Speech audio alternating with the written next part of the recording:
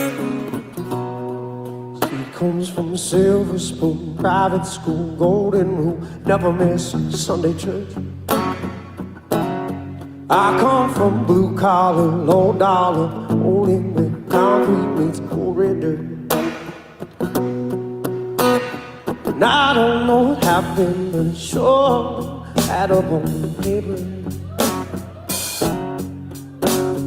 Waiting the waiting night, oh I just thank my maker. Yeah, she keeps on loving me, loves me the way I am.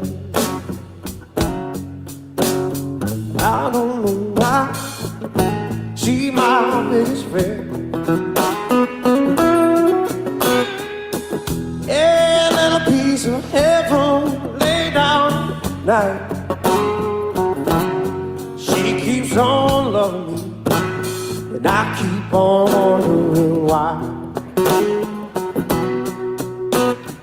Wicked smile, angel eyes, every guy wants to hold her close.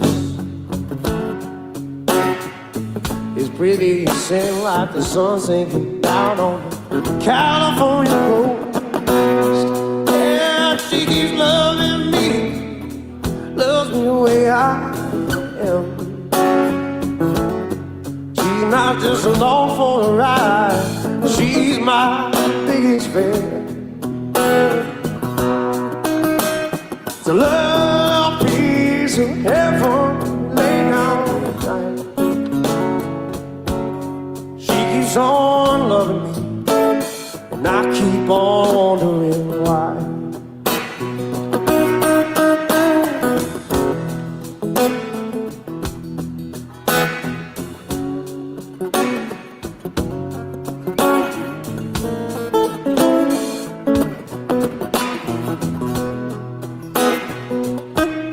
She keeps on loving me, loves me the way I am.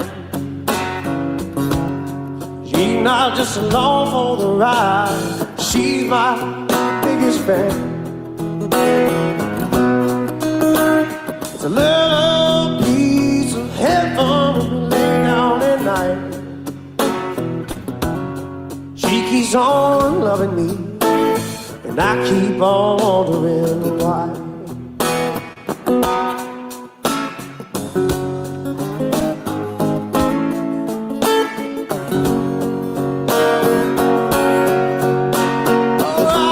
Alright. And I don't know what happened, but it sure don't add up on paper.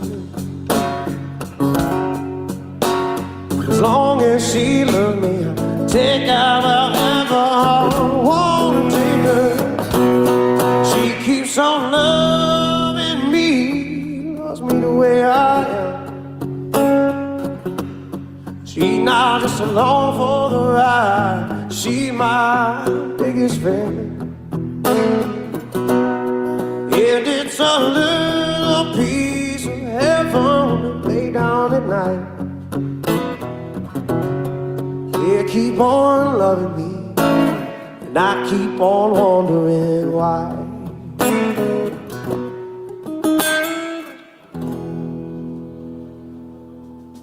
A little Red Clay Strays for you guys right there. All right. Hi, everybody. Welcome to Indy After Dark. That was the amazing Johnny Hazard. Go and check him out. And that was his cover of Wondering Why. Really well done. I'm here with Bran and David, otherwise known as Piano Man Mark II. Glad you're back, David. Always glad you're here, Bran. And welcome to everybody coming in. It's so good to see everybody. All right.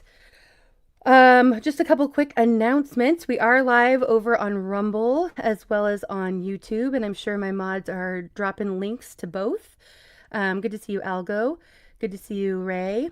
So come on over. You can jump between the two if you want to. Dawn, it's good to see you.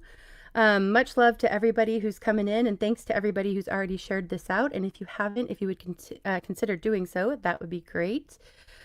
Kim, thank you so much for the super chat. I'll get down to that in a second. Good to see you, Donna. Tate and JM, much love to you guys. JM, I was glad to get over to your stream for a little bit to play the words game today. I always am like going through withdrawals when I miss it, so it was good to get to play for a little bit. All right. Okay. I'm gonna go ahead and catch up here in a second. We are doing music the first half. We're gonna kind of try sticking with that for a while and not flipping back and forth. Hopefully that'll help be a little bit less confusing for everybody. And I think it works out well to do the music first and then have conversation the second half. Oh, awesome, Bran. Yeah, a lot of people I'm noticing are finally changing their handles. Right? Get in my mirror. Okay. Tate, much love to you. I don't know if I said hi yet. Anti, glad you're back. All right, Kim says, let's have a great night. And thank you very much for the support, Kim. And yes, I'm all about it. So thank you for that. All right, make sure that you are connecting with the channels being shared by my amazing mods and showing support. I really appreciate that. What? It's good to see you. Okay, we're going to keep the great music going. I'm going to go ahead and play one more video and then we'll go to you right after that, David. I'm excited to hear you play again. If you guys weren't here last week, David came up and joined the panel for the first time and he's amazing. So no pressure or anything, David, but it was really great to have you here and I'm just really glad you're back. Excited to hear from you again.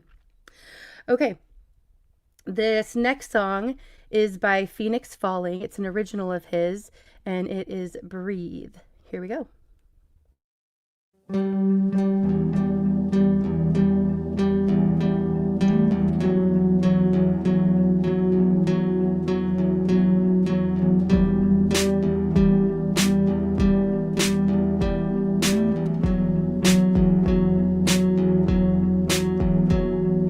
Days are turning, here we go again.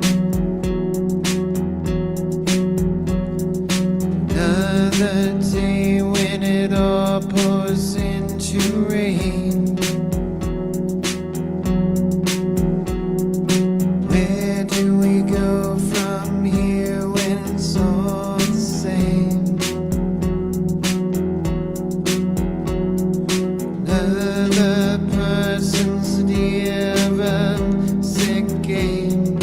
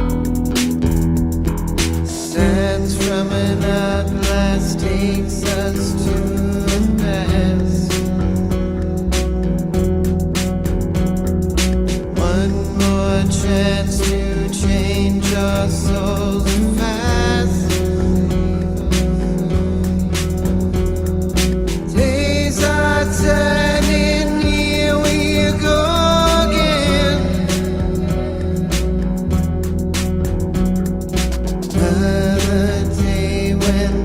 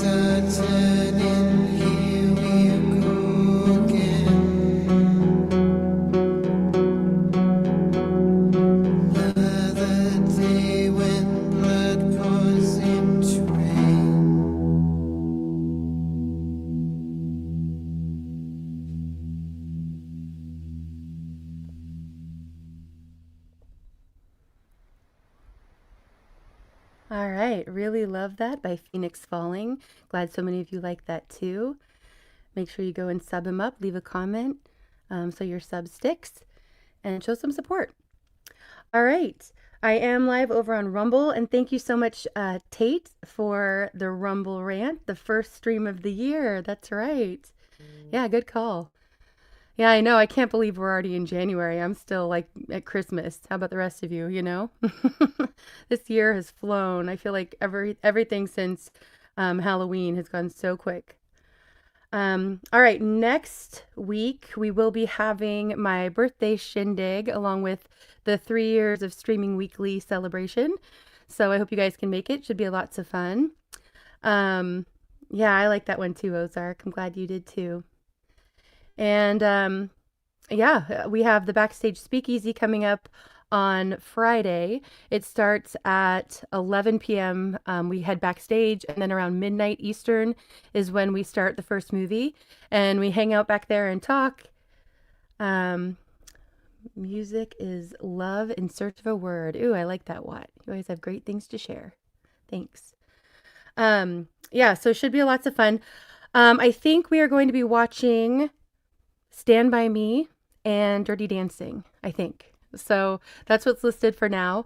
It should be lots of fun. And so I hope some of you will join me backstage for the Backstage Speakeasy. There's a lot of us some regulars and some people that come back there that don't come up on panels always. So it's a great place to get to hang out a little, uncensored and get to just speak our minds freely without worrying about it being recorded and, projected to the world. So it's a lot of fun. I hope you guys will come and join in. Yeah, looking forward to spring already, right, JM? Yeah. No, that's okay, Ozark. It's kind of in between. My birthday is actually on the 10th, so I decided to separate it from Christmas a little bit and celebrate after instead of before. We will be shindigging. That's right. Absolutely. Next Friday or next Monday. Yep. Good to see you, Eugene. All right, David, we are going to go to you next if you're all set. Yes. All right. There we go. Right. Good movies, right, Pat? Okay, let me go ahead and change this so we can see you play here.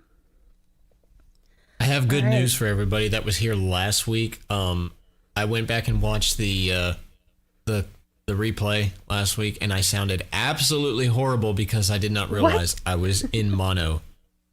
Oh my God. Okay, well, if that was horrible, then I'm definitely looking forward to what's going to happen tonight because I did not think anything about what you did was horrible. So. Oh yeah. So yeah, no. So when I hear myself in mono, it's just ew. But hopefully it's all stereo now. So. All right. All right. I'm gonna play some Sleep Token. This is the song Atlantic. I'm gonna bring everybody down tonight.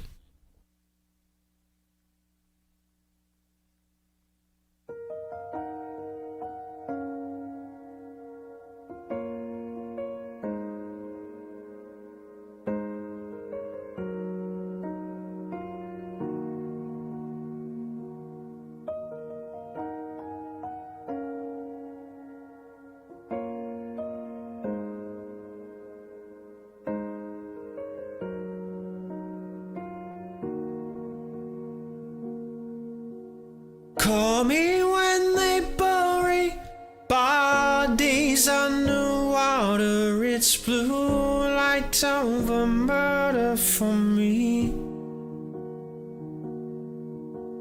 Crumble like a temple built from future doubters to wasteland when the oceans recede. Mary in the morning, earn your bitter fodder. It's easier to try not to sleep. So flood me like Atlantic, weather me to nothing, anything to get me to sleep.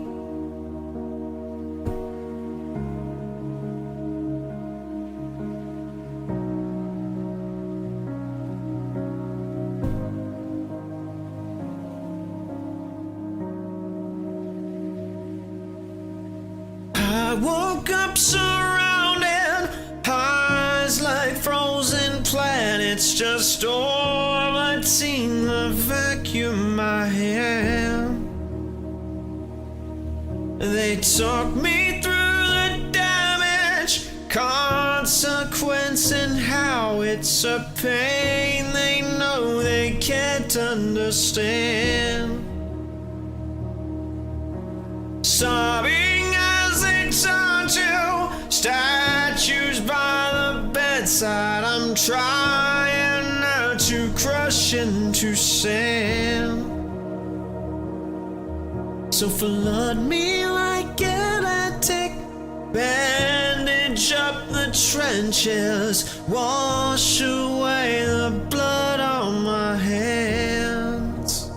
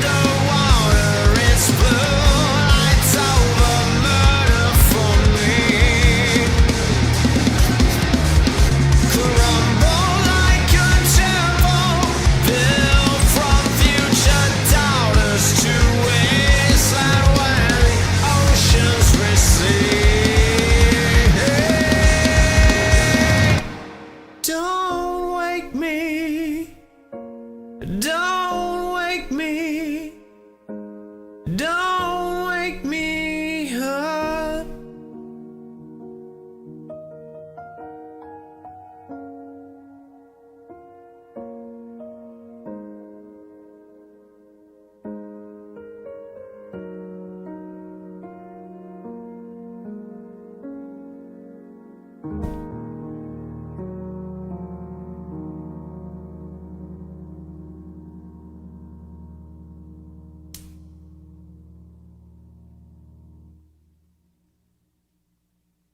Fantastic, David. That was amazing. I love Thank that. you. I'm not familiar with that song, I don't think, but now I'm gonna have to go check out the original, but you sounded incredible. That was Thank great. you. All right. I messed up the everybody- lyrics a little bit, but you know. Live music. It sounded awesome. You did great. Yeah, thanks for being here. Cheryl, good to see you. Mo, much love to you. Yes, I saw the comments from Anti and Cheryl and Imir. We had a really good friend who a lot of us met through named Dangerous Freedom, who passed away around this time a few years ago. And so a lot of us are remembering him at this time of year. Very much missed. All right. We are going to keep the great music going. The link is pinned for anybody else who wants to come to join us. And Peanut, welcome up. Thanks for joining in tonight. How are you doing? Right, Merc? Well, that was pretty cool. I agree. I also did see that a lot of you are referring to Piano Man Mark as Mark. He is actually David. So, and I almost just called you Mark. David, can you let us know, like, where did the Mark come from? Is that a middle name or is that... Yeah. No, there's no Mark in my name anywhere. It's just I call myself that because it's like the Mark II, like the second edition, because Okay. it's like I felt bad about because my Discord name was always been Piano Man, and I felt bad about it because I feel like I'm ripping off of Billy Joel because he's called the Piano Man. So I was like, how can I make that better? I should have gone with I should have gone with like the dollar store version of Piano Man or whatnot. Yeah. Yeah, sure, I'm here. We always appreciate Peanut. If you know, you know. Bob, it's good to see you. All right, well, hopefully that'll help people maybe keep it straight a little bit better, David. All right, Peanut, we haven't heard you yet. I think you are muted. But we're going to go ahead and pull up a song of Peanut's. Hang on one second. I'm going to grab the link. Oh, okay. Actually, yeah, okay, yeah, we'll go ahead and do that anyway. We'll go ahead and pull up a song. Peanut, if you want to come back up and try again, then you can maybe tell us about this after. But here we go.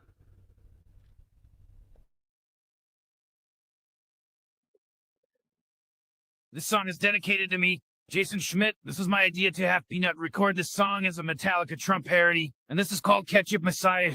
Peanut, you magnificent bastard. I am the chosen one, and my ears are like Kevlar Peanut, and I'm going to rename Greenland, Greenland, Orange Land, but Orangey glad I didn't say banana. 1, 2, 1, 2, 3, 4, 5.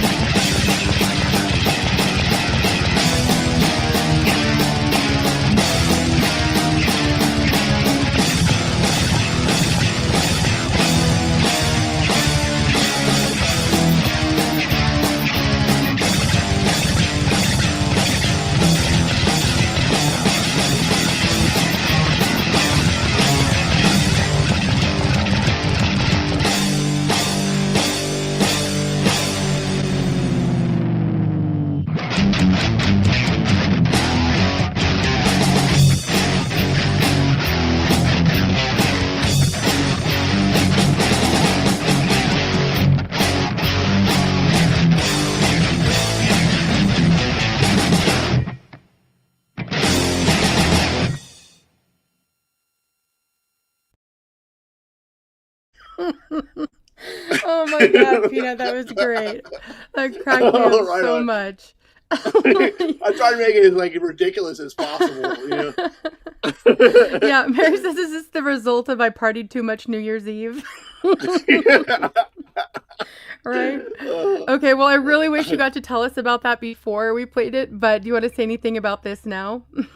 Oh yeah, it's like this is for Jason Right, Schmidt. Jason? That was this is all Jason's idea. Really, he's such a brilliant guy. He's witty, so really he gets the credit for it. But this is my homage to Jason. Right, I always think never take anyone for granted. So I always appreciate the people who appreciate me, Indy.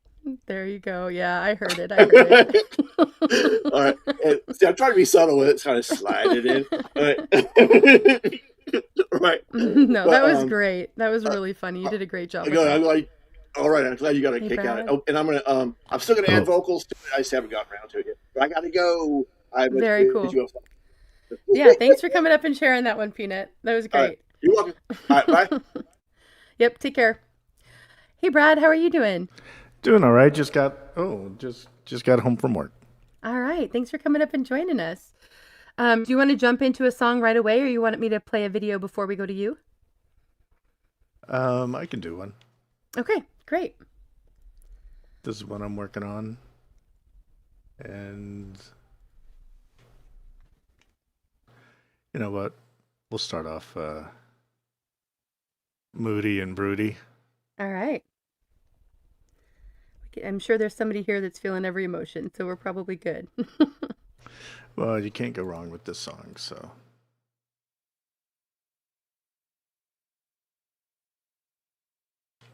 And there we go.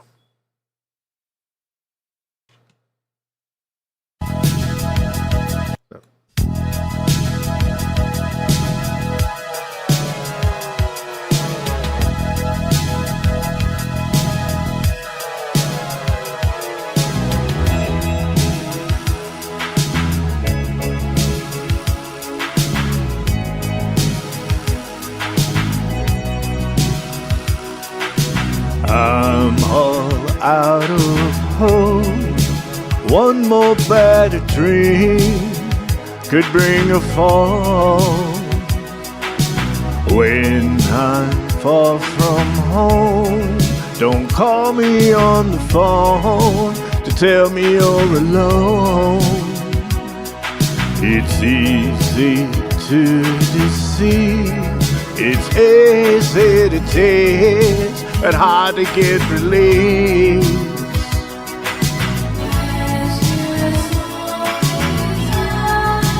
Eyes without a face.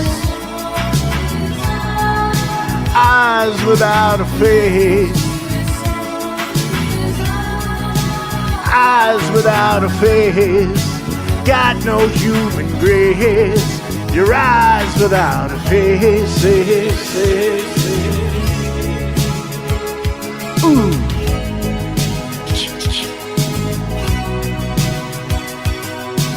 I spend so much time believing all the lies to keep the dream alive.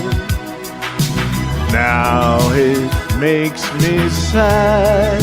It makes me mad at truth for loving what was you.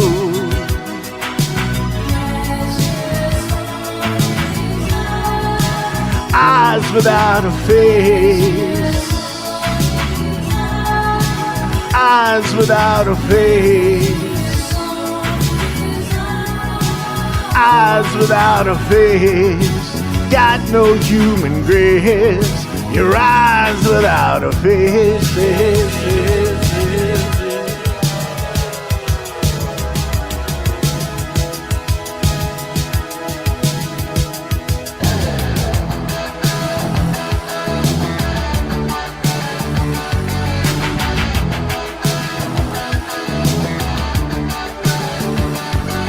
When you hear the music, you make a dip into someone else's pocket, then make a slip. Steal a car, go to Las Vegas. Ooh, gigolo pool. hanging out by the state line, turning holy water into wine, drinking it down. Oh, I'm on a bus on a psychedelic trip, reading murder books, trying to stay here, thinking of you, you're out there, so say your prayers, say your prayers, say your prayers.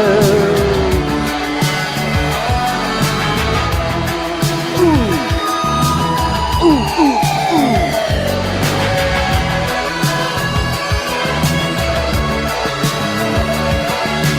Now I close my eyes and I wonder why I don't despise. Now all I can do, love what was once so alive and new, but it's gone from your eyes. I better realize.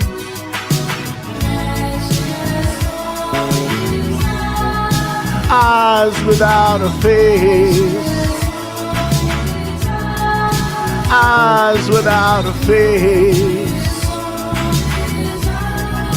eyes without a face, got no human grace. Your eyes without a face, such a human waste. Your eyes without a face,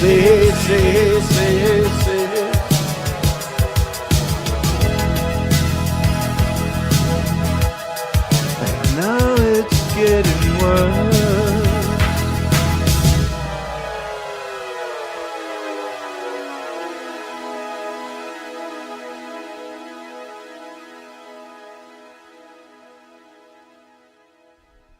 Well done, Brad. That was awesome. Thank Love you. that. Yeah, really well done. All right. Okay, we're getting things going pretty hot over here. Thanks for everybody who is up on panel and everybody here hanging out. The link is pinned for anybody else who wants to come on in to perform live or to have your music shared. Right, Dawn? I thought that was great. Pat says, puppy loves this. Nice. Lisa, it's good to see you. Thanks for being here. And thank you, Tate, for the Cash App. I appreciate that. Much love to you. And thanks for all of your support. Val, good to have you here. Good to see everybody coming in. Pat, much love to you. All right. Okay, we are going to go ahead and pull up a video here. This next one is a collaboration.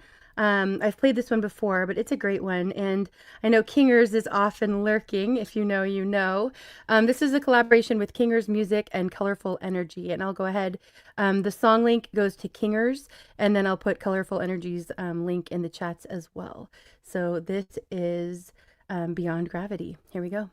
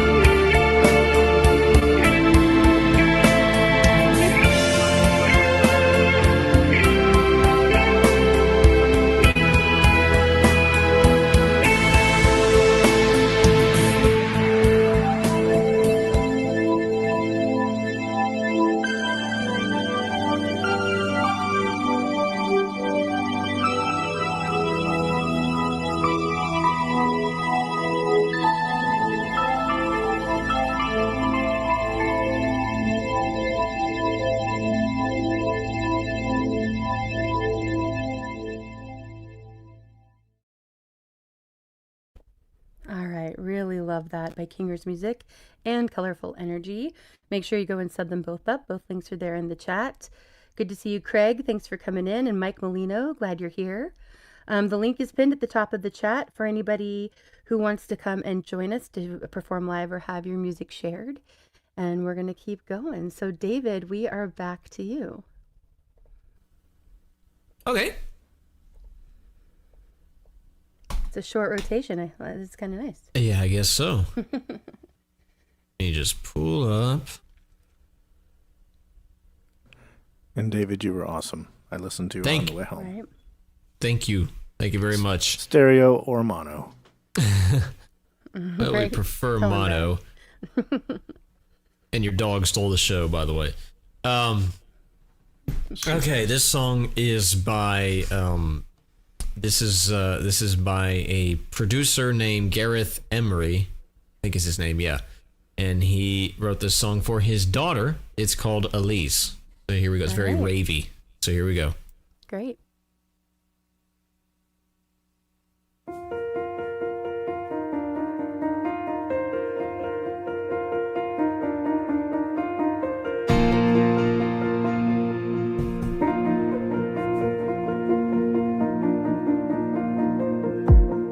California sun has never felt so cold before. With you not waiting for me at the door. 6,000 miles away. Just keep holding on tight and I'll fly through the night. So come on. I remember the day that you were born, yeah.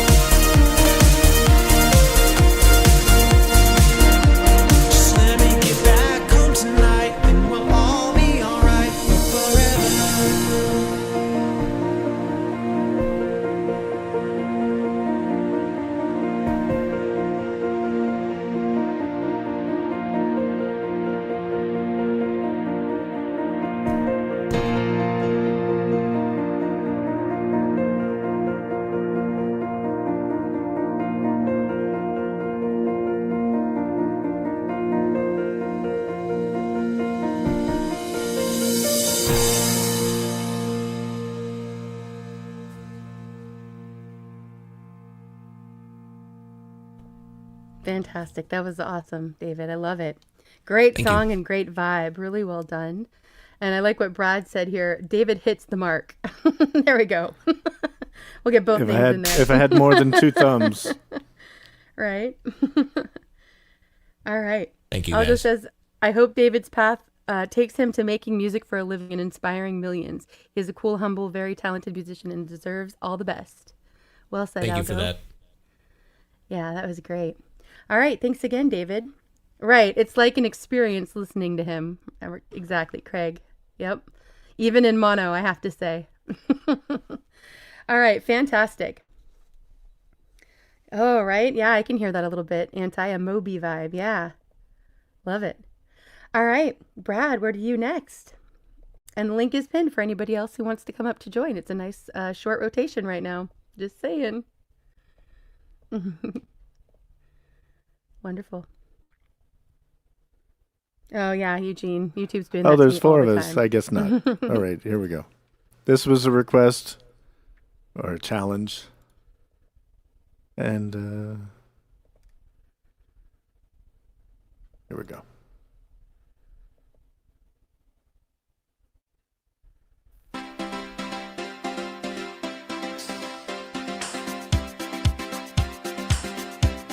I tried to discover a little something to make me sweeter.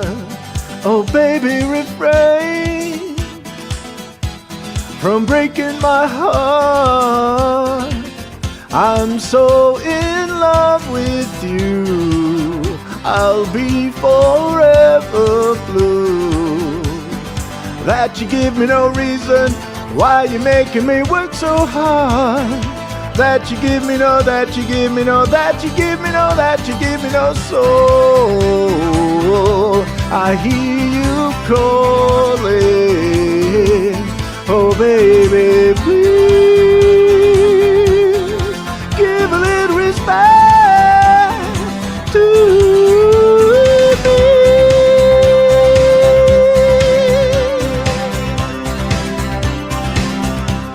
And if I should falter, would you open your arms out to me? We can make love, not war, and live at peace with our hearts. I'm so in love with you, I'll be forever blue.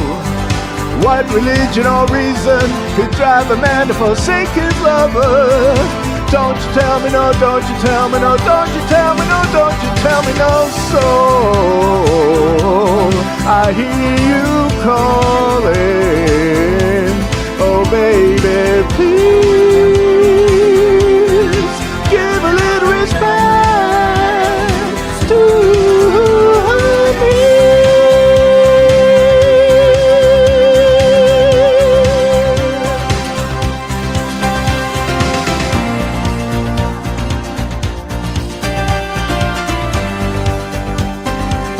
I'm so in love with you, I'll be forever blue. That you give me no reason, you know you're making me work so hard. That you give me no, that you give me no, that you give me no, that you give me no soul. I hear you calling. Oh baby, please give a little respect to me. I hear you calling. Oh baby, please give a little respect to me.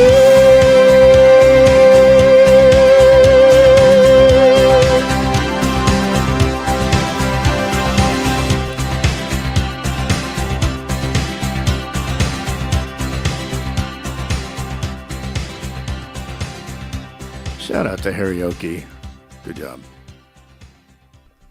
That was awesome. Well done, Brad. That was great. All right. Love it. It's a fun Thanks one. to everybody. It is a fun one. We're keeping the good vibes going. I love it. Dwight, good to see you here. Yeah, Brad can do that growly low and hit a highest high in the snap of a finger. Absolutely. Well said, Ozark. It is nice.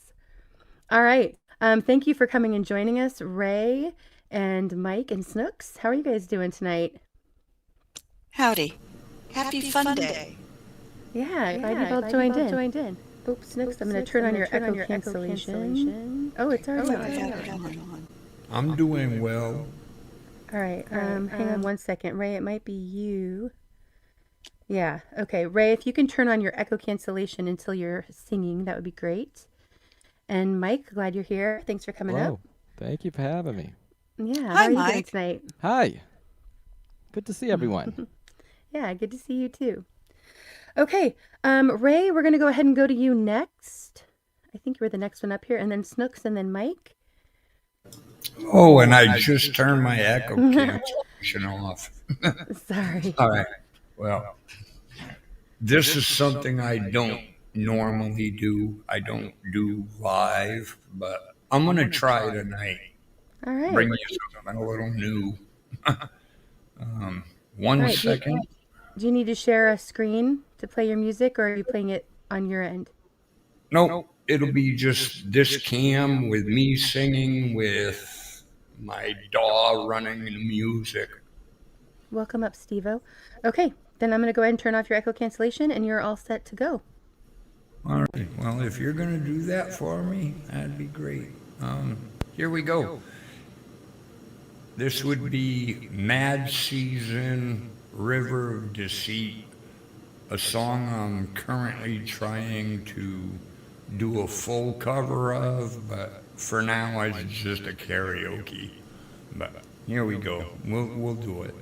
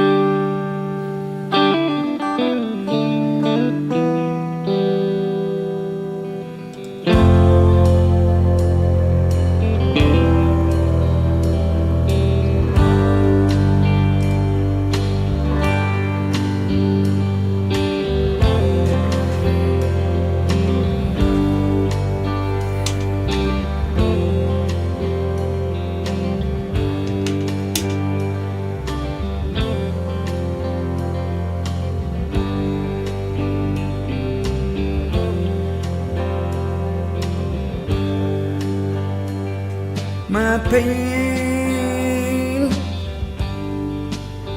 is self-chosen, at least so the prophet says.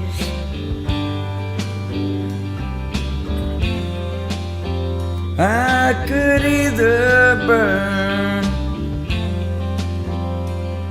or cut off my pride and buy some time. A head full of lies is the weight tied to my waist. The river of the sea flows down.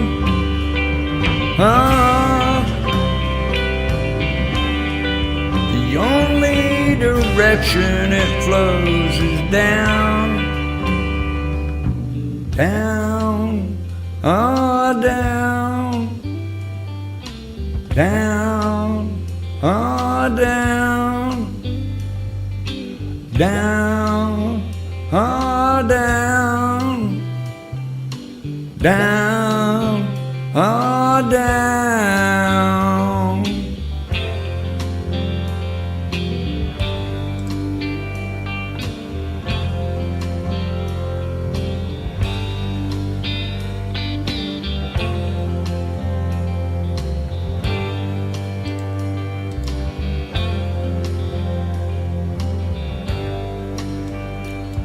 My pain is self-chosen. At least I believe it to be. I could either drown or pull off my skin and swim to shore. Now I can grow a beautiful shell for all to see.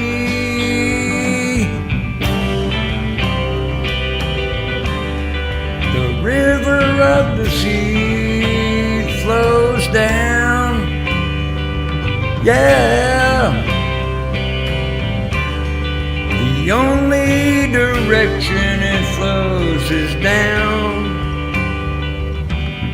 down, oh down, down, oh down, down, oh down, down, oh down.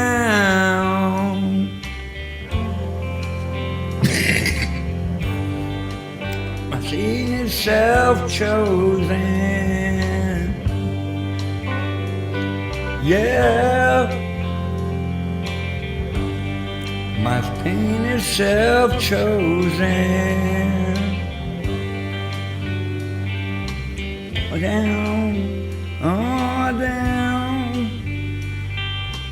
down, oh, down, down, oh, down, down, oh, down.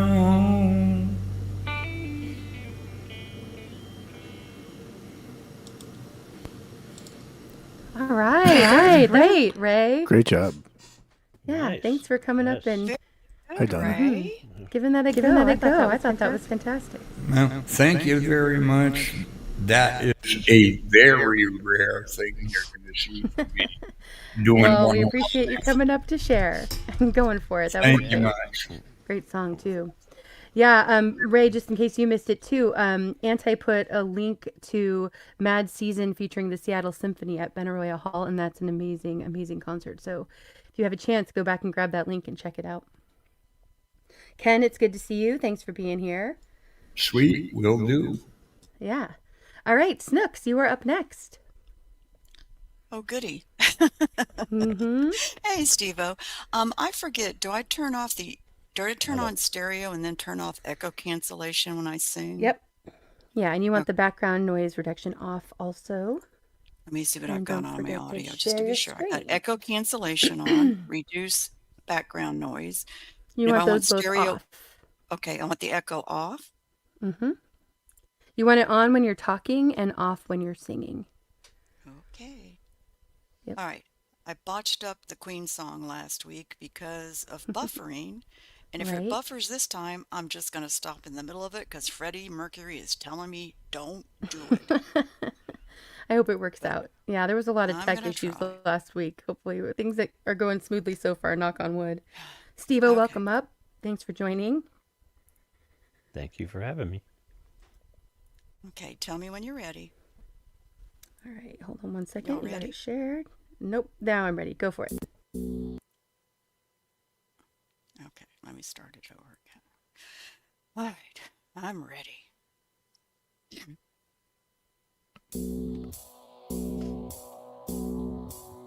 I want it all.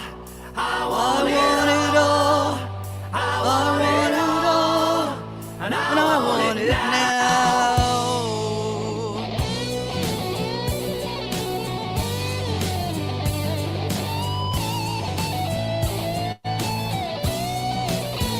Adventure seeker on an empty street, just an alley creeper, light on his feet. A young fighter screaming with no time for doubt, with the pain and anger, can't see a way out.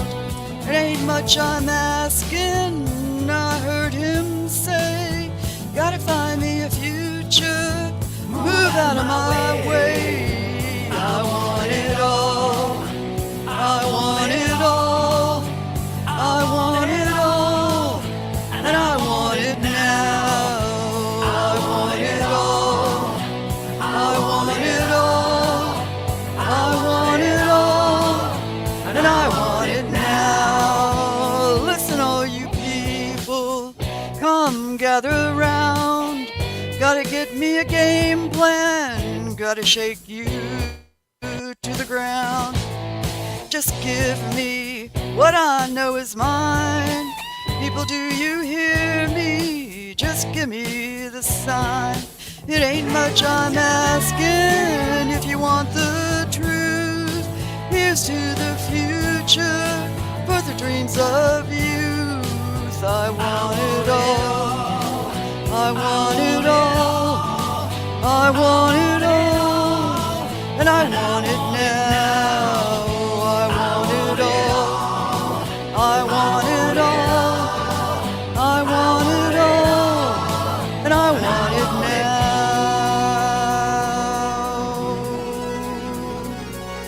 now. I'm a man with a one-track mind, so much to do in one lifetime. Not a man for compromise and where's and why's and living life. So I'm living it all, and I'm giving it all. Yeah.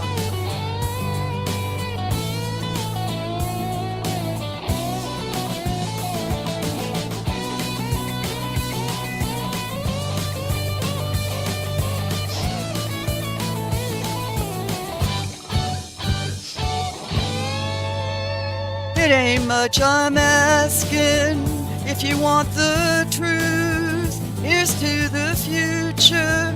Hear the cry of youth. I want it all.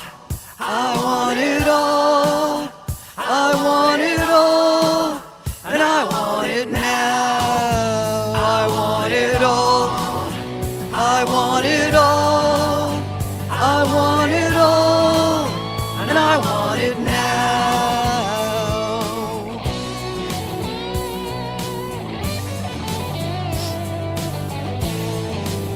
And I want it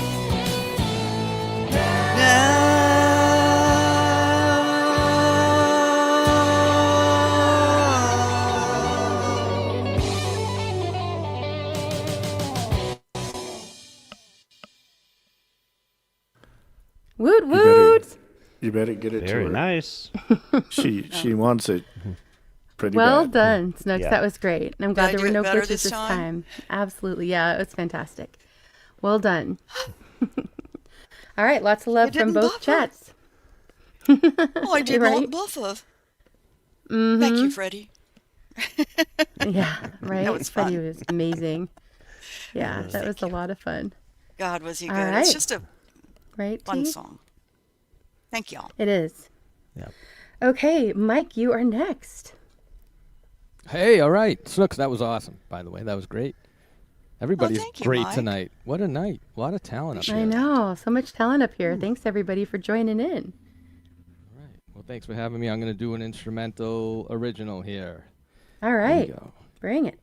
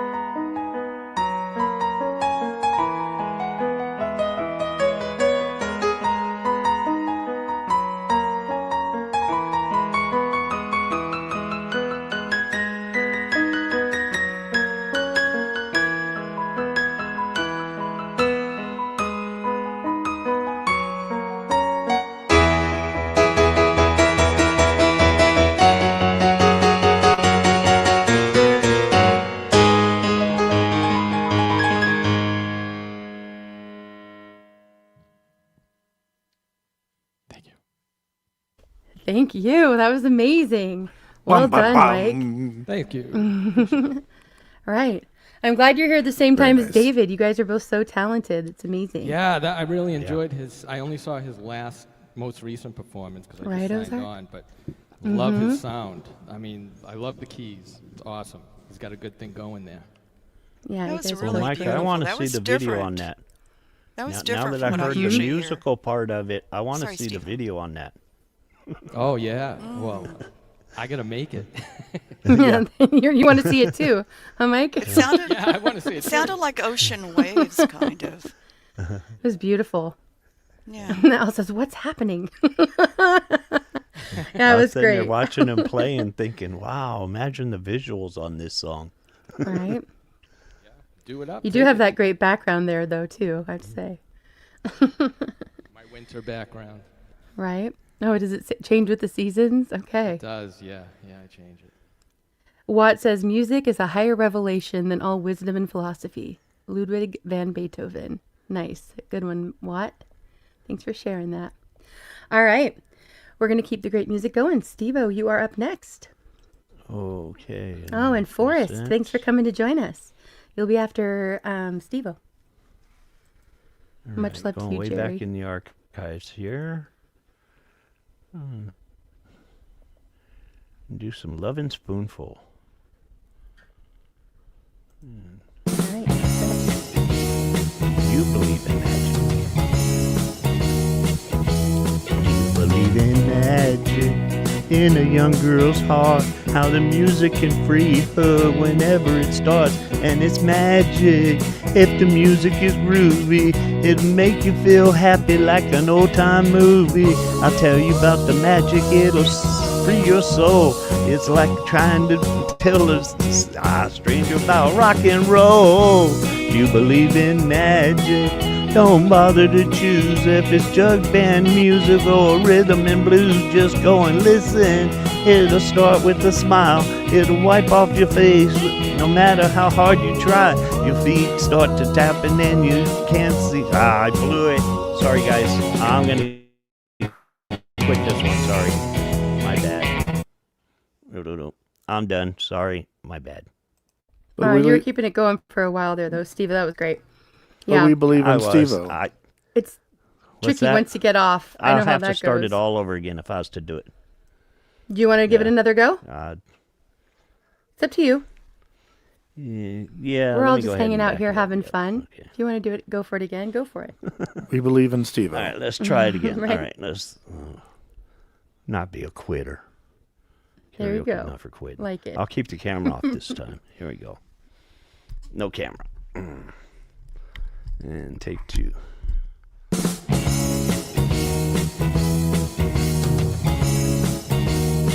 Do you believe in magic?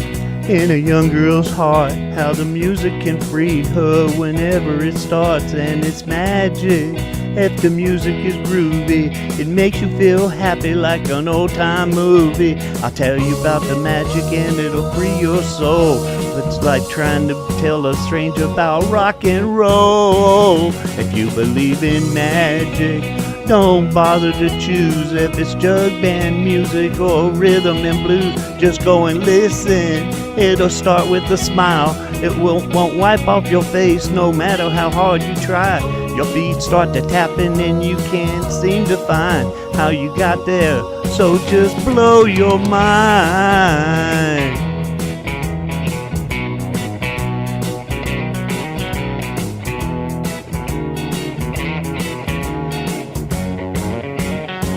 If you believe in magic, come along with me. We'll dance until the morning, till there's just you and me. And maybe, if the music is right, I'll meet you tomorrow, sort of late at night. And we'll be dancing, baby, then you'll see how the magic's in the music and the music's in me, yeah. Do you believe in magic? Yeah. Believe in the magic of a young girl's soul. Believe in the magic of a rock and roll. Believe in the magic that can set you free. Oh, talking about magic. you believe in magic? Do you believer? Gotta believe in magic. All right, that There we was go. great. Steve-O, I'm so glad you went for it again. That was awesome. I love it. Thanks. And that's a great song I was always choice for told, you, no too. quitting in karaoke. No quitting in karaoke. That's right. So. No quitting and no crying. Don't eat the grass. You did it, Steve-O. That's hard to sing, too.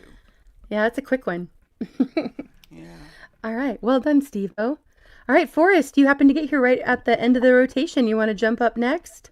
What the? Right, I mean? What's up, Forrest? Thanks, Dante. That's you have to identify Forrest because he does that. I don't That think means he does he's that, but real. now he will, He I'm does sure. that. No, he does it a lot of times. He does. I love it. I'm doing a lot of shows. But over here, Yeah. over here, I think I'll be prim and proper over here. Pinkies up. Mm. Yeah, right. You can still say "What's up" with your pinky. What's All right, Forrest, you're all This is a new one set. I did the other night. We'll try it over her.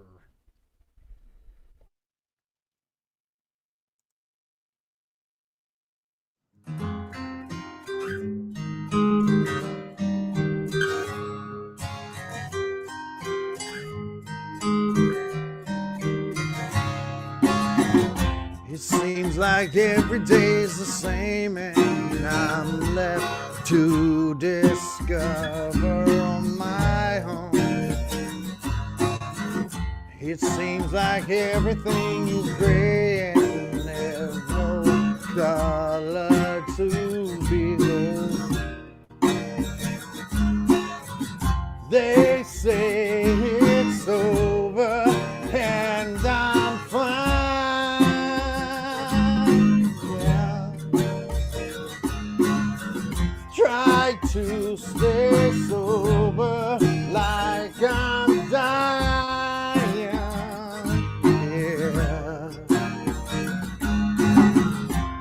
I am aware now how everything's gonna be fine. One day, too late, I'm in hell. I am prepared now. Seems everyone's gonna be fine. One day, too late, just as well.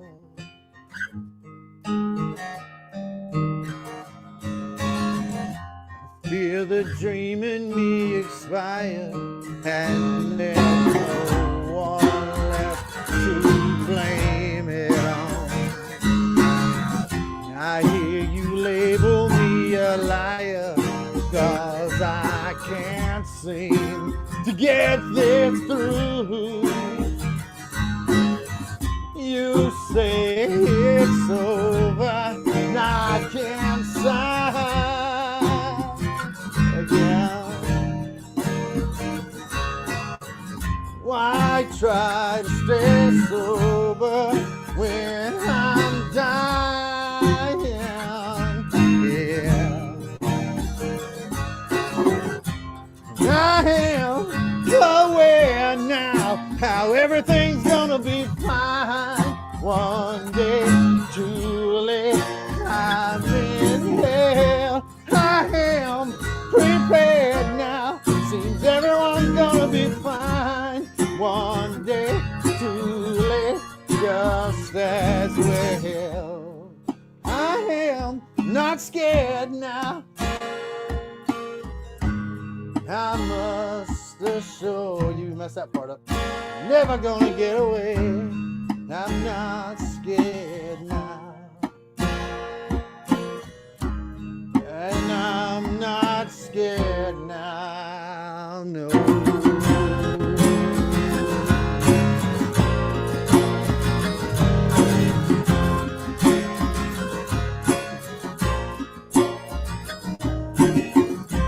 I am aware now how everything's gonna be fine.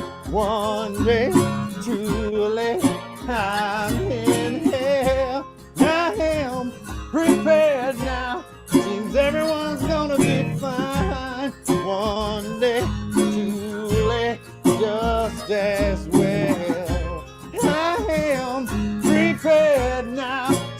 Everything's gonna be fine for me, for me, for myself, for me, for me, for myself, for me, for me, for myself. I am prepared now for myself, and I am prepared now, and I am fine again. Nicely Very done, nice, Forrest. Forrest. That was great. Great song too. Like it. Yeah. All right. Good to see you, Spike. Yeah, a little bit of a flashback, right, Al? Lots of people loving that song. Good job. Good choice there, Forrest. Screwed up on that one spot. Sorry. It happens with live music. You did great.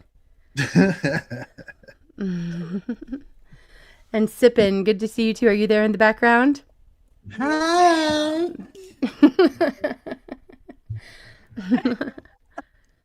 All right. Screw ups. Okay. Thank you, Bruce. Good to be here. It is good to be here, but glad that you're here. And thank you for your membership. Much love to you. That's Shooting Star. He also hosts great open mic karaoke. Go and check out his channel. Okay. I'm gonna go ahead and go for a song before I lose my voice from speaking. So, this is one I don't think that I have done live before. All right. Let me get things set up over here.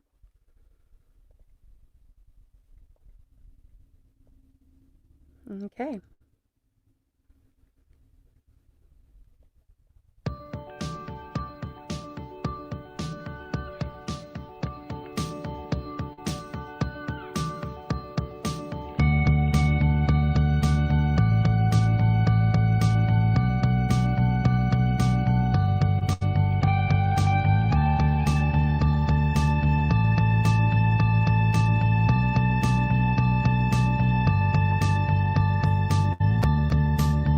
See the stone set in your eyes, see the thorn twist in your side.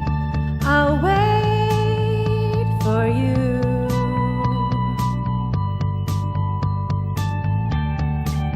Sleight of hand and twist of fate, on a bed of nails he makes me wait, and I wait without you. With or without you.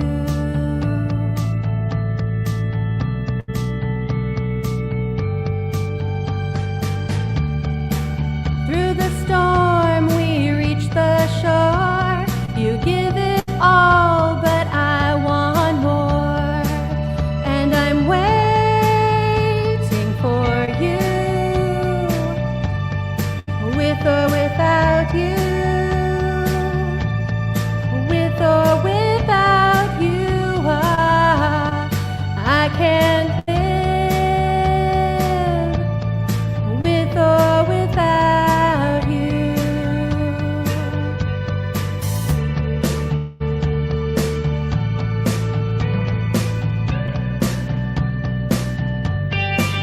And you give yourself away. And you give yourself away. And you give, and you give, and you give yourself away. My hands are tied, my body bruised. He's got me with nothing to win and nothing left to lose. And you give yourself away, and you give yourself away, and you give, and you give, and you give yourself away. With or without you. With or without you, oh, I can't live.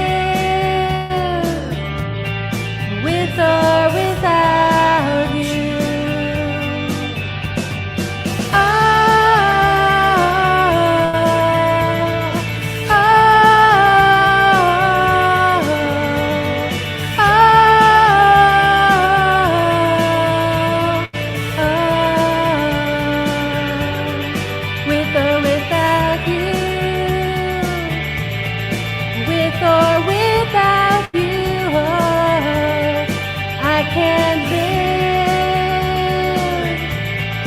With or without you, with or without you.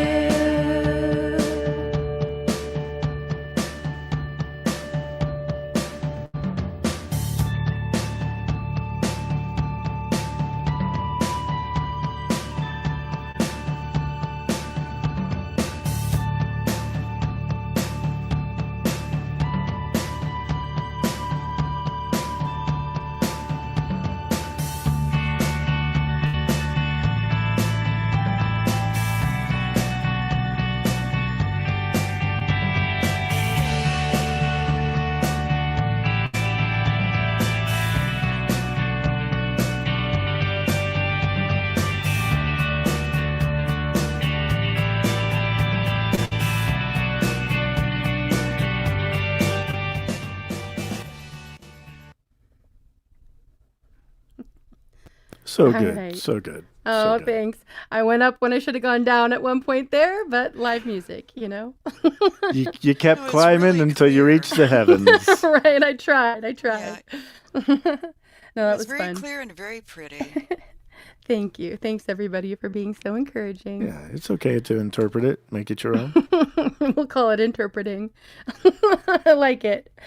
All right. Yeah, it is a great song, isn't it? I know. I had to go for it. Okay, thanks, everybody. All right, let's see. I think that goes into a video next. This next one, let me grab the link here. Okay, and I see somebody's backstage. Hang on one second. All right, this next one is by an artist who is really amazing. Seems like a pretty young guy. His name's Jaden Decker, and this is his latest, but I've been listening to some of his music and just really enjoying it. So I hope that you guys will go and check out his other songs as well. This is 20 Times Again. Here we go.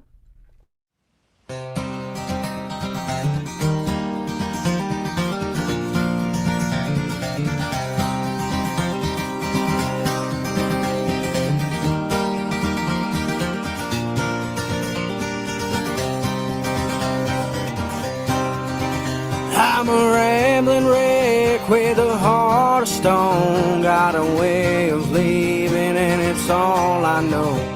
I've treated you like a cigarette. Used you up and threw you out, don't do it 20 times again.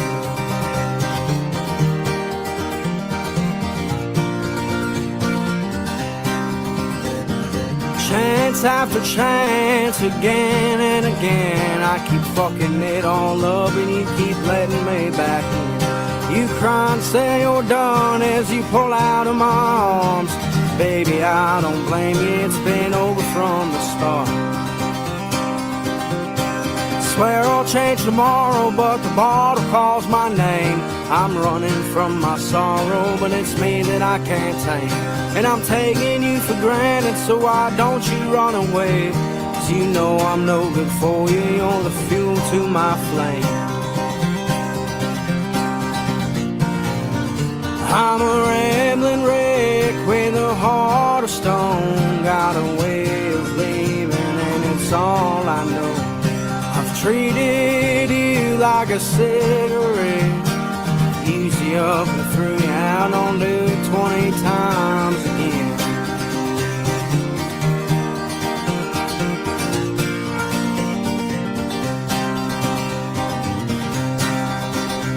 Well, I wonder if you'll ever leave when the bottle's empty out. Will you pack your dreams and memories, take off without a doubt? I'll be drowning in the shadows trying to find my way back home. But I know deep down you're better off without this heart of stone. There's a ghost inside this tavern where the band they play our song.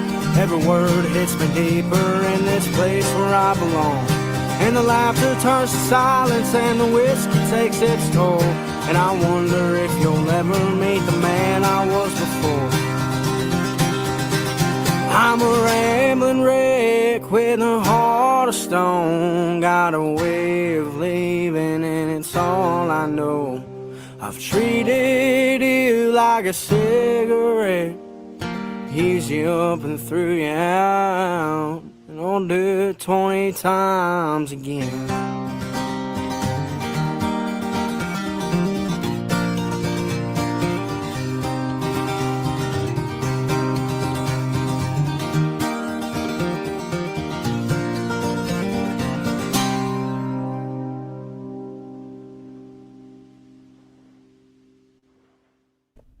All right. I love that. I just think he has such a Sounded great great. voice and great songwriting. Lyrics are amazing on that one.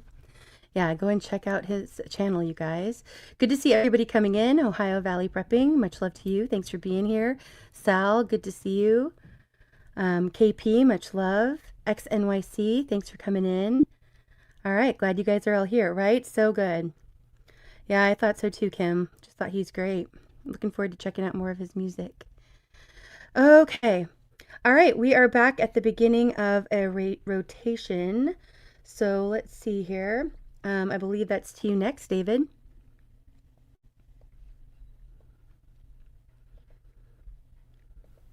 Okay, so this is the song that you had commented on and said you might share. I'll just go ahead and sing it so that way you don't have to.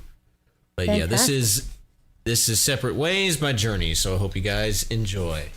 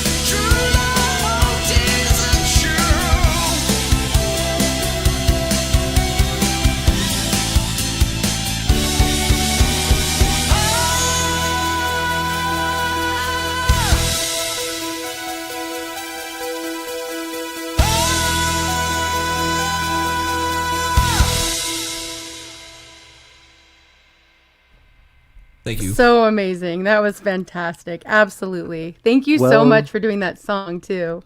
Well, shit. Well, dang. I would like an autograph before you forget us peasants. Craig is Yeah, selling where- bootleg posters. That was fierce. Thanks. That I was just posed for him fierce. myself. Oh shit. I'm usually the one that Well shows said. out. I'm usually the one that shows out, and then now I'm like, I have to follow that. Yep, you do. You Where do. do we That get was the fantastic. CD? Thank you so much, David. Thank you. Yeah, where do we get the CD at? Right. Yeah, and there is another amazing musician who is interested in getting in touch with you, David. And if you're okay with me passing on your email, you can put your email in the private chat, and I can pass it on to him so you guys can connect and see if you end up making music together. That'd be great. And I just subbed up. Hey, but just know that I don't know. I'm pretty bad about that though. I get busy with things, and I'm like, oh yeah, we're supposed to do that. So Right. I went in the Well, garage no and got my pressure, fire but if it works extinguisher, out, so I'm no safe. pressure.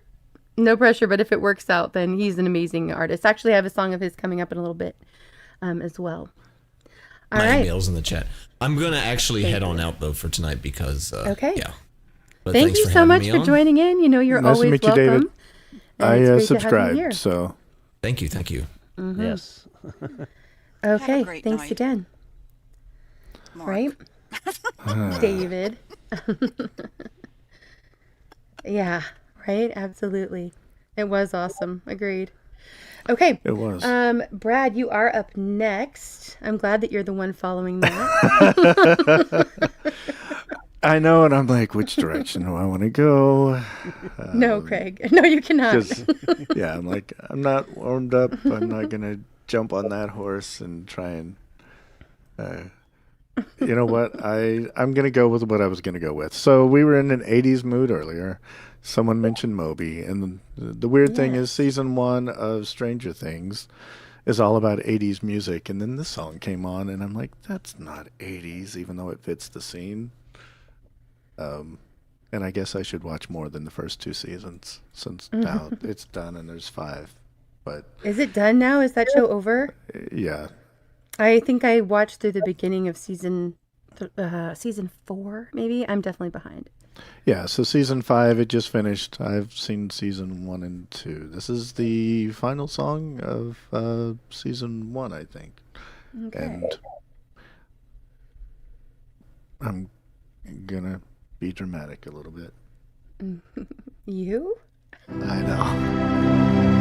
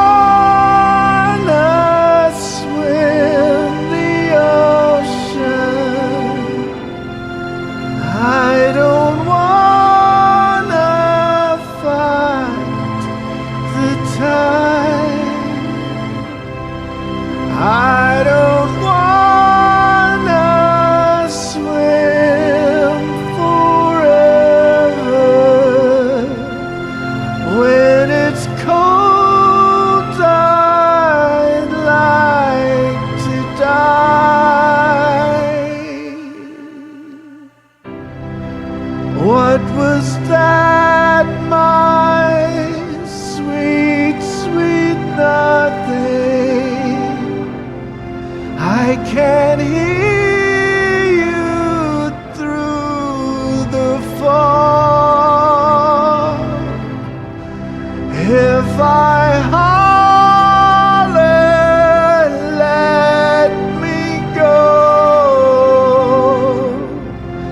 If I falter, let me know.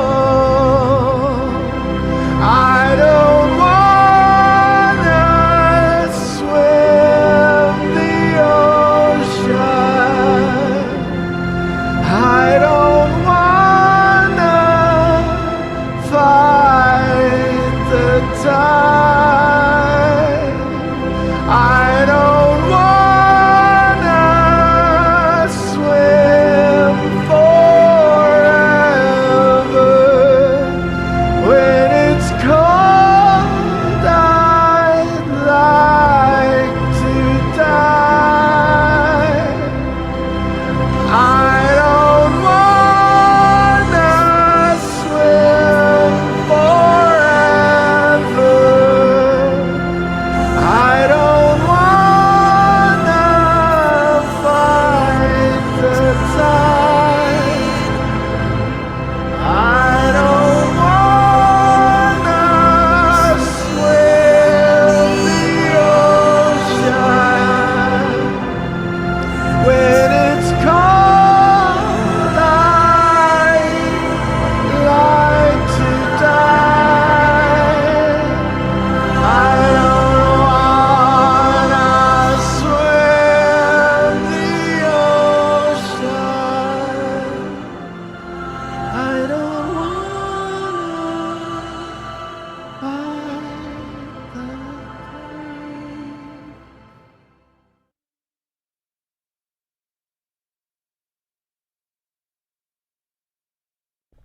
That was awesome. Thank you. I like swimming, but But not in cold water. Especially if you're a guy and you like tried to step into the pool slowly. Yeah. you No, that was just really gotta- well done. Just Beautiful. gotta jump in. Mm-hmm. All right. That was great. Thank you so much, Brad. All right. The singing is very Thank you. touching. Agreed. All right. Okay. Let's see. Who is next? We have Ray. You are up next. And then Snooks.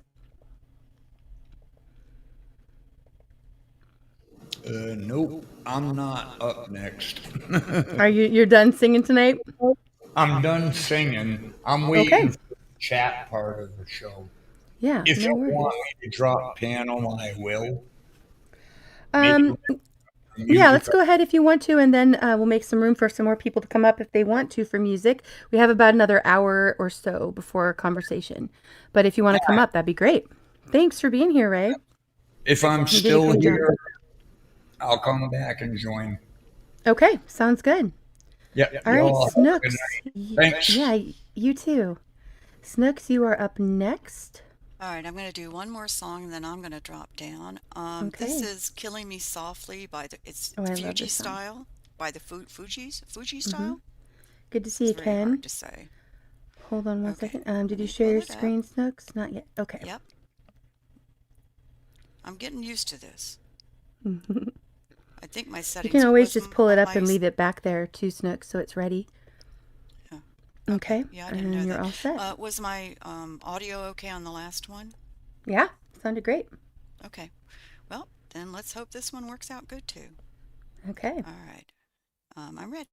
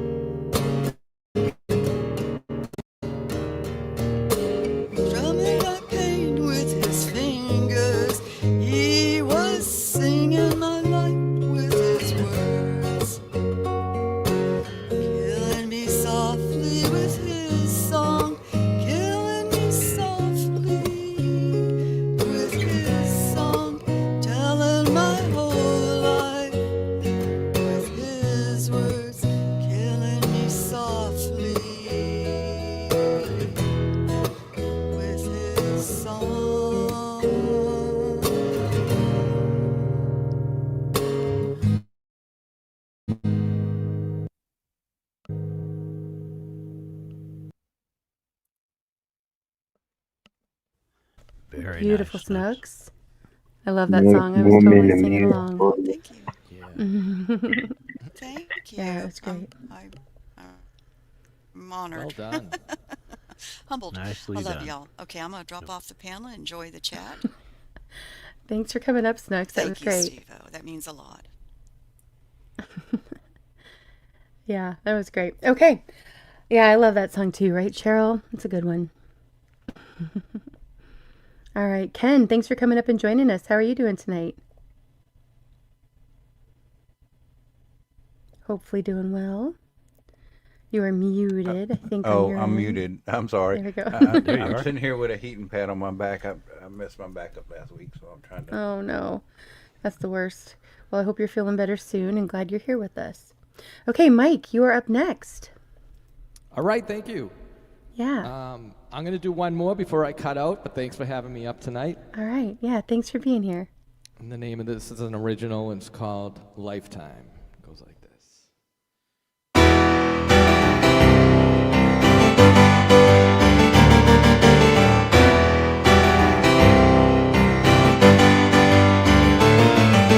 Go, here we go. Oh, no, no, no, no, no, no, no, no, no, no, no, no, here we go. Oh, no, no, no, no, no, no, no, no, no, no, no, no. Free yourself. Don't wait for nobody else to take you to the place you're dreaming of. Ask yourself inside, you'll find the answers that you're looking for. If you've been dealt a rotten hand from the gods, it's up for you to turn it back around. No one else can let you see the face you need to show. See the face you need to show. I can't take my time, takes a lifetime to get to you. I'm a bomb that's already been shot out. There's nothing you can do. I can't take my time while exploiting yours, you'll be wasting mine. I'm never gonna stop until we're laughing at the top, till then I'll never let myself decay and rot. What you felt while you were down in a hole is what the people really wanna know. They can't have wealth and fame without a little bit of trauma. Gotta free myself, I've been drugged out and stuck in a realm of plastic face of medicated souls. Do what I say, poor boy, and you'll be on your way to stardom. On your way to stardom. I can't take my time, takes a lifetime to get to you. I'm a bomb that's already been shot out. There's nothing you can do. I can't take my time while exploiting yours, you'll be wasting mine. I'm never gonna stop until we're laughing at the top, and then I'll never let myself decay and rot next to you.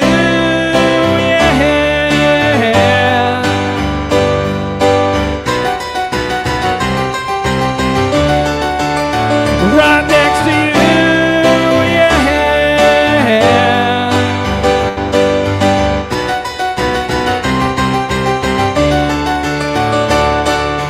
Go, here we go. Oh, no, no, no, no, no, no, no, no, no, no, no, no, here we go. Here's the face you need to show to be on your way to stardom.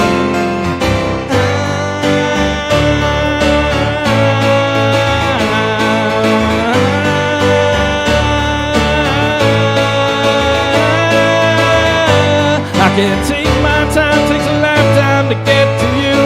I'm a bomb that's already been shot out.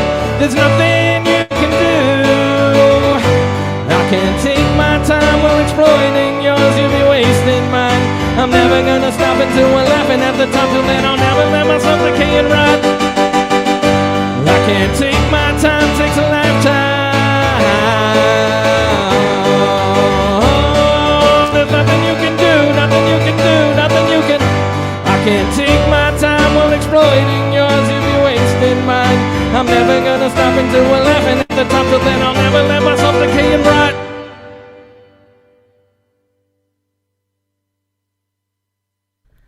Amazing as always, Mike. I love it. Such Thank high you, energy Indy. too. Really well done. Sounded great. Absolutely. Very nice. Mike All right, is the piano rock star. Right. Loving them all. Right. And like Dana said, these lyrics are ridiculously good. Yep. Oh, absolutely. thanks so much. Appreciate that. Right. All right. Okay. Yes. Mike does also do live streams. You can go and check him out on his channel. Yeah, thank you. Come by Wednesday night. I'll be doing a Good to live see you, stream 9 Roger. p.m. Eastern. Wednesday. Okay. Awesome. Hey, Joni. Good to I see will you. subscribe. Thanks for coming up and joining us, Thank Mike. you. Thanks, everyone. Yeah. Good night. Everybody Have be a well. great night. Later, too. Mike. Have a good start to your week. Okay. All right. So much talent up here tonight, you guys. Thank you, everybody who's here and participating in chat and on panel. Thanks for being here.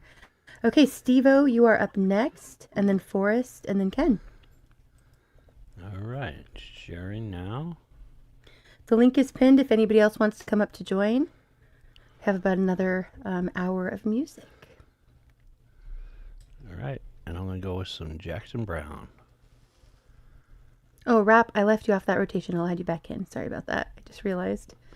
Okay, there we go.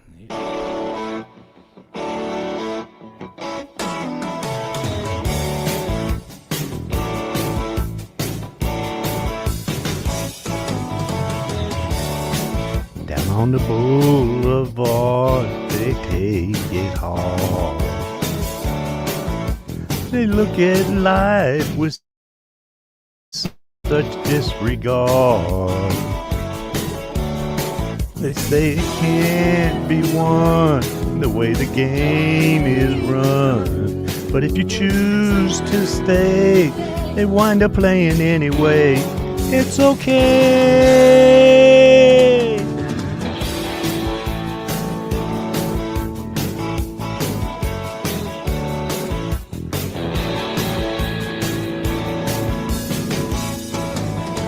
You know the kids in shock up and down the block. The folks are home playing beat the clock. Down at the Golden Cup, they set the young ones up under the neon light, selling day for night. It's alright. Nobody rides for free. Nobody gets it like they want it to be. Nobody hands you any guarantee. Nobody, baby. No, nobody, baby.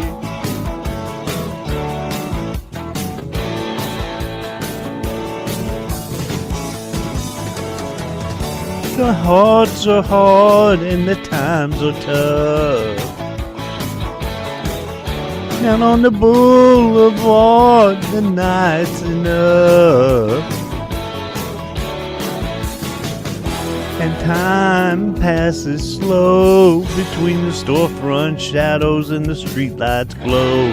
Everybody walks right by like they're safe with something. Hey, they don't know. Nobody knows you. Nobody owes you nothing.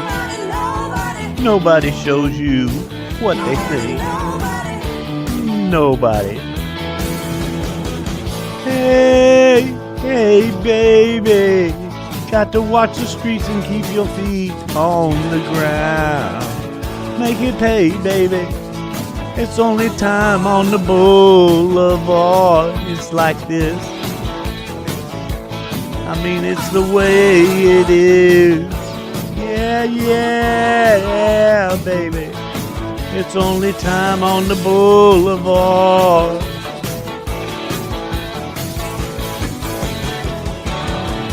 On the boulevard.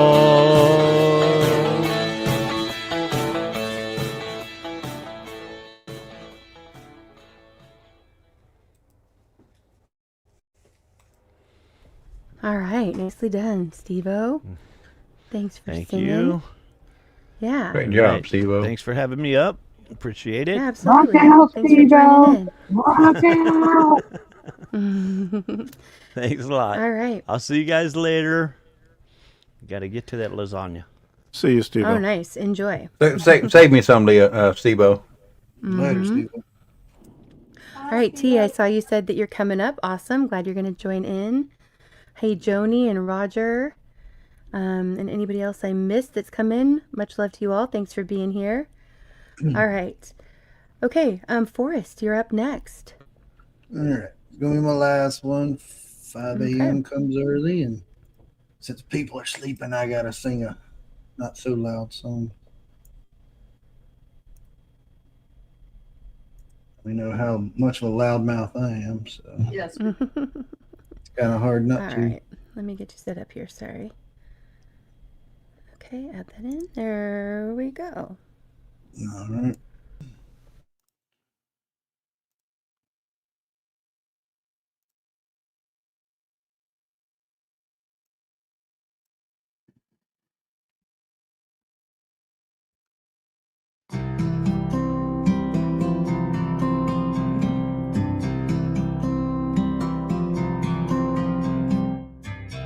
Young kid stepped in from the cold. He ordered up a drink. He said, "Don't look surprised, old man. I'm older than you think. If I was a talking kind, I could tell you a thing or two.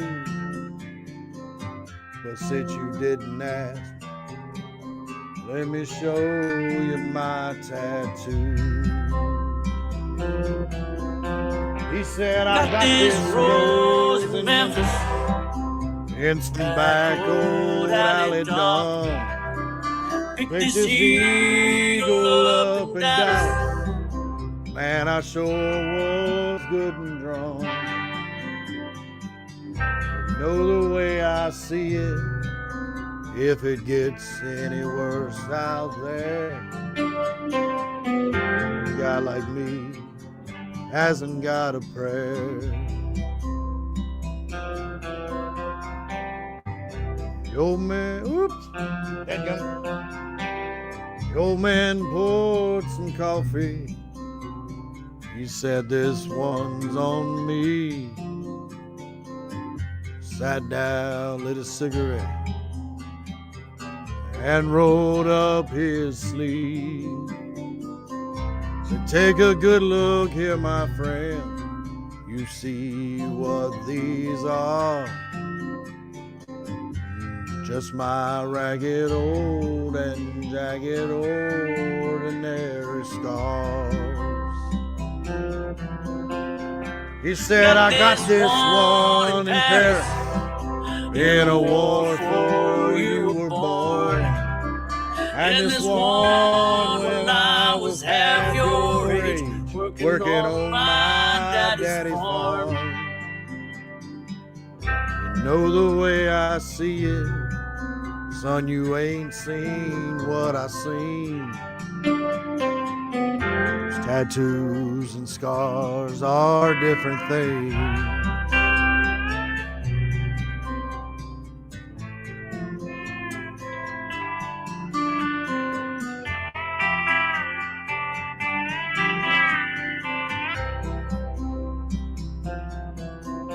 He said, "I've been here for all these years, and what I know is this. If you look and listen close, a man will show you what he is. Know the way I see it, you've been round, but you're still green. Those tattoos and scars are different things." Young kid stepped in from the cold. He ordered up a drink. He said, "Don't look surprised, old man. I'm older than you think."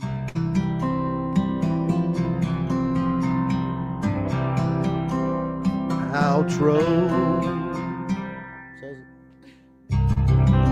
Row. See? Don't know why I didn't put that on there. All right, that was awesome, Forrest. Oh Yeah, my you sounded God. great. Oh my God. Hi, sipping in the background. Yeah. That was great. Okay. Fantastic. Yeah, I love that one. It's a great song. Convict, it's good to see you. Okay. Well, y'all have a great night, and I'll see you on the next one. Thank you so much, Forrest, for joining in. I'm always Good to glad see when you you, guys are up Forrest. here with us. Good night. All right. Okay. Let me get this set up here. Okay. We are to Rap next, and then Ken. All right, Rap, did you have a backing track you want to share, or are you taking care of it on your end? I have it taken care of. First, I want to say this song right here is called the Very So Loud song. No, being funny. Because the Are you last going to do song some was called spoken The word Night. tonight, Rap? Yeah, I'm going to do some spoken words. All right. Some words that is spoken. All right. This beat right here is called 808 Super. All right.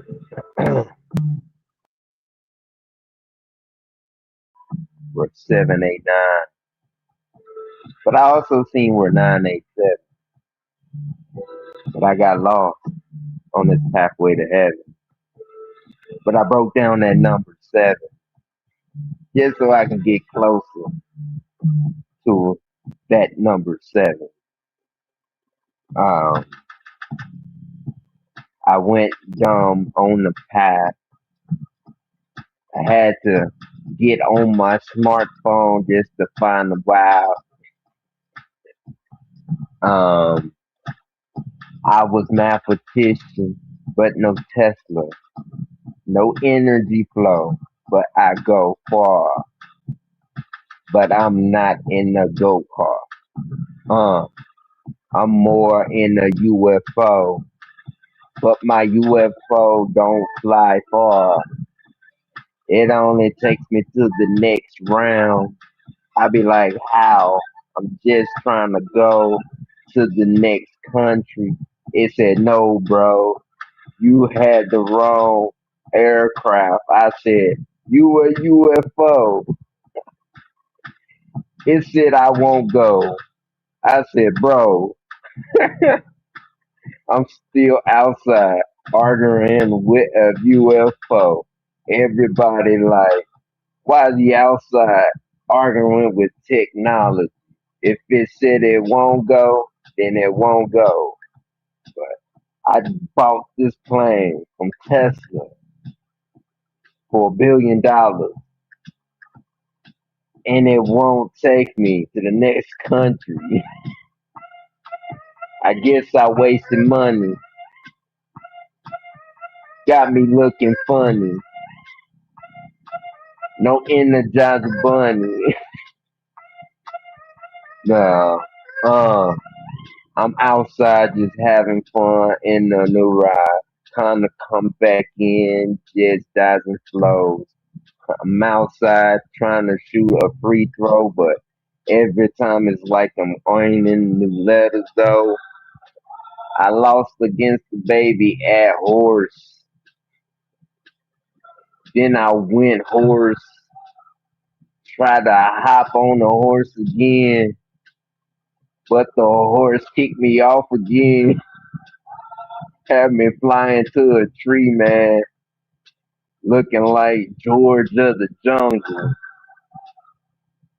I'm just trying to land, man, but I'm far on this land, man.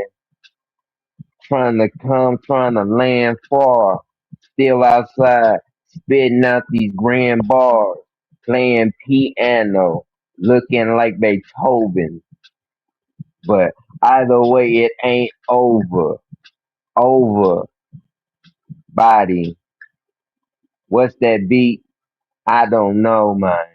I embody. Salute. That's the end All of the beat. right. I like the part about the Tesla trucks. That was great. Rap, you sounded great. We couldn't hear your music very much. Hey, Convict, thanks for coming up. We could hear it a little bit, but it was really low in the background. But thanks so much, Yeah. Rap. I don't know how you Man, do that. I imagine, couldn't. I used to write imagine, poetry, brother. but I can't Uh, imagine doing it on the fly like that. I've been doing it.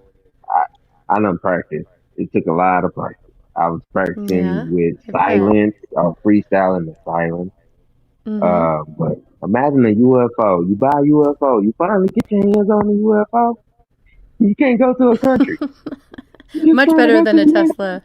yeah. The UFO said no, I won't go. Like, bro. Right? Brenda, it's good to see you. Thanks for being here.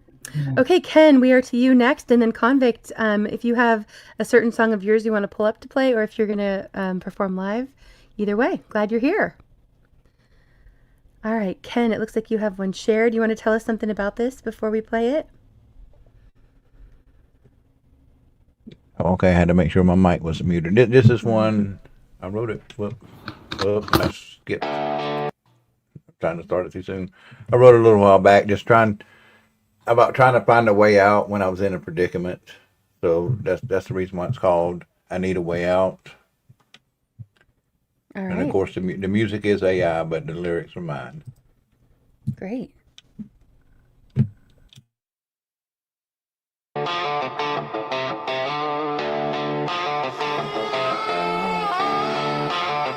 Yeah.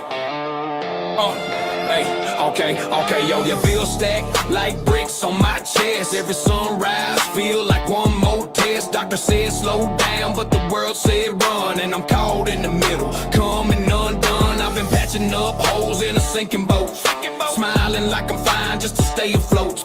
But I'm tired of pretending I'm not breaking, tired of giving more than life is taking. I need a way out from the weight, from the worry, from the fear I carry around. I need a way out before the pressure in my chest becomes too loud. I'm fighting every day just to keep my feet on the ground. But I need a way out. Yeah, I need a way out.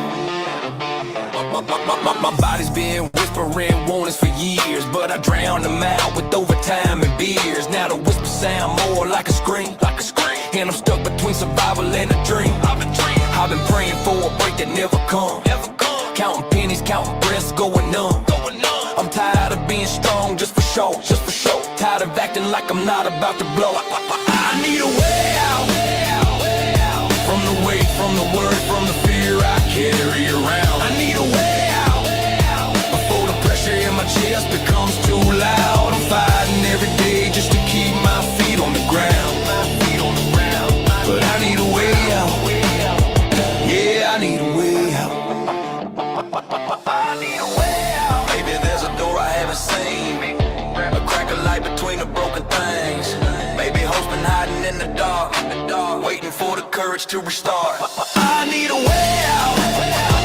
But maybe the way out starts with me somehow. I need a way out, and I swear I'm gonna find it now. I'm done with barely living, done with living in doubt. I need a way out, and I'm finding my way out.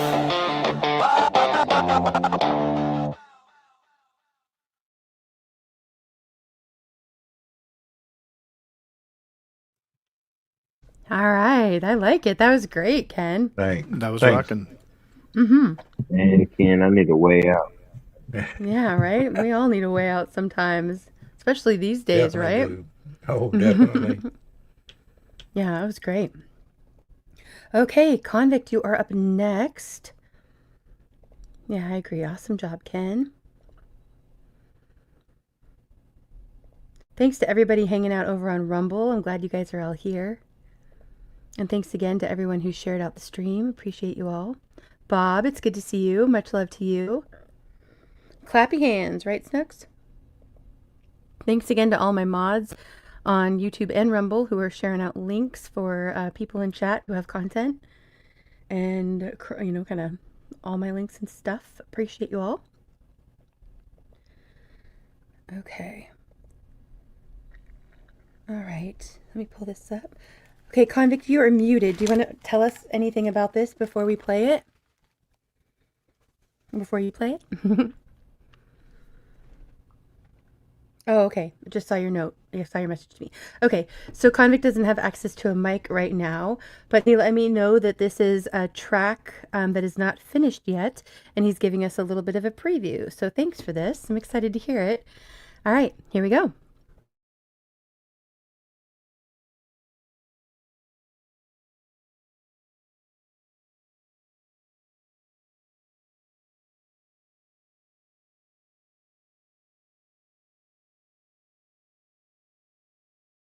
We cannot hear it on our end.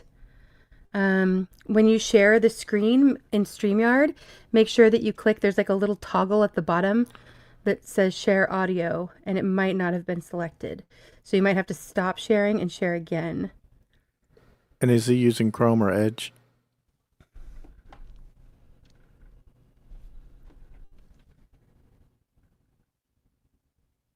I don't know. What do you usually use, Brad? Other browsers, Chrome. Other browsers, they don't play the music. Right, yeah, I usually use Chrome just for streaming for that reason. I usually use Brave, but it does not work well for me for streaming through StreamYard. I think Chrome's the best. Yeah. All right, so just when you share screen, there's a little toggle at the bottom, and just make sure you have that checked for sound on. All right, let's give this a go.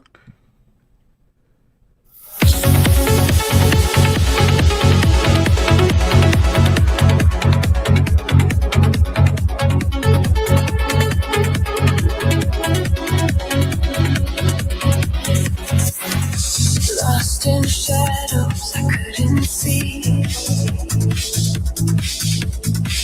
Love was a ghost haunting me. Then she came like a spark in the night. I was a ship with a broken sail, drifting alone through the storm and the gale. Her voice was the wind, her touch the tide, pulled me to shore where I could confide. She's my guiding light, my northern star, the reason I've come this far. Love was a stranger, now it's my friend by her side.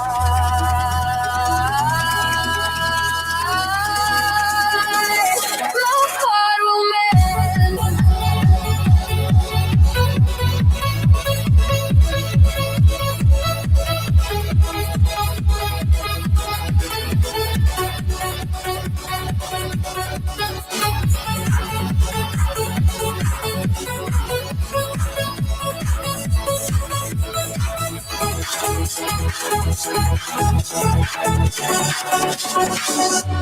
She paints the dark with colors so bright, turns my silence into songs of flight. Every word she says, it heals the pain. With her I'm home, no need to explain.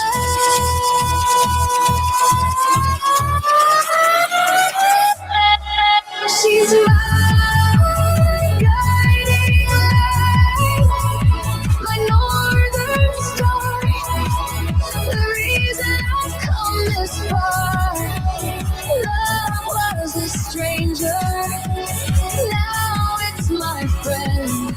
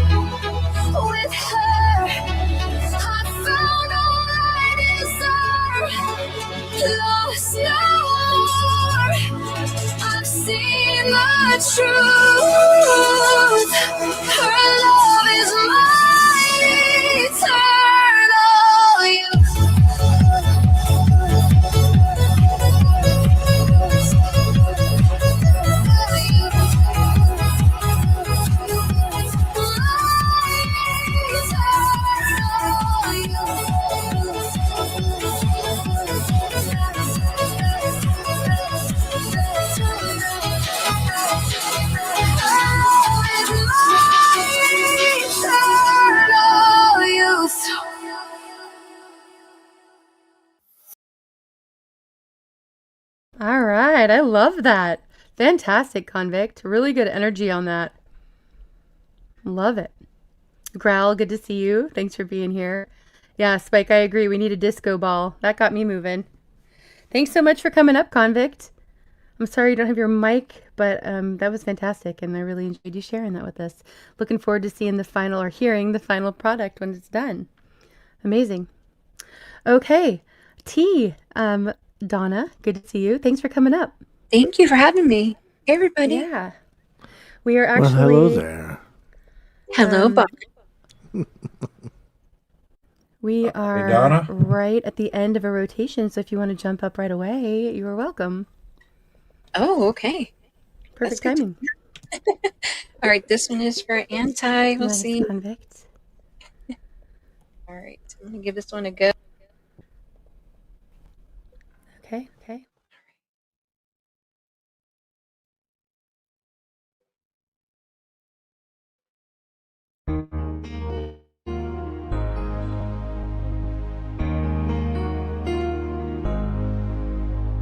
How can I just let you walk away? Just let you leave without a trace. When I stand here taking every breath with you. Ooh, you're the only one who really knew me at all. How can you just walk away from me when all I can do is watch you leave? 'Cause we've shared the laughter and the pain, and even shared the tears. You're the only one who really knew me at all. Take a look at me now. There's just an empty space. There's nothing left here to remind me. Just a memory of a face. Take a look at me now. There's just an empty space. You coming back to me is against the odds, and that's what I've got to face.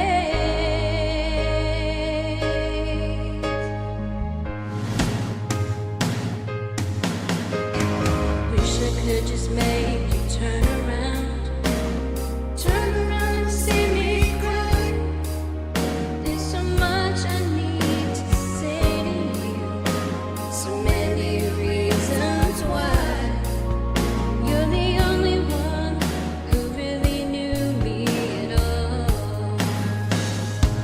So take a look at me now. There's just an empty space. There's nothing left here to remind me. Just a memory of your face. Take a look at me now. 'Cause there's just an empty space. But to wait for you is all I can do, and that's what I've got to face. Take a look at me now. 'Cause I'll still be standing here. Coming back to me is against all odds. It's a chance I've got to take.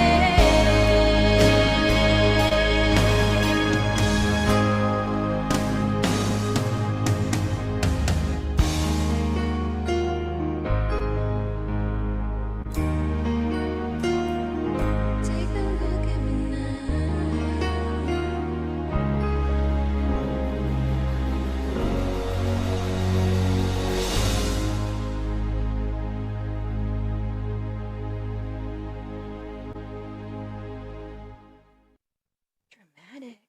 Donna, you're lucky that was awesome. Or else I'd cuss you out for not using my version. Oh, Oh my God. That was beautiful. Oh my gosh. Donna, I love your voice. That was great. Thank you, guys. Yeah, your voice is like perfect for that song. Mm-hmm. Well, thank Anti, because he Good usually choice. picks out good ones. He has a good ear for everybody's voice. Right, Sal? You got Sal in the feels, I think, on that one. Mhm. Well done, Donna. Mm-hmm. Right, Dana? Okay, fantastic. All right, let's see. I'm gonna have to follow that one. Oh goodness. Okay, I'm singing this one next, and then we're gonna get right back into the beginning of a rotation. We have about another half hour or so of music. Thank you, JM, for the 5 gifted memberships. Really appreciate that. Much love to you. Okay. Let's see. Let me catch up here before we switch gears. Yeah, really well done. Okay. Kind of multitask here. All right. Okay. The link is pinned if anybody else wants to come up to join. We do have a little bit of time left. Here we go.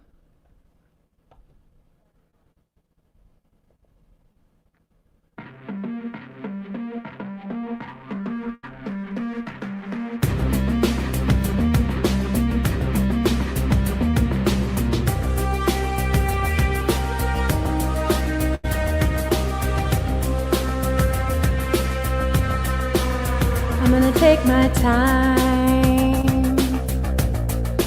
I have all the time in the world to make you mine. It is written in the stars above, the God's decree. You'll be right here by my side, right next to me. You can run, but you cannot hide. Don't say you want me, don't say you need me, don't say you love me. It's understood. Don't say you're happy out there without me. I know you can't be, 'cause it's no good.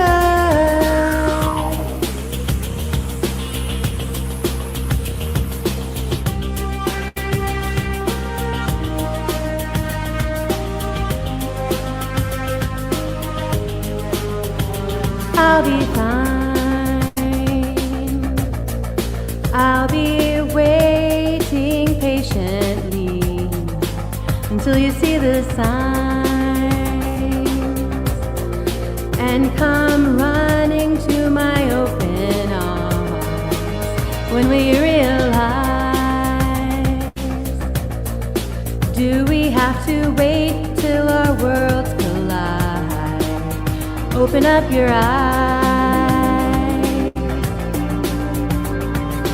You can't turn back the tide. Don't say you want me, don't say you need me, don't say you love me. It's understood. Don't say you're happy out there without me. I know you can't be, 'cause it's no good.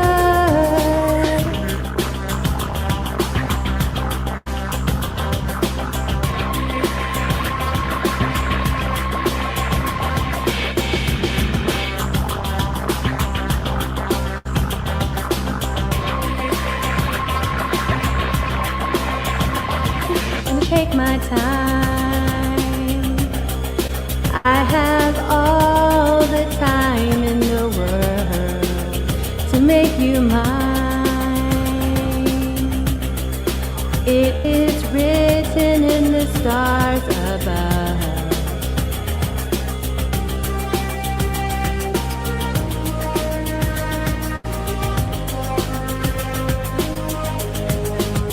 Don't say you want me, you need me, don't say you love me. It's understood. Don't say you're happy out there without me. I know you can't be, 'cause it's no good.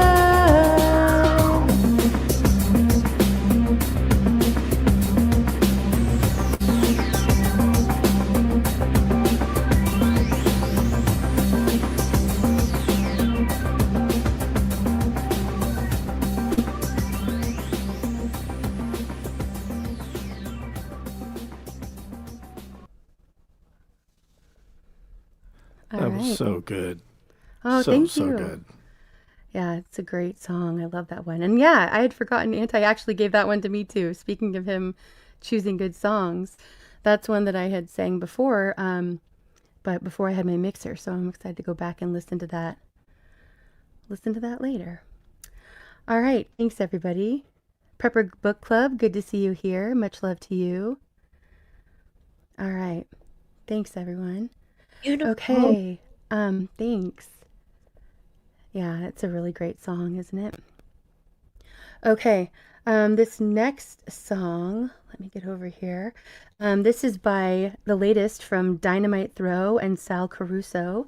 I know Sal was here in the chat. Hope you're still here, Sal. Two extremely talented artists, and they both do a lot of collaborations together, which is awesome for us all. So here we go.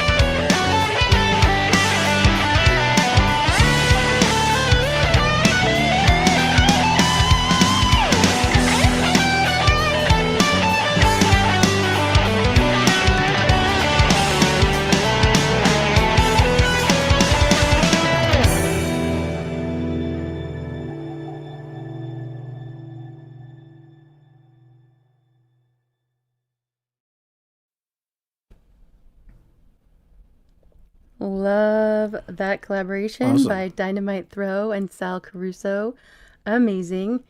Both so talented and love what they do together. And that was, let me find that link again, find the name.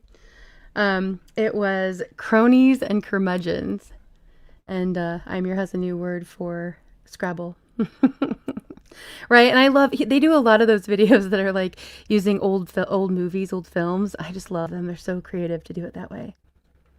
Yeah, right? Exactly, Anti. Everybody's loving it, though. I can feel it. All right, fantastic. Thanks again to everybody who's been up here on panel for music and here in the chat hanging out. Appreciate you all. Okay, we're going to keep the great music going, and we are to you, Brad. And this is your fault. You made me change my song. Uh-oh. Love it.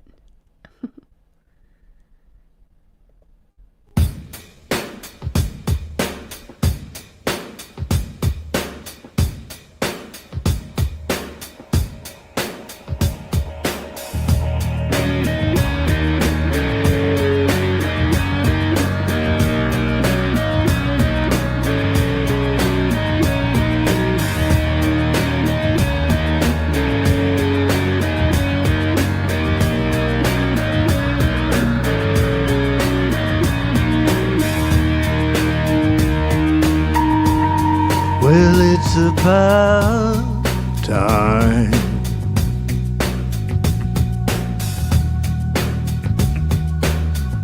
It's beginning to hurt.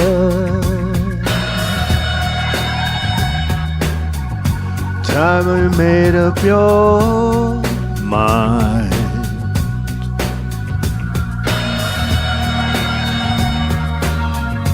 Just what is it all worth? All my useless advice,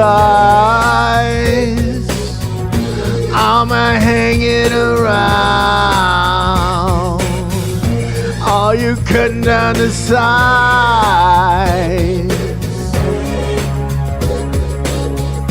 all my bringing you down.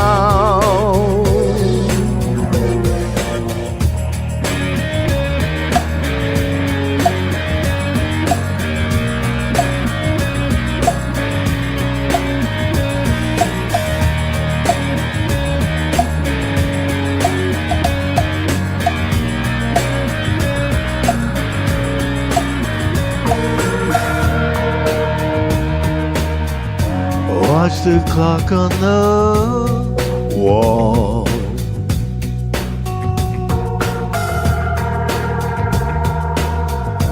Hear the slowing of time.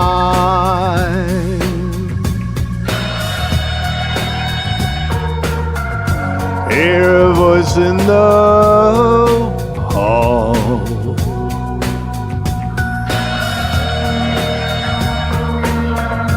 Echoing in my mind. All your stupid ideals, you've got your head in the clouds. You should see how it feels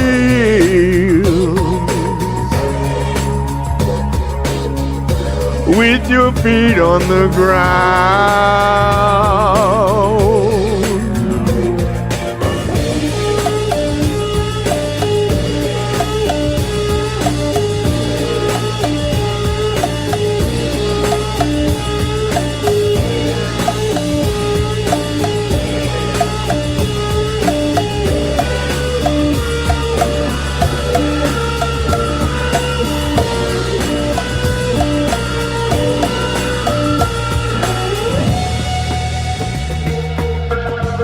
Here I stand the accused,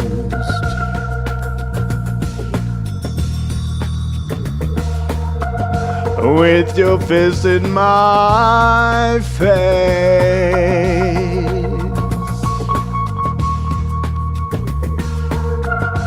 Feeling tired and bruised.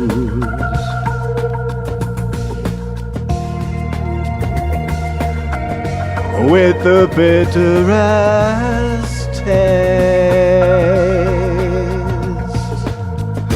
All my useless advice, all my hanging around,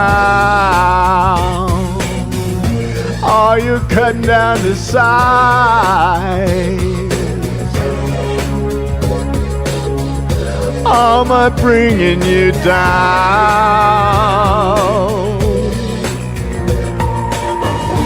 all your stupid ideals. You've got your head in the clouds. You should see how it feels with your feet on the ground.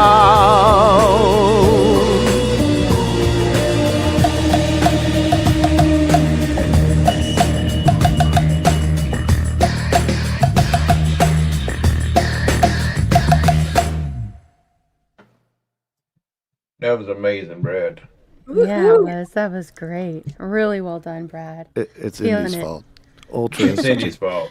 Ultra is such a, I'll take the a blame on good that album. one for sure. Right? That was great. Right? Cheryl says cowbell. Nice. We need more cowbell. Yeah, it was great. Pat was singing along, right? Fantastic. Okay, thank you, Brad. That was really great. I'm glad you were inspired. Oh yeah. I mean, I'm not going to pass up a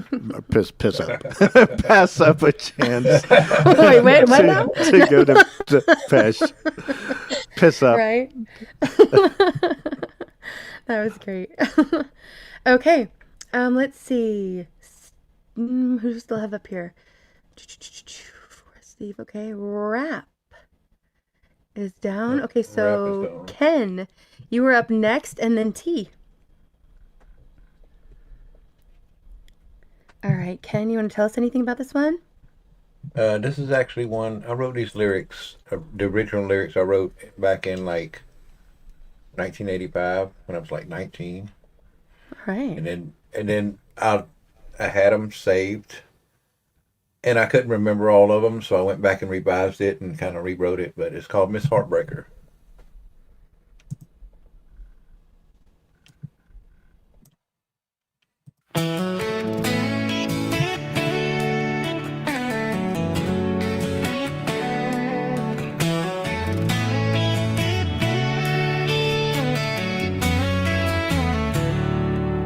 She moves upon you and hooks your heart. She makes you think you have a new start. It's love to you, but to her it's a game. It makes you feel as though you're insane. Miss Heartbreaker, she'll make you a fool, Miss Heartbreaker. She's so damn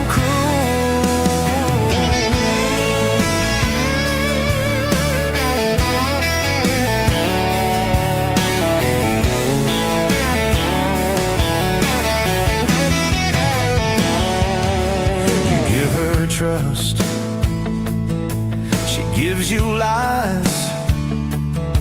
You see forever in her wandering eyes. She'll pull you close, then push you far, leaves you guessing where the hell you are. You try to walk, but she pulls you back. A runaway train on a broken track. And Miss Heartbreaker, she'll make you a fool, Miss Heartbreaker. She's so damn cruel, Miss Heartbreaker. I swear she's the one, Miss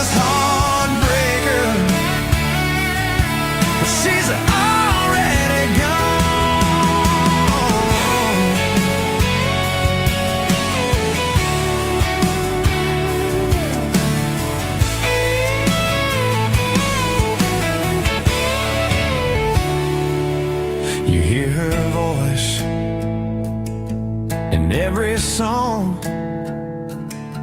you curse her name, but you still hold on. She's in your veins like whiskey burn, a lesson learned you never learn. And you know better, but you still fall. She's the kind of storm you can't outrun at all. She'll kiss your lips and steal your breath. She's sweet temptation in a red dress, Miss Heartbreaker. She'll make you a fool, Miss Heartbreaker. She writes the rules, Miss Heartbreaker. Leaves you torn apart, Miss Heartbreaker. Still owns your heart.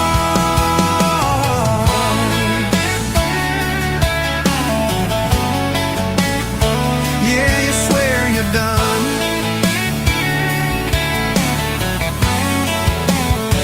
but you know you ain't.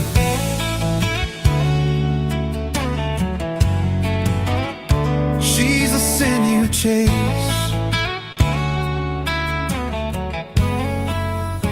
like a worn out saint.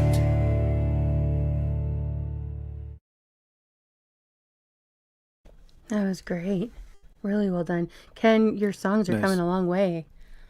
It's really awesome. I love, and I always love your lyrics. That was one of the, I guess, the first lyrics I wrote. Of course, like I said, that was written from like back in Mhm. 1985. But Right.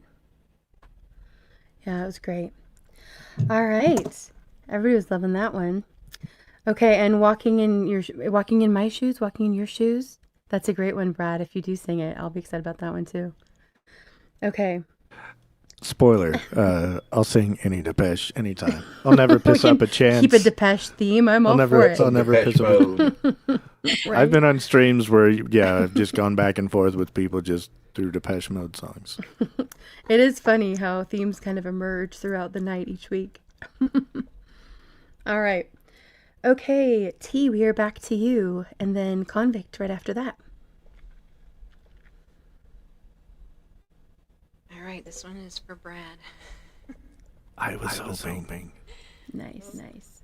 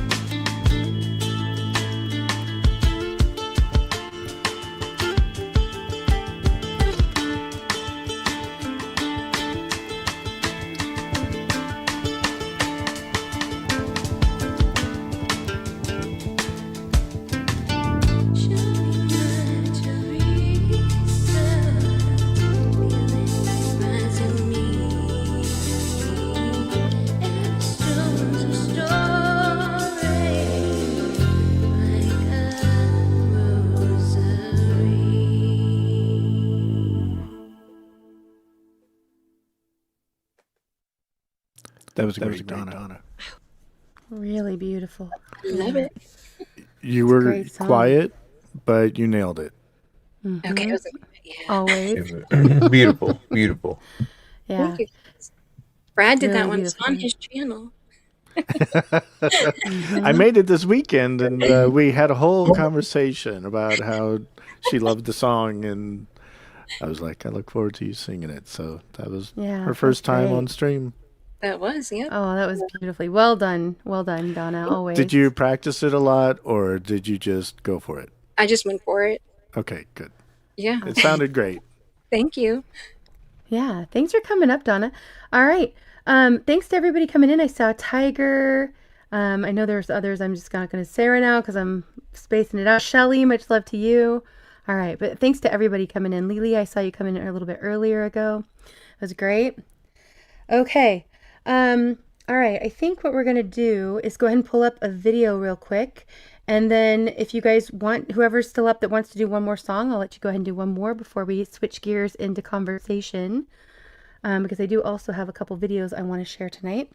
Okay, this next song is by Meryl Forrest, and she's someone that I met over on Songs from the Rua Rooms channel, Dahi, who has an amazing community over there and a lot of really great singer-songwriters, so a great place to get to know some other artists.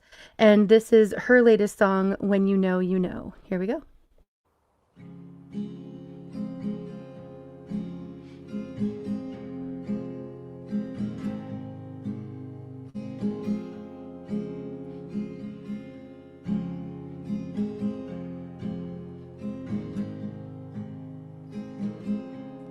My life has been so much more living lately. You came out of the blue, and it felt like you came to save me. I feel like you're all I've wanted all this time.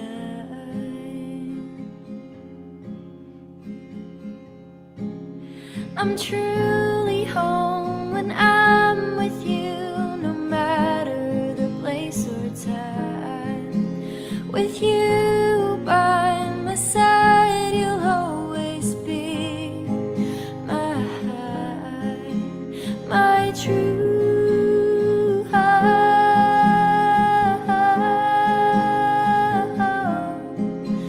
'Cause when you know, you know.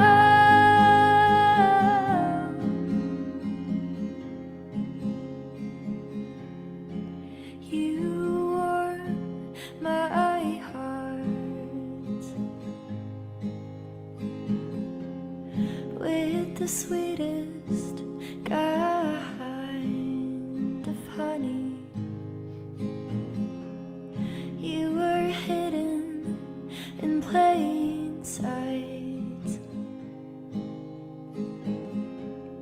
I think it's honestly kind of funny. I feel like you're all I've wanted all this time. I'm truly home when I'm with you, no matter the place or time. With you by my side, you'll always be my true home.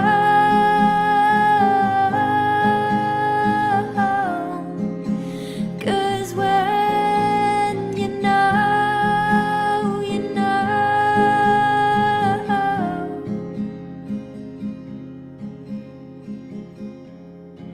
You make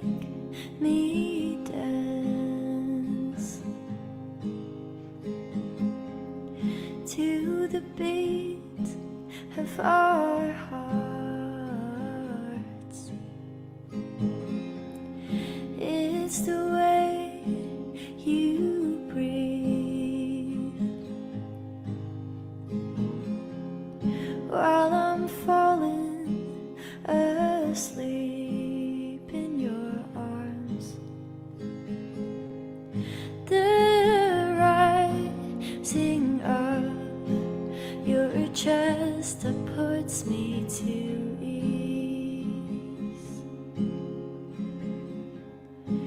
I feel you taking me home, 'cause when you know, you know. 'Cause when you know, you know. 'Cause when you know, you know. 'Cause when you know, you know.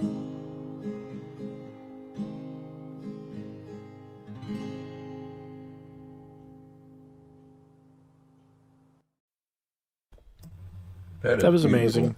Right. Her voice is just gorgeous. Absolutely. Amber, good to see you here. Welcome in. Yeah. Glad you guys enjoyed that one too. Right? Kind of mesmerizing. Mm-hmm. I agree. All right. We're going to keep the great music going with this final round. This next song is by Convict, and I'm going to give Brian just a second here to pull it up. But thank you so much to everybody who's been here throughout the night. And right, Anti, when you said that, I could totally hear her singing Hallelujah. I wonder if she has. She would be great at that song. Okay. Yeah. Love your little bro rap. Glad that you came up tonight. It was great to see you. Okay. Right? Yeah, I thought so too. I love seeing how people do different kinds of videos. Watt says the organic video definitely matches the song, and I agree. Yeah, it was great. Okay. All right. So this is Phoenix Rising by Convict Official. Here we go.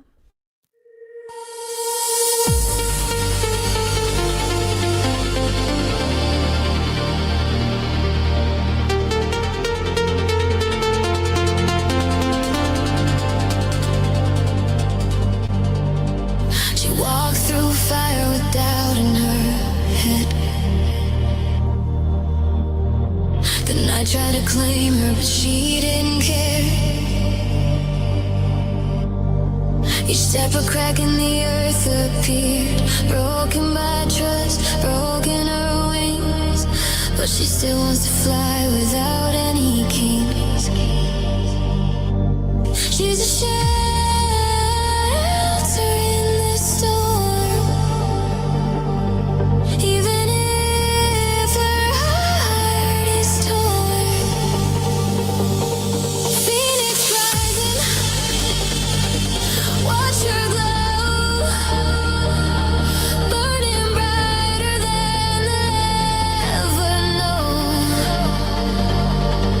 From the ashes, she be rising.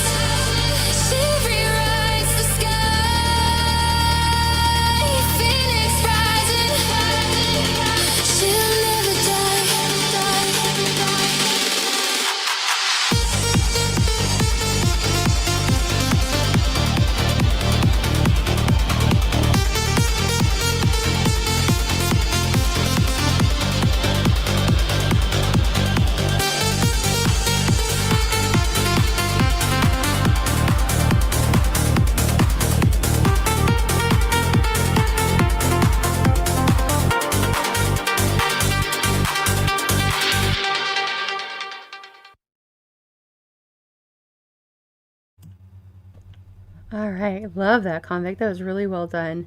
Nice. Great job. Yeah, good dance music, right? Absolutely. Okay. All right, Brad, we are back to you. And Amber, I don't know if you saw my comment, but if you have a song of yours that you'd like me to pull up and share before we switch gears into conversation, then go ahead and put the name in the chat and I can grab it and share it. All right, Brad. Sorry, this is not Depeche, but this is a song that I am finishing up and releasing tonight, and it's a old favorite of mine that CC made, and then he pulled his channel and hadn't put everything back, so I'm claiming it. All right. Some of you may know it, going back to 92.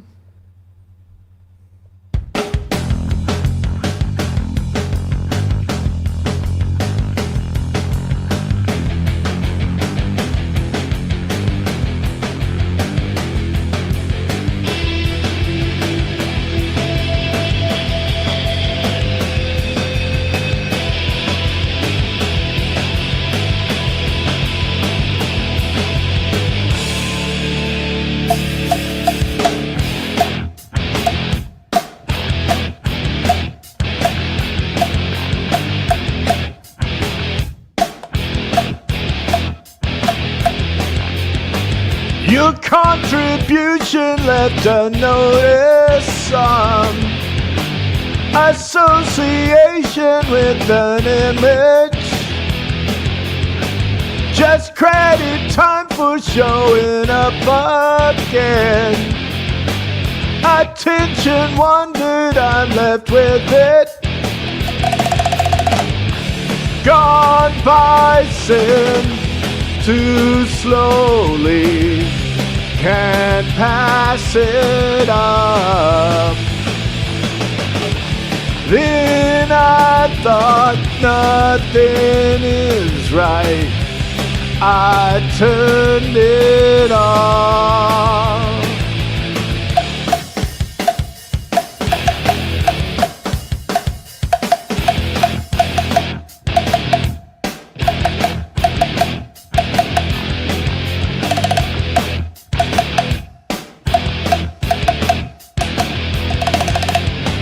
To die and song would really bring you down.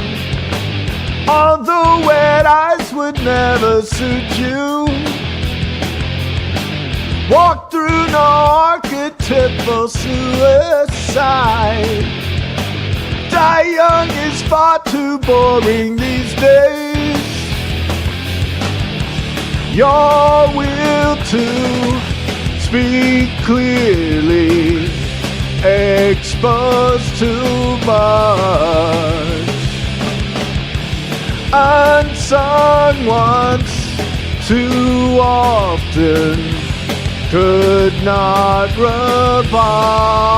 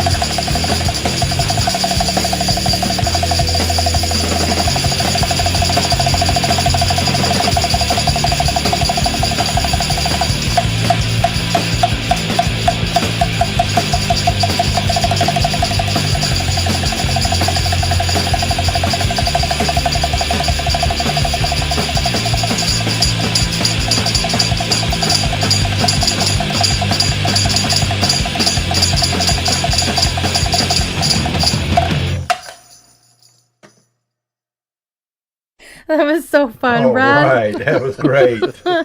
That was great. I loved it. Unsung helmet. Just wait Flame till I get on, right? Wait till I get a gong.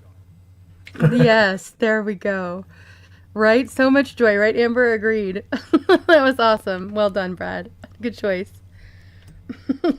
Explore the space. Right, I saw that. All right, fantastic, you guys. What a fun night this has been. Thank you so much to everybody who's been here. All right, we're gonna go ahead and pull up Amber's latest. Amber's here in the chat. I'm so glad you're here, Amber. And this is Jaded. Here we go.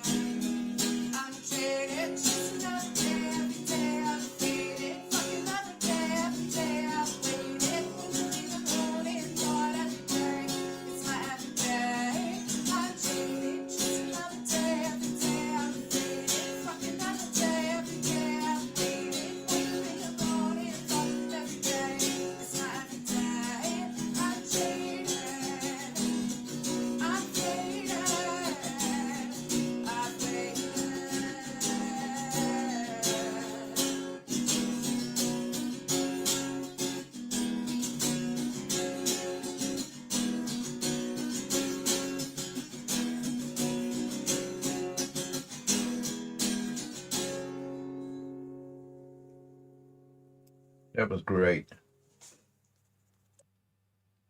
That was great. Great lyrics. A lot of energy in that one, too. Well done, Amber. Thanks for letting us share that here, and thanks for being here tonight. Well done. Okay, make sure you guys are subbing everybody up, giving support, leaving a comment, saving songs to playlists to play later. Right, she definitely does. Right, Spike? Okay, very nice. Right, Jerry? Okay. All right, we're going to keep going. We've got Ken up next, and then T. And then I think just 2 more songs before we shift into conversation a little bit later than normal, or maybe about the same time as normal, just a little late. That's kind of how it goes around here. All right. Ken, you want to say anything about this one? Well, this is actually my Right, latest Amber? one. This is the latest one I wrote, because I'm giving up on writing songs, because I probably won't give up, but I'm just going to try to take a break because I'm having too many health issues going on. So Mm-hmm. Yeah, I'm sorry that that's still, you've got these health issues that are still bothering you, Ken, but I'm glad that you're persevering and sharing music. So thank you for being here. all right, here we go. All right, here we go. I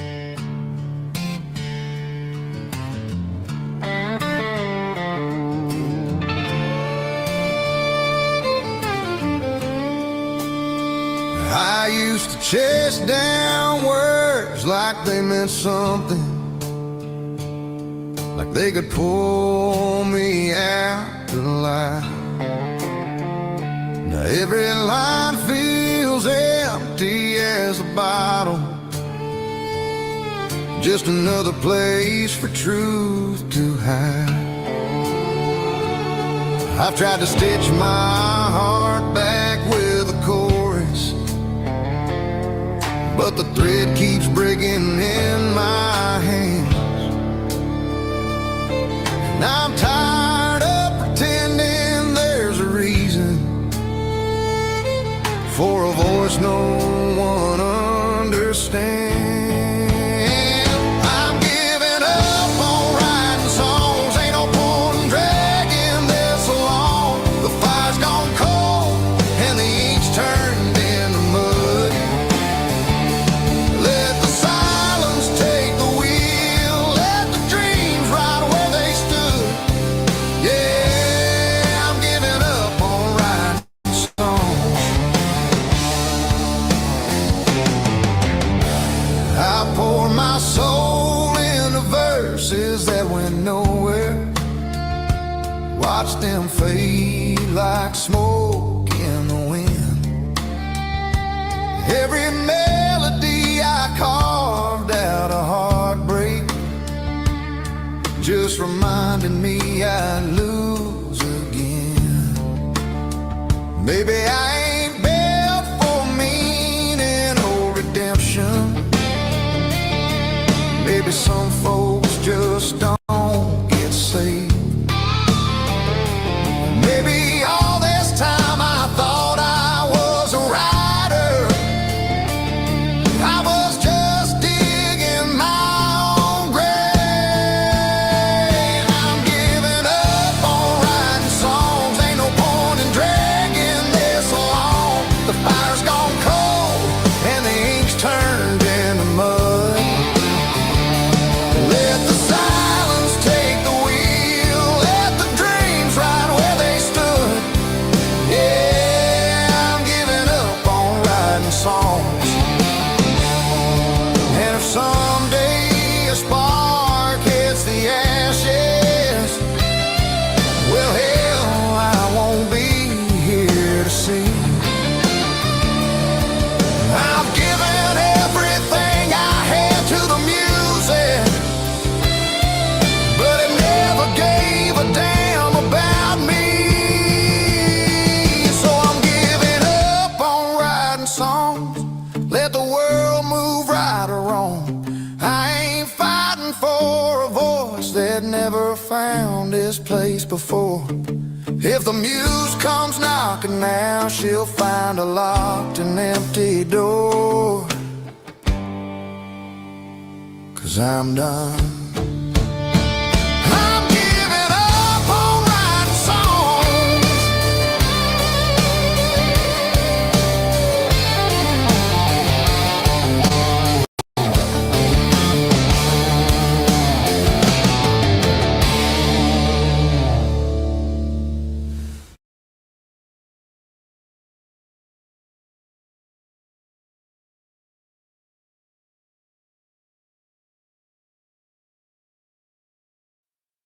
That sounded great.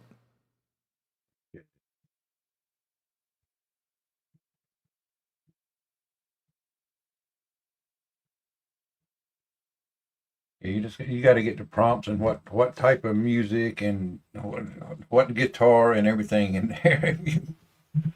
When I first started it took a little learning to learn what prompts to give it. And Is Indy muted? Yes, thank you, Brad. I'm over here Okay. saying all sorts of I stuff. was like, this reminds me of one of those times when she was like, I've been Yep. saying all sorts of things. she done read a whole book and we didn't hear it. Right. Well done, Ken. I was singing your praises and saying that I'm glad you're going to keep making music. Yeah, Sometimes just gotta I think take you a guys break. enjoy it when I'm muted for a little bit. All right, T, you are up next. And Growl, thanks for coming up. Oh, Growl, I'm muting you because I think you have a... Oh, maybe that was T. Yeah. Sorry, here we go. All right, Growl, thanks for coming up. I'm guessing you're here for conversation, but let me know in the private chat if you want to sing something before we switch gears. All right, T, let me bring you up here. All right. Try this one.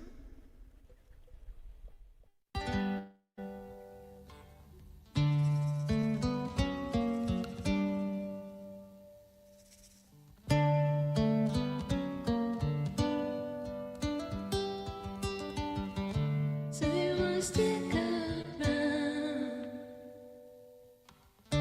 So you wanna wait and hold me, darling? Think about what I found. Thinking that I might just let you in. So you wanna stick around? So you wanna wait and hold me, darling? Think about what I found. Thinking that I might just let you in. Oh, you think you can save me? If take it back.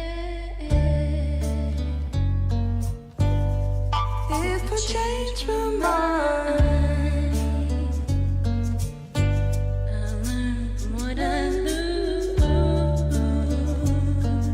and I can only take what's mine.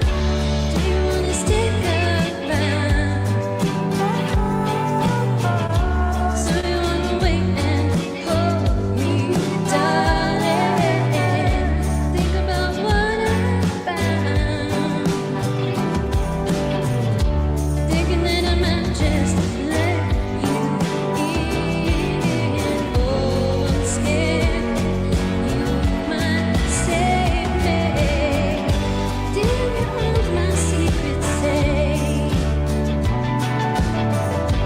know you might, I know at the end of every day, the world is spinning, I no longer feel the change. If I lose, I love you anyway. If I take it back, if I change my mind, I learn what I lose, and I can only take what's mine. So you wanna stick around? So you wanna wait and hold me, darling? Think about what I found. Thinking that I might just let you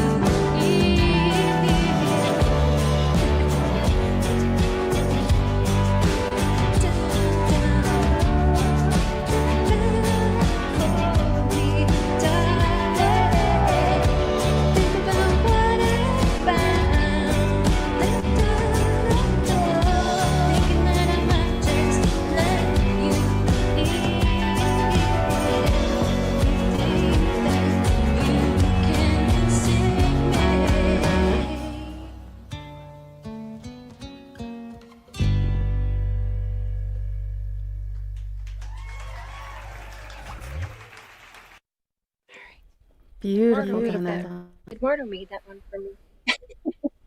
That was great. Thank you. Mm-hmm. I feel like I'm always just like, after you sing. You have such a sweet voice, Donna. We just need more of it. We want I more should- of that sweetness.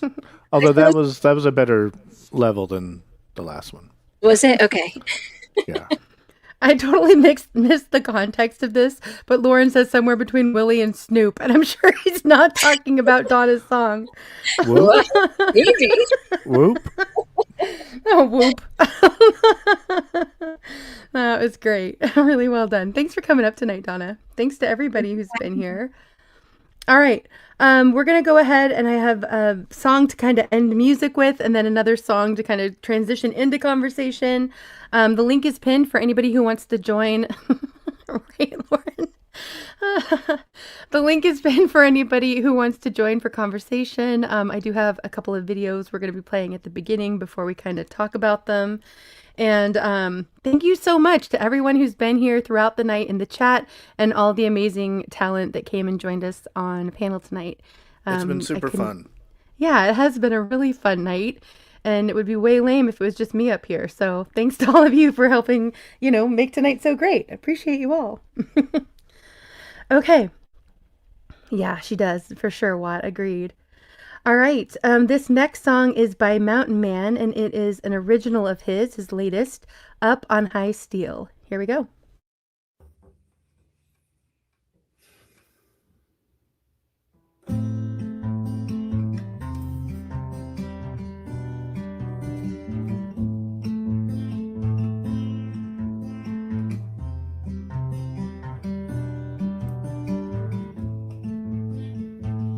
Grandpa spent his life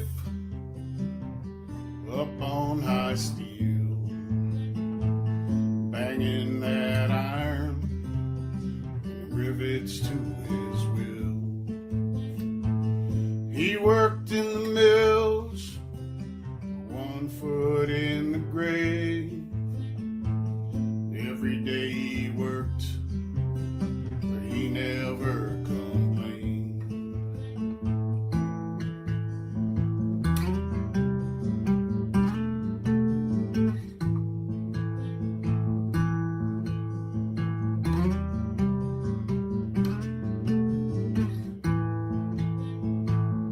When the mills died off, my grandpa, he died too.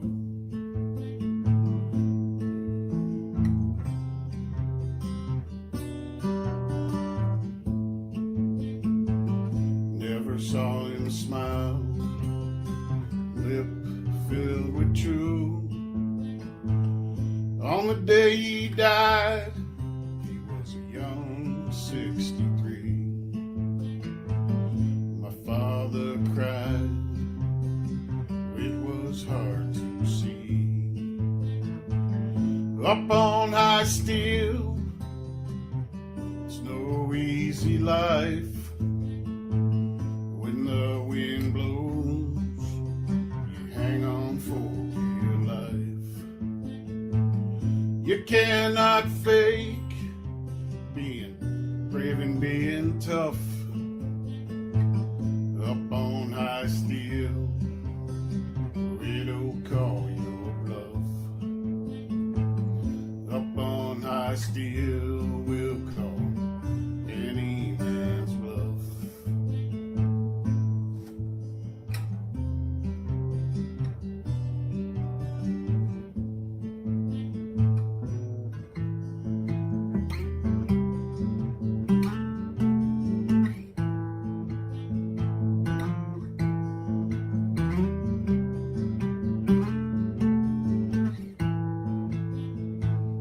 My father spent his life up on high steel, some of it bending, scabs to his will. He spilled their blood, and some blood he too spilled. On 2 occasions, for him they tried to kill.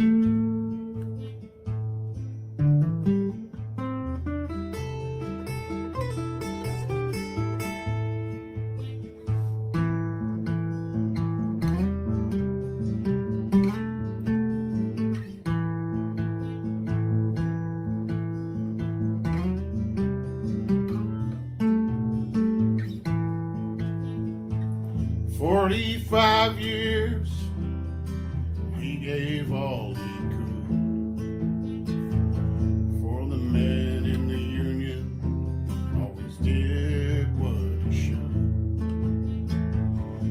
The day he died was a young 63.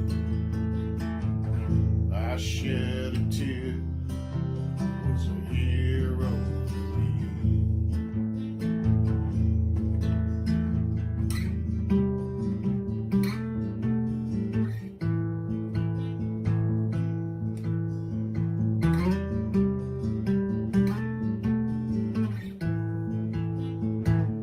Up on high steel, it's no easy life. When the wind blows, you hang on for dear life.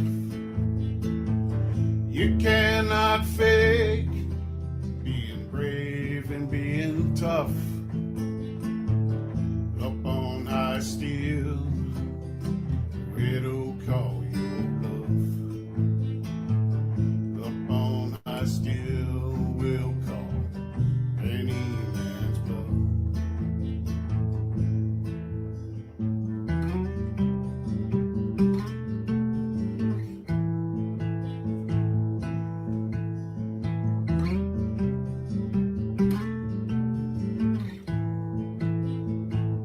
I spent my life up on high steel, on bridges and buildings, in the plants, in the mills. I lived it and loved it. I had many thrills. Beat my body up, me it tried to kill.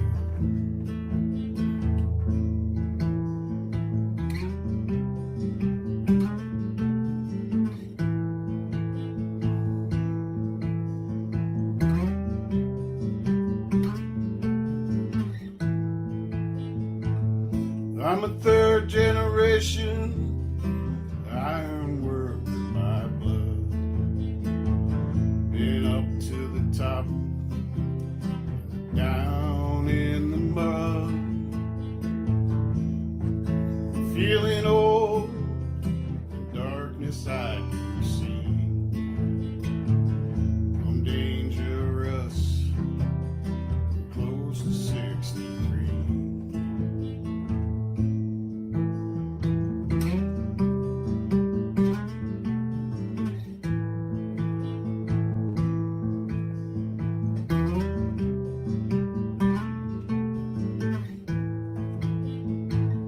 Up on high steel, it's no easy life. When the wind blows, you hang on for dear life. You cannot fake being brave and being tough. Up on high steel, it'll call your bluff. Up on high steel, will call any man's bluff.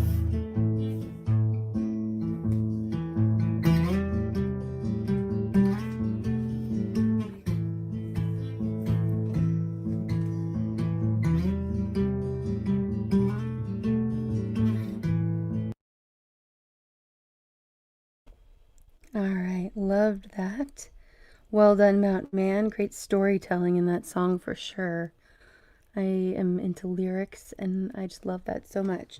Also, amazing guitar and song, or in voice. Well done, Mountain Man.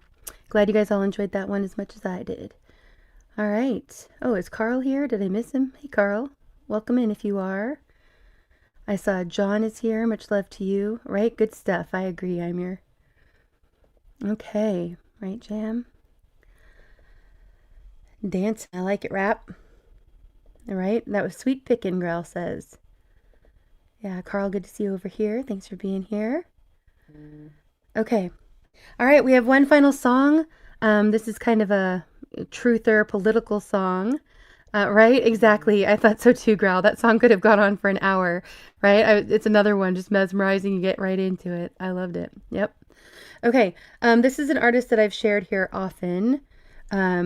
It's Jesse Wells, and this is one of his latest, Masks Off. Here we go.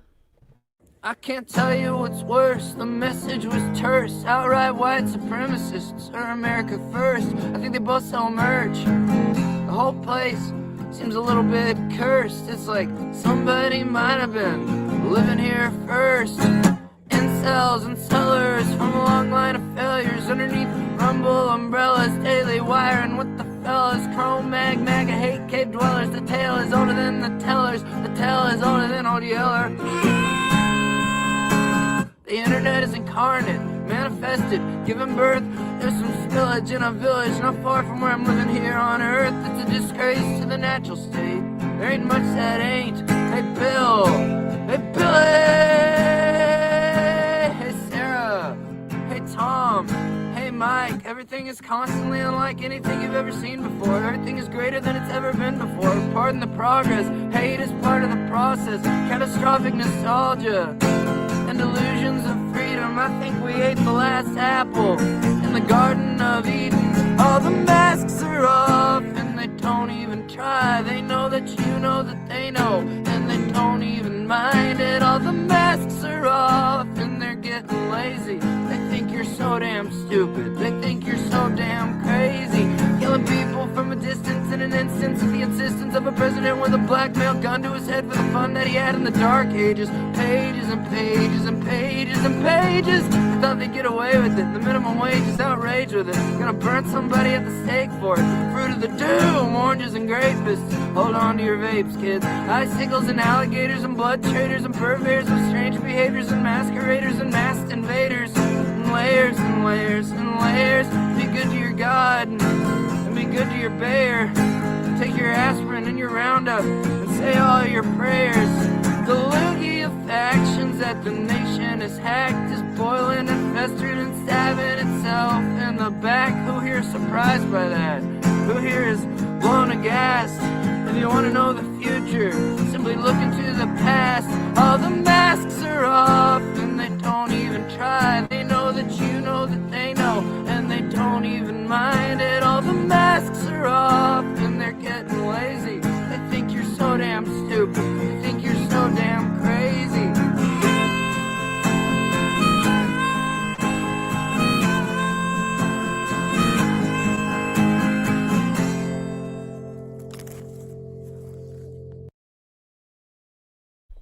All right. Jesse Wells, always spitting truth. Really love that guy. Yeah. Welcome up, Algo. Thanks for being here. And John, I saw you come in. Much love to you. Hi, Indy and panel. Good to see everybody. The Tom McDonald of folk, right, Eugene? It kind of is true. Oh, I almost missed this. John, thank you so much for the super chat. How generous, and thank you. What a blessing. He says, you can write books about love, you can carve symbols, invent gods, create rituals, but none of that is love. Love is the warmth in the chest, the ache when someone leaves, the pull toward connection, the quiet recognition of another being as real. I love that, John. Well written. And real recognizes real. Fantastic. Thank you so much. Okay. All right. We are switching gears into conversation. So I do have a couple of videos that I'm going to pull up here. Watt, welcome up. Thanks for joining us. All right. Okay. Actually, Algo's going to be kind enough to share them for me. Bran, thank you so much for being here for the first half and sharing videos. Really appreciate your help with that. And thank you, Algo, for coming up to share videos for the second part. And appreciate you both. Thanks for letting me hang out also. Hey, Brad, by the way, before you go, Mhm. I just knew you were going to kill that Erasure song. That wasn't a challenge. It was just like, I heard you sing the one before, and I'm like, he needs to sing this song. It's a great song. You have a great There's voice. also a Spanish version that I sometimes butcher my way through, and there's another guitar version. It's a classic. Awesome. I just wanted to make sure you knew. Yeah, you killed them all that you did tonight. I'm open Brad. That to was great. suggestions if it's a good idea, and that was a good idea. There we go. Yep. So, Brett, you're all Hey, digital, D-Dog. Brad? What's that? You're all digital. Like, you make your own. Do you make the tracks that you sing over? So we take the original recording, and then we pull the vocals. Yeah, you make and your then, own backing track. Yeah, put the backing vocals back into it. I've never been so attracted to a man as when you played that Depeche Mode song. I'm just telling you. Like a 2-second delay, 2-second delay background. Use AI, dude. Just like, woo, you know what I mean? Just like, man, that would have filled it. Would have filled it the whole thing. Yeah, that's out. not one of them I made. Otherwise, I would have had more backing vocals in it. Cause I'm just saying, man, with your voice, that's what I'm like, man, with your voice, just like throw in like, you know. Yeah, much appreciated. Some good, you know what I'm talking about background singers, right? Just to fill out that phrase, right? Yeah. Oh man, maybe I can get Mark or David or all the other amazing people tonight. Yeah, I don't know where you would find talented people. I have no idea where. Right. Well, Indy, I love the collaboration. Indy seems to find them, so yes. you know. My email is in my stream description and my channel description, and you guys, I love to help connect people behind the scenes, you know, as long as people are willing. So fantastic. And I'm always willing to collaborate with somebody. It just, I think people get scared. It was, man, that brings me, again, I'm a 90s baby. Like, Depeche Mode is the last thing that all of the people my age were listening to. Oh, yeah.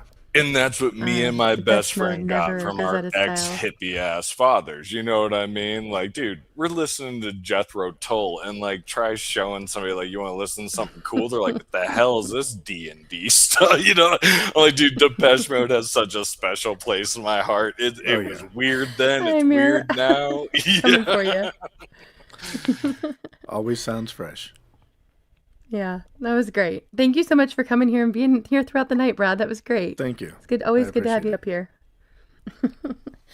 All right. Okay, we're going to go ahead and shift gears. We're going to start this first video. We have 2 or 3 they're not too long, but they're all about Venezuela. So we're going to be starting off kind of looking into all of that, and then we'll have some conversation. And then I have a couple other topics we might jump into. Some little short kind of fun videos and stuff. Some thought-provoking short videos later. But the link is pinned for anybody who wants to come up and join us. And this is a good time as you're listening to, you know, go grab a drink, go take a little break, and then come back and join in for the conversation. Thank you, T, for coming up. Glad that you were here tonight. It's always a joy to have you up here. Love your voice.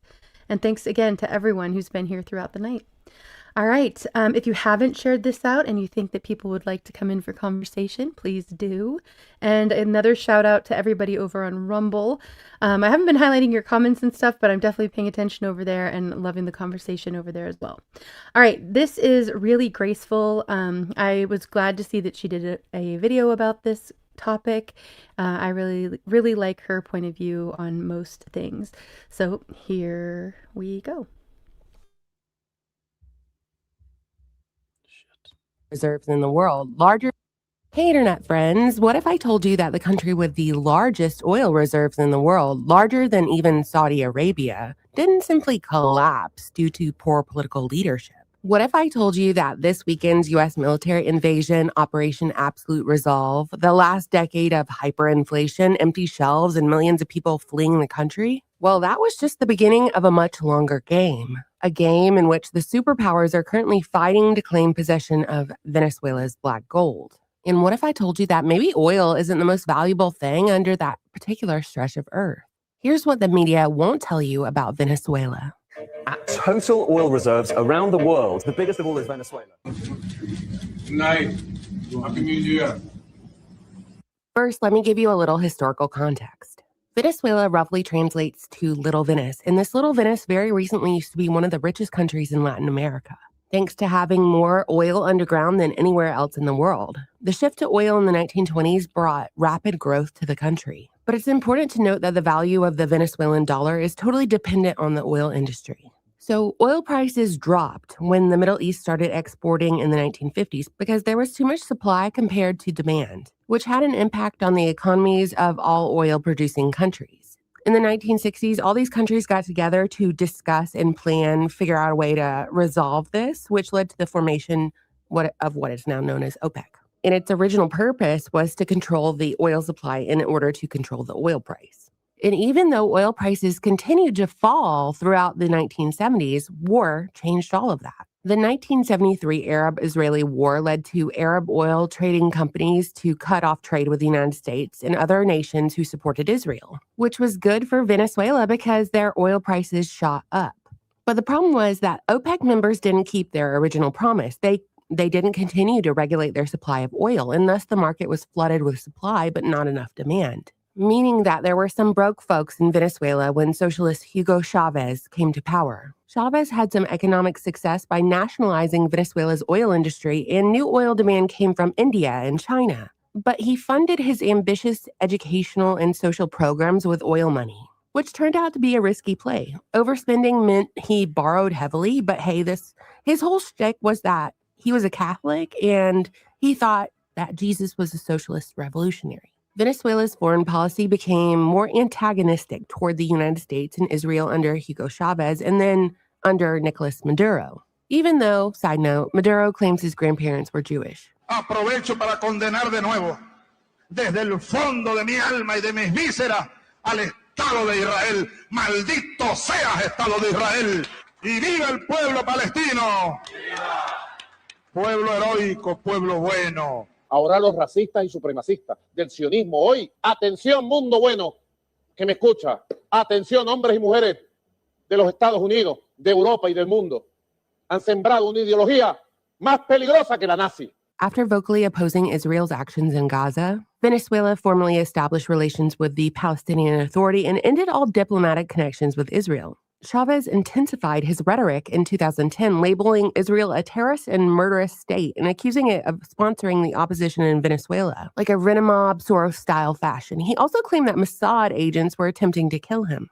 With these claims, ties with the United States deteriorated. In 2011, sanctions were placed on Venezuela's state oil company for supporting Iran's energy sector. Then in 2012, private gun ownership was outlawed due to an increase in crime. Chavez passed away from cancer in 2013. Then Maduro, who came up through Chavez's campaign after assuming power, forced U.S. citizens to obtain visas while banning folks like George W. Bush and Dick Cheney and even Marco Rubio, calling them terrorists. Maduro's personal political touch was rooted in Chavismo, or 21st century socialism, which aimed to be populist, state-led, and anti-imperialist.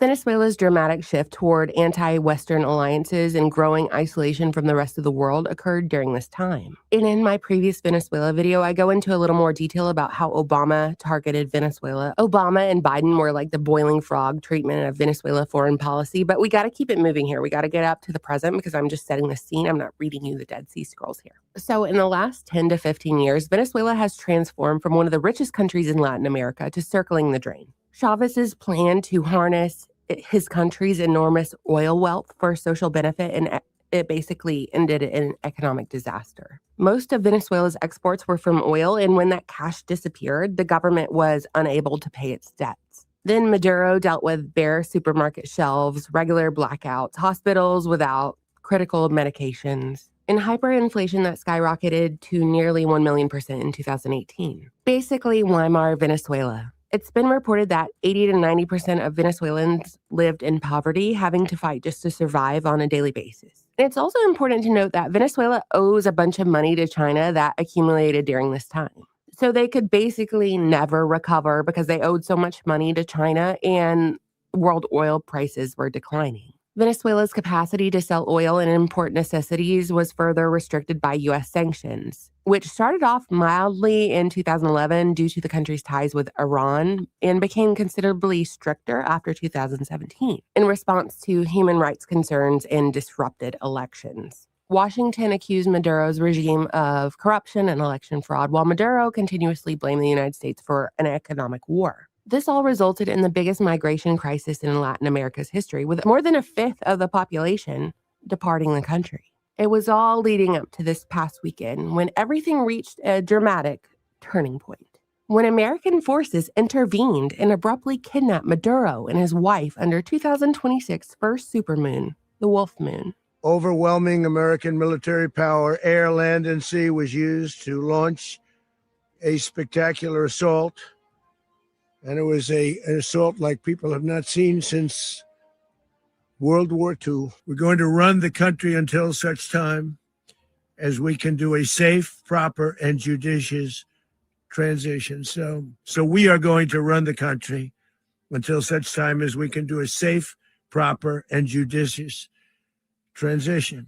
Now that I've got you up to speed, this is where we use our discernment from what we're told by the media and what we can ascertain from basic observation. No third-party thinking from the AI, just whatever's between your two ears and that noggin of yours. There were 0 U.S. casualties in this operation, Trump said, which probably means the fix was in with the Venezuelan military. They go in, dead of night, turn off the lights, bomb key targets, and swoop in and grab Maduro in his tracksuit. And Trump told us this was about corruption. This was about dismantling an evil dictator. This was about ending deadly drug trafficking. You know, Venezuela has massive reserves of those deadly drugs, the biggest reserves of deadly drugs in the world. If bombing Venezuela was really about stopping Americans from dying of drugs, then pharmaceutical companies and, I guess, Fauci on the home front would have been taken into custody long ago. But the drug thing is such a good way to spin it because certainly it holds a fragment of truth. And we all know someone whose life has been destroyed by drugs. Pulls on the heartstrings, doesn't it? Now give your consent. Say it. They want you to say it. Really, the targeting of Venezuela has nothing to do with their strategic positioning in relation to shipping and export. The wide swath of accessibility to the ocean, the proximity to the Panama Canal. It has nothing to do with their oil reserves, the largest in the world. It certainly has nothing to do with how Venezuela has Latin America's largest reserves of gold. We have the economic backbone already in place with the oil and the untapped market over here with the outdated infrastructure and sanctions going with the gold, iron ore, nickel, and rare earth minerals. And by securing these lawless areas first, you would be in a prime position to threaten China's global chokehold on supplies that are essential for, military technology, batteries, semiconductors. With U.S. boots on the ground, this cuts off China's backdoor access. The more of these resources and territories the U.S. can gobble up, the more dominance in AI and green technology it has, giving the U.S. an edge over other countries. I know this is a goal because they're carving out all of Georgia and Appalachia for these stupid data centers. And besides, they already told us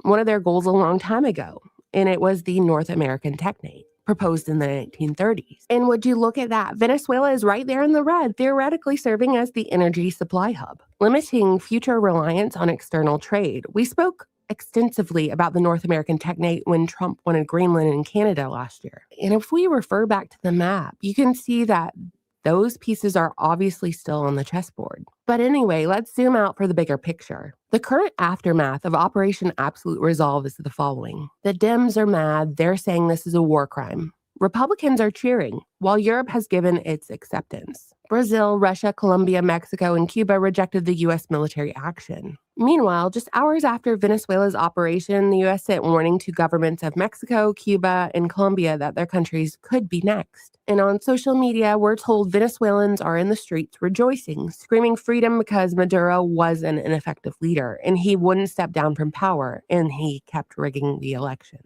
Some folks might say that Maduro's days were numbered because he sought out strong ties with the U.S. enemies, at least their enemies on the global stage. China became a major buyer of Venezuelan oil and also a moneylender. Russia has been giving military assistance and training, and to fortify his anti-imperialist stance, Maduro was a major advocate for BRICS, the group of major emerging economies, Brazil, Russia, India, China, and South Africa, plus a bunch of other countries. They're all working to get off the petrodollar, basically a separate trading conglomerate from the West. Speaking of China cutting off the West, China restricted its silver exports at the beginning of the year, which is why the price of silver, it's part of why the price of silver is going up. China gates off the silver, and I have to wonder if the U.S. is countering with oil, limiting China's access to one of their main oil suppliers. I also have to wonder, now that Trump has secured the largest oil reserves in the world, if he did so to partially serve Israeli interests. Because now Trump isn't risking the disruption of oil flowing from the Middle East if a war with Iran arises in the future. And that's what the media won't tell you about Venezuela. I hope I got everyone caught up to speed. My goal was to make a complicated matter a simple one so that we could see what's actually going on instead of what we're told is going on. Sorry about my voice in this video. I'm getting over that mystery virus of 2026, but some people have said that Venezuela is a wag the dog distraction for what's going on with the Epstein cover-up. And I think that's so optimistic of y'all that y'all still harbor any optimism. Personally, I don't think they care. To me, the Epstein files serve as a demoralization campaign without any justice. And what are people going to do about it when they're making 3 easy payments for their corporate slot bowl on Klarna? Do most Americans even care what's happening outside of their own country? I have to wonder. We have the greatest country in the world, a country that can mobilize its military in total darkness to go kidnap the leader of a foreign nation. But the problematic invaders harassing you at your local Walmart get to stay. The Somali daycare centers, well, they get a thumbs up. What do you think, internet friends? Let me know. I always look forward to reading your comments. Give me your predictions for 2026. Thank you for watching, subscribing, supporting my channel on Patreon, and buying my book, The Deep State Encyclopedia.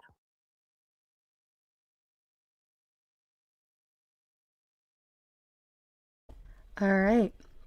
We have one more video we're going to pull up here right away because it does tie right together. This is about the Monroe Doctrine, and thank you to Snooks who sent this video to me. Appreciate it. Hold on just a second. We'll get that one ready. Okay. I'm going to go ahead and put the link in the chat. This is from the National Museum of American Diplomacy. Here we go. The Monroe Doctrine is an early cornerstone of U.S. foreign policy. It is steeped in ideas of dismantling colonialism and shifting global power dynamics in the 19th century. Its origins are simultaneously simple and complex. Let's start by meeting James Monroe. Before he became the 5th president of the United States, he fought and was wounded in the American Revolution, served in state and federal government, and held several diplomatic posts. Through it all, he believed firmly in the American experiment. And a doctrine is a principle or idea that influences a government's actions. Doctrines can become part of a country's foreign policy. The Monroe Doctrine began as part of an elaborate speech Monroe gave in 1823. So how did he get there? In 1812, the United States fought and won the Second War against the British. This win showed powerful European nations that America could defend and maintain its independence. But American independence was also tied to addressing the political volatility in its neighborhood. South of the United States, colonies in Latin America were fighting and winning their own independence from the Spanish Empire. Between 1821 and 1822 alone, 10 former colonies forged new nations. The United States couldn't afford to take a wait-and-see attitude. Could these new Latin American countries keep Europeans from recolonizing them? Somebody had to say something. But would anything the U.S. president had to say really make a difference? It's tricky. Monroe recognized the need to support Latin American independence, but at this point, the United States was not a global superpower. Its economy and military were no match for the Europeans. Enter the greatest naval power in the world, Great Britain. Great Britain wanted to trade with the new Latin American nations and was also keeping an eye on the competition from mainland Europe. They knew firsthand that empires are expensive to maintain. The British were not interested in any recolonization schemes, but they worried about others and even offered to make a joint statement with the Americans, warning Europeans to stay away from the Western Hemisphere. Monroe and his advisors knew that Great Britain would provide the naval might to back up a statement. The offer to issue a joint statement was very tempting. But would a joint statement make the United States look weak? Some of Monroe's advisors did not think so. They argued that teaming up with the British was how the United States could be taken seriously by the other European powers. But Secretary of State John Quincy Adams disagreed. Like Monroe, he remembered America's hard-fought victories against the British. Adams told the president that riding on the coattails of the British was no way to establish dominance in its own neighborhood. Adams also saw this as an opportunity to reaffirm America's strong, independent foreign policy. Wise leaders consider all points of view before making a decision. Ultimately, Monroe agreed with his Secretary of State. In a speech to Congress on December 2, 1823, he made the United States' position clear. Monroe declared the Western Hemisphere closed to future colonization. He also reminded the Europeans that any interference in the Americas would be considered a hostile act against the United States. In effect, this bound the security and economic interests of the United States with that of the new Latin American nations. But what Monroe did not say in his speech was just as important. He did not lay out a plan of action should the Europeans ignore the warning, because when in reality, there wouldn't be much the United States could do. However, the presence of American diplomats throughout Latin America did help forge new alliances.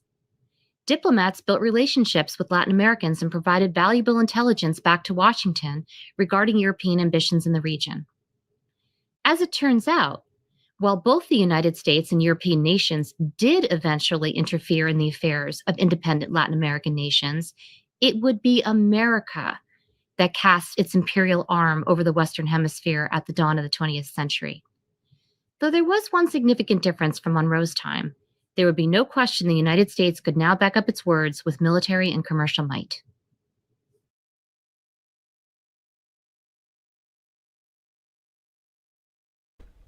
Okay, a lot of great info there. Thanks again, Snooks. All right, so hearing lots of comments in the chat, what do you guys think up on panel? What are your thoughts about this whole situation? Do you feel like this is a positive thing that Trump has done? Do you think there's ulterior motives? Do you think it's pretty straightforward? What are your thoughts? Can I preface and then definitely, what do we think? I want to preface, Indy, what our government just did is freaking terrifying. And I love it. All right, elaborate on that. So what makes it terrifying and what about it do you love? So we can get to, they grabbed a dude and his wife in the middle of the night. Our government grabbed a dude and his wife in the middle of the night. Not just a minutes, dude, a in, president out, of a boom, country. boom, bing, bang, boom, Right. fucking mission complete. That's how terrifying our government is. Right. And you love that? So what do you think is great about it? Yeah, what do you think is great about it? No casualties. No civilian casualties. 80. So we had 2 dudes who got shot, but they didn't die. A lot of their security team died, but that was expected. There was a resistance. But yeah, bing, bang, boom, in, out. We had 1 bird that took a couple hits. We can repair it. And we got 2 dudes. The youngest person was 23, and the oldest person in the operation was 49. Our military is effing terrifying. And I love it. And you guys know me by that. My whole family works in tech and engineering, and the government pays the best. You want to see through walls? You know what I mean? Like, right. They can do so that for sure. That's like my friends wanted to get all into the politics. I'm like, just realize when CNN like, oh, what does this mean? Just anyone can do this? Well, yeah, but no, not really. No one has the shit we've got. Okay, so do you guys think that it's lawful, first of all? I mean, I think under the Monroe Doctrine, I think, Trump is really good at finding loopholes in business, right? And in tax codes and everything else. He's bragged about that, and he's been kind of accused of it, but then embraced it and said, yeah, he is good at that. And I feel like that's kind of what he's doing here with the Monroe Doctrine. But what do you guys think about that? Well, firstly, Growl, any government that has that much power, if you get on the wrong side of them, I don't know that that's necessarily a good thing to have a government. That's what I meant. You know how terrifying our military is? Yeah. Right, Snooks, true. 15 minutes in, out. Dude, we have no idea who Epstein trafficked people to, but we can capture a We have lots of president ideas. another country and his wife in 15 minutes and leave the country. Right. Right. And that goes down to priority. I mean, I think it's I thought it's kind of like an insult almost to Putin in a way, because Trump was able to take care of this so swiftly, and then there's this ongoing war with Ukraine and Russia, you know what I mean? That's years long, and there's millions of people that have died, and so in a way I like the efficiency my buddy of was it. like, this is so wrong, and I was like, what's better? A 20-year occupation promising schools and universities for girls when we all know your garden poppy fields, or 15 minutes in, out, problem solved? Right, yeah, Tate, this And is not problem a good solved, but we point go too. from here. Yeah. Mhm. But Tate it's says been we're 20 years though. Every president since the second Bush has put sanctions and did something towards Venezuela. This wasn't just a 15-minute Out of SEAL nowhere. Team 6 news flash. This has been something that's been slowly evolving over time. Right. Well, I tend to think that what one administration does lays the groundwork for the next. So I think Oh these are yeah. like long-term plans in play. Somebody said now Korea is going to be going to China and Ukraine will be going to Russia. And, really Graceful touched on that map that's been around since like the early or late 30s, early 40s of how they plan to, under the NWO, they plan to, divide the world, and Capital it's cities and just moving that economic direction. zones and Right. production zones. And yeah, again, Russia wants their breadbasket back. That's why they want Ukraine. It's because Russia's a frozen hellhole. You know what Ukraine is? Nice fertile farmland. Like Well, there's it's definitely no resources in all of these places or so access to different locations that Indy, are, it's super from these nihilistic. countries. They just like once you see it as resources, the world gets really dark, and it shouldn't be that way. We shouldn't talk about that way. We have to recognize that, though, right? Absolutely, because Indy, it's we were not. Well, guarding hang on, opium girl. One fields. second. Let me Ugh. respond for a second. It's because it's not us. It's not we, the people of the United States. It's not the people of these countries. It's the governments, and that's kind of my point. Is that I still believe they're all mostly working together in lockstep towards a globalist goal, a eugenicist goal, and I think it's just moving right along as planned. Okay, really quickly though, I want to read this comment from Tate. He says, "Where is the duly elected president, the one who Maduro lost to by a landslide last election? She was in exile, etc." Right, and it seems like if they know that he didn't win the elections, that it should go to her if she did. But I haven't really heard much about that. But have any of you heard more about her or why it is that they're holding? Are they even going to plan to hold elections at this point, or we're just taking them over and I running saw it some now? image of some lady that's allegedly in charge now. The I vice didn't dig president's deep in into it. charge, but she is she was appointed by Maduro. Can so you stop interrupting everybody, Growl? Thank you. I was going to answer that. Sorry, Indy. Hold on. Yeah, no, that's okay. Growl, just wait until what is done, and then you can go ahead and Oh give your no, that answer. was it. That's all I was going to say. I hadn't dug too deep into it since, but yeah, I saw that some lady did some type of presser, The but yeah, I VP, figured she's she in was charge probably now. already in the cycle. I'd like to interject here if I could. Yeah. Well, let me go to Growl right after, since we said we would go to him next, and then we'll go right to you after that, Snooks. Go ahead, Growl. And I'm sorry, like that's it. I suck at the internet. I suck at Zoom. But I was just No, like, you're an Tate's active right, listener, Growl. I don't think you mean to interrupt, but it's hard on panel because only one person at a time can really that's talk and what be I'm saying, understood. the platform. No worries. No, I was a problem all through school too for being like bullshit Troublemaker. under my breath, but it wasn't bullshit to Tate. So the vice president is in charge. It's like Sabrina something S. Anyways, but we don't. That's a tricky thing. So she is terrified that she will be arrested too. Think of that. We just disappeared the president. You're on a short leash, lady. And she's like, I'll do whatever you want. But the goal is not to keep her there because she was appointed by Maduro, right? So it's same thing. It's like you don't want Huma Abedin because she's Hillary Clinton's lackey, right? You'll get the same Right, shit. that's true. And Absolutely. so that's why they're overseeing it. And Marco Rubio, dude, it really is. It's Marco Right, Rubio is right, running winged it. Venezuela until, and so we are, dude. It's a fucking occupation. We are providing security and oversight until we can get rid of VP, who is now president, and give the people what they want. And it's definitely for oil, but they will benefit from doing this. You guys see what I'm saying? Like, All right, it's effed okay. up. Yeah, thanks, Growl. All right, Snooks, go ahead, jump in here. Yeah. We'll come back to that, Wingnet. The legal see, I can't call Maduro president. He's not. He was illegally elected. The legal woman who won and won the Nobel Peace Prize is over in Europe hiding because of fear of her life.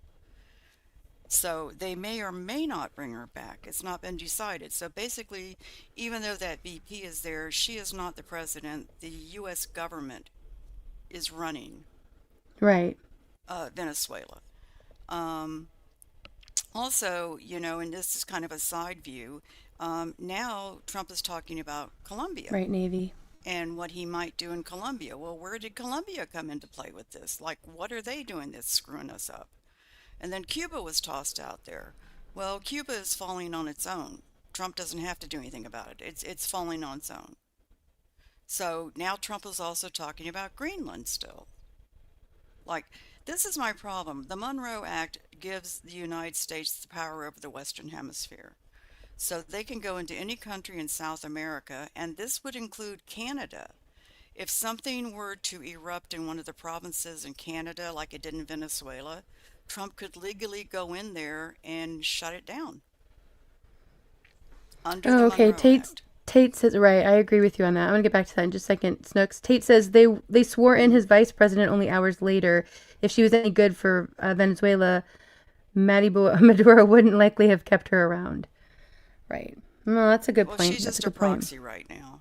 But Got it. Snooks was on it, so that's the threat. The Monroe Doctrine is the Right. the deeper weird It's thing the going on machine. Yeah, is are we exactly. gonna let Russia and China, you guys can have that half of the world, give us this half, because that's what's going on. So this is factual, not bullshitting you. The thing that news hasn't said, you can find it and confirm it. Maduro met with a Chinese delegation 15 hours before he kidnapped them. So that's what I'm saying. Like, China's going to take Taiwan because we just middle fingered China, not Venezuela. You know? I Okay. think what's wrong. I'm sorry, Al. Go ahead. No, you first. You first. Thank you. I think I voted for Trump. I'm not a Trumper. I'm not in the Trump cult. But with this crap, I hate it. I effing hate it. And you should. Well, I think because that he ran on saying he was sorry, just to interject, and then I want you to continue, Snooks. But he ran on being an anti-war, president, and then here we are. And I've said for a long time, and all of this to me, it just keeps confirming they're all on the same team. They're all moving us the same direction. It doesn't matter whether it's the left or the right. I mean, I like the way that it's going, I guess, in some ways under Trump better than it would have been probably under Harris. But in the long run, I don't think it really matters. I really feel like they're all pushing the same direction, whether it's with surveillance or international relations and everything else. But continue, Snooks. Yeah, and we really don't know how many casualties there were, Growl. We'll never know how many civilian casualties there were. Yes, they bombed the military bases and they took out military. There were none. But there were that's definitely BS. there That's were definitely BS. military that died. No, there were no civil. That is That's the only BS. reason I'd be happy Prove about it. this. Prove it. According to who, Growl? Yeah, prove According to our own military. So Yeah, exactly. so Oh, didn't you blah, believe blah, that? blah.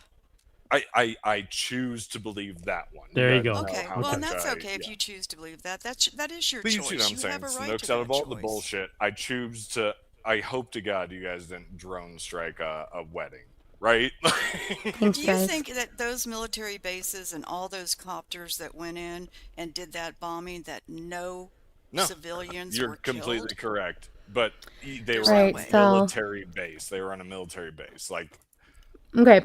Put a pin in this for a second, because obviously we're not citing our sources, and we've obviously seen different information, and we're right after this has happened. So, I do want to say it's kind of good to take a beat, and sort of process this. Right now, we're just going off the information we've each seen and discussing our different views and what we've found out. Obviously none of us were there in person. And there is wag the dog happening all the time, so it's hard to know. But along those lines, Sal says, "Are you sure Maduro wasn't rescued?"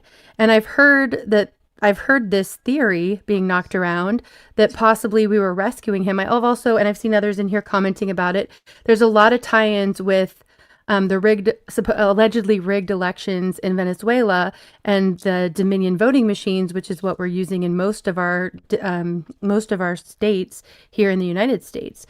And that it's all about the corruption of the machines, counting the votes incorrectly, and that's part of the way it was stolen.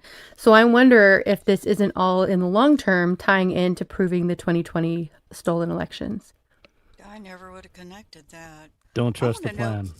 why was he taken to New York City? I want to know that. Why New York That's where the City? warrant. That's where the warrant was written under the that district court. Oh, thank you.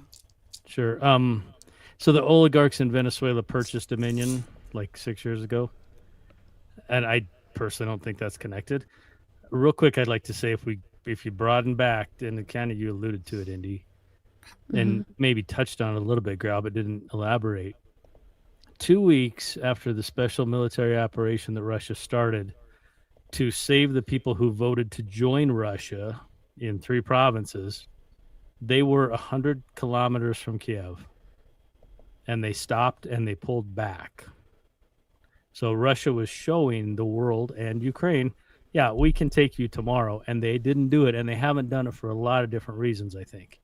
I heard that. So the 15-minute magic steal the president thing that's kind of like smoke and mirrors, to me. It shows this force of strength. But in a real world, if Ukraine tried to drone the Russian, where Putin's living in the military complex, whatever it was last week, they could take them by Friday.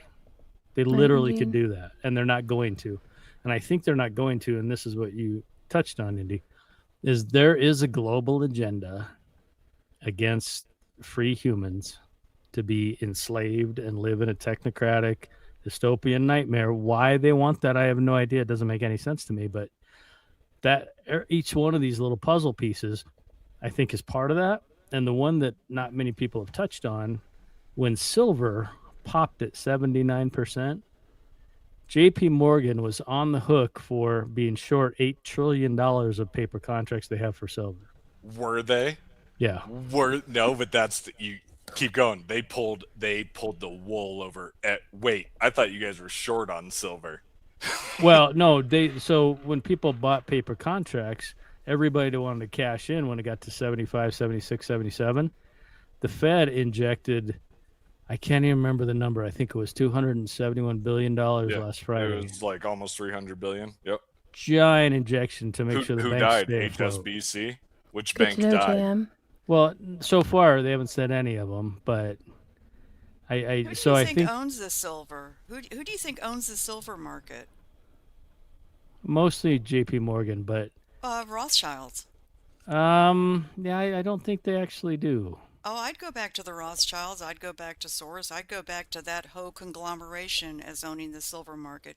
So it doesn't matter what you pay for silver. If they decide they want to screw with it and make it go down, they can do it. Really quickly, to kind of amend what I was saying earlier about the Dominion machines, I knew they'd been involved there, but Wingnut says, don't forget the voting machines were produced in Venezuela. Okay, that I don't think I realized. So they use Dominion for voting in Venezuela? No. They use them in a lot of different countries. The name of the company is Dominion. I mean, they put it right in our faces. But yeah. No, the brand of the machine is Dominion. which is the fair. company you're looking for is Smartmatic, and they won't tell you. Which is not even certified at the time of the 2020 election. And they won't tell you who their shareholders are, but the ones we know are Venezuelan. Right. So this is probably an awful lot of moving parts and pieces to why this happened. There's not just one. It's not just oil. It's not just silver.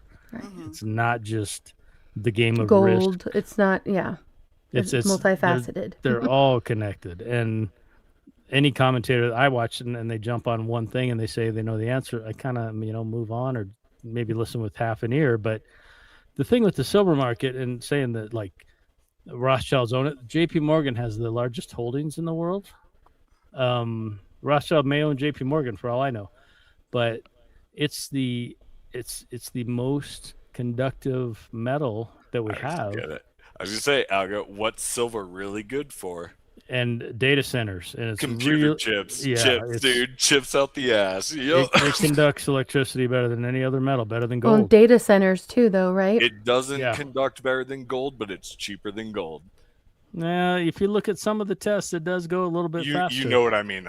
It's just cheaper. It's just cheaper. Yeah, to pound use for silver. pound, shit. Yep, that's what I mean. Like gold is the best conductor. Aluminum besides water. sucks. All the rest of it's bad.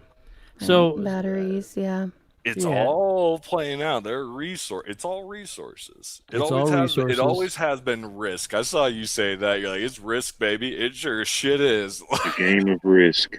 It is. And the other part of that, whether it's the Monroe Doctrine or if it's a bill that they write or a machine gun law that she puts on the indictment that says that's why we're arrested, and whatever it is, that's just the facade.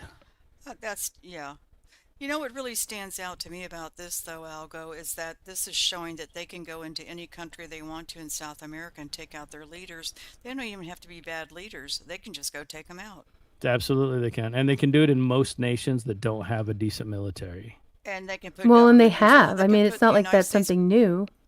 No, Yeah, they can put the how many United States government in control of any country they want to. how many in South governments? America. Well, not only South America, but worldwide. How many regime changes have we had since, say, 1952? Like about 10 or 11 confirmed, where the CIA goes in, they overthrow the president. They don't snatch him, but they overthrow him. And Do you they know change. that when the helicopters were going into Venezuela, they were playing Creedence Clearwater? Hell yeah, they were. That song, which was reminiscent of their Vietnam War, and I don't know, it just kind of really pisses me off. Because they're psychopaths. You get yeah, these are pipe hitters. That's their job to go. It is effed up. We're with you. But when you Snooks. talked It's about it, Carl, it was messed up. almost like you were admiring it. And I'm not trying to attack you. It was Right, like you thought, Tate, wow, agreed. this is so fierce. So Or crypto. so Snooks, can I explain? Because it bothers me. Okay, but it bothers That's you. why I want to talk about it. I'm like, despite what it means politically, do you know how terrifying our military is? That's what you heard me lead with that. Like, they can snatch you in the middle of the night and you disappeared. You're gone. No one's ever heard of you again, right? Like, that's crazy. Really quickly, I want to read this comment from Cheryl. She says, when they were showing all the people over there in Venezuela celebrating and so happy that this happened, was that real? I don't know what to believe anymore. And that is really tricky to know, Cheryl. I'm torn on that too, because I've been seeing a lot of those videos of people that are supposedly from Venezuela, but who knows if it's not AI at this point, which we might get into that whole topic a little bit later too.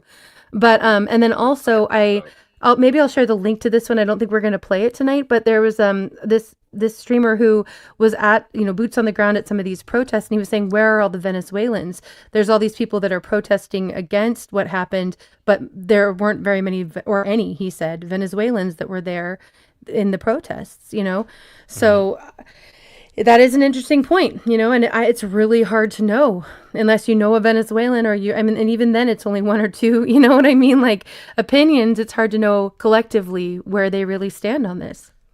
Well, to your point, Indy, and for Snooks too, so I wasn't glorifying it, but is that not better than a 20-year stalemate occupation? No, it isn't. Okay. It depends on if you agree with the purpose behind it. Yeah, did the end justify the means, right? Like, I just want to interject here for a minute back to Indy. We do have Venezuelans in South Florida, and they were definitely out celebrating this. And Great. In my opinion, that was not AI, that part. Right. Yeah. I mean, I haven't seen any in person myself, so it's hard to know. And I think I agree with you, Cheryl. It's tricky. It's getting trickier all the time. Do you remember the alleged firefight that turned out to be Knob Creek in Kentucky? About 6 or 7 years ago, ABC ran a news story of some amazing firefight that the U.S. was having at an embassy, and it was Knob Creek, Kentucky. Oh, right. I do remember they used the footage they used the footage from Kentucky to show what was happening supposedly there, right? Which is totally Wag the Dog. If any of you have not seen Wag the Dog, you need to, because it ties right into our current world. Yeah, Go ahead, Algo. one of the major protest videos that was going around over the weekend, turns out it was from 2017, and it was a football match. just like that world. Knob Creek shooting center. Yeah. So. Yeah. That's awesome, Roger. I don't remember the Kentucky thing at all. It was supposed to be a firefight in Syria with the U.S. and some people. Eugene. And it turned out that every year on the 4th of July at the end of the ceremony, there's a big shooting range in Kentucky where they shoot tracer rounds and then they shoot just a whole bunch of crazy shit. And that's where the footage was actually from. This was during the 2020 hype, so it kind of got brushed under the rug a little bit. Yeah, and ABC News got called out for being retards. Wasn't it Operation like Northwoods that like they didn't tell the public that it wasn't an alien invasion, right? Fair enough. And that's why, like, so somebody put a YouTube video out. I have no idea how it is, but I love this. The dude just talked about the assault on the compound, right? Just technicalities. And in that thing, I'll go. They built a replica of the building they thought Maduro was in and trained in it for weeks. That's 15 minutes in, out, bing, bang, boom, right? Mm-hmm. And that's Right kind of now. what it's crazy how terrifying our military actually is when you have unlimited resources. Well, Let me think read this about comment here from Mo real quick. She says, and then we'll get to you, Algo. She says, what I would like to know is how they organized such protests with printed signs and many of them this first few hours after the news broke. And I do believe that a lot of it is organized. Bonnie did make the comment, though, that she's aware of Venezuelans that are protesting it. So, I mean, and if something happened here, none of us are all on one side, you know what I mean? So there's probably going to be people from Venezuela on both sides of the issue. It's just hard, I think, to determine or decipher, where the majority stand.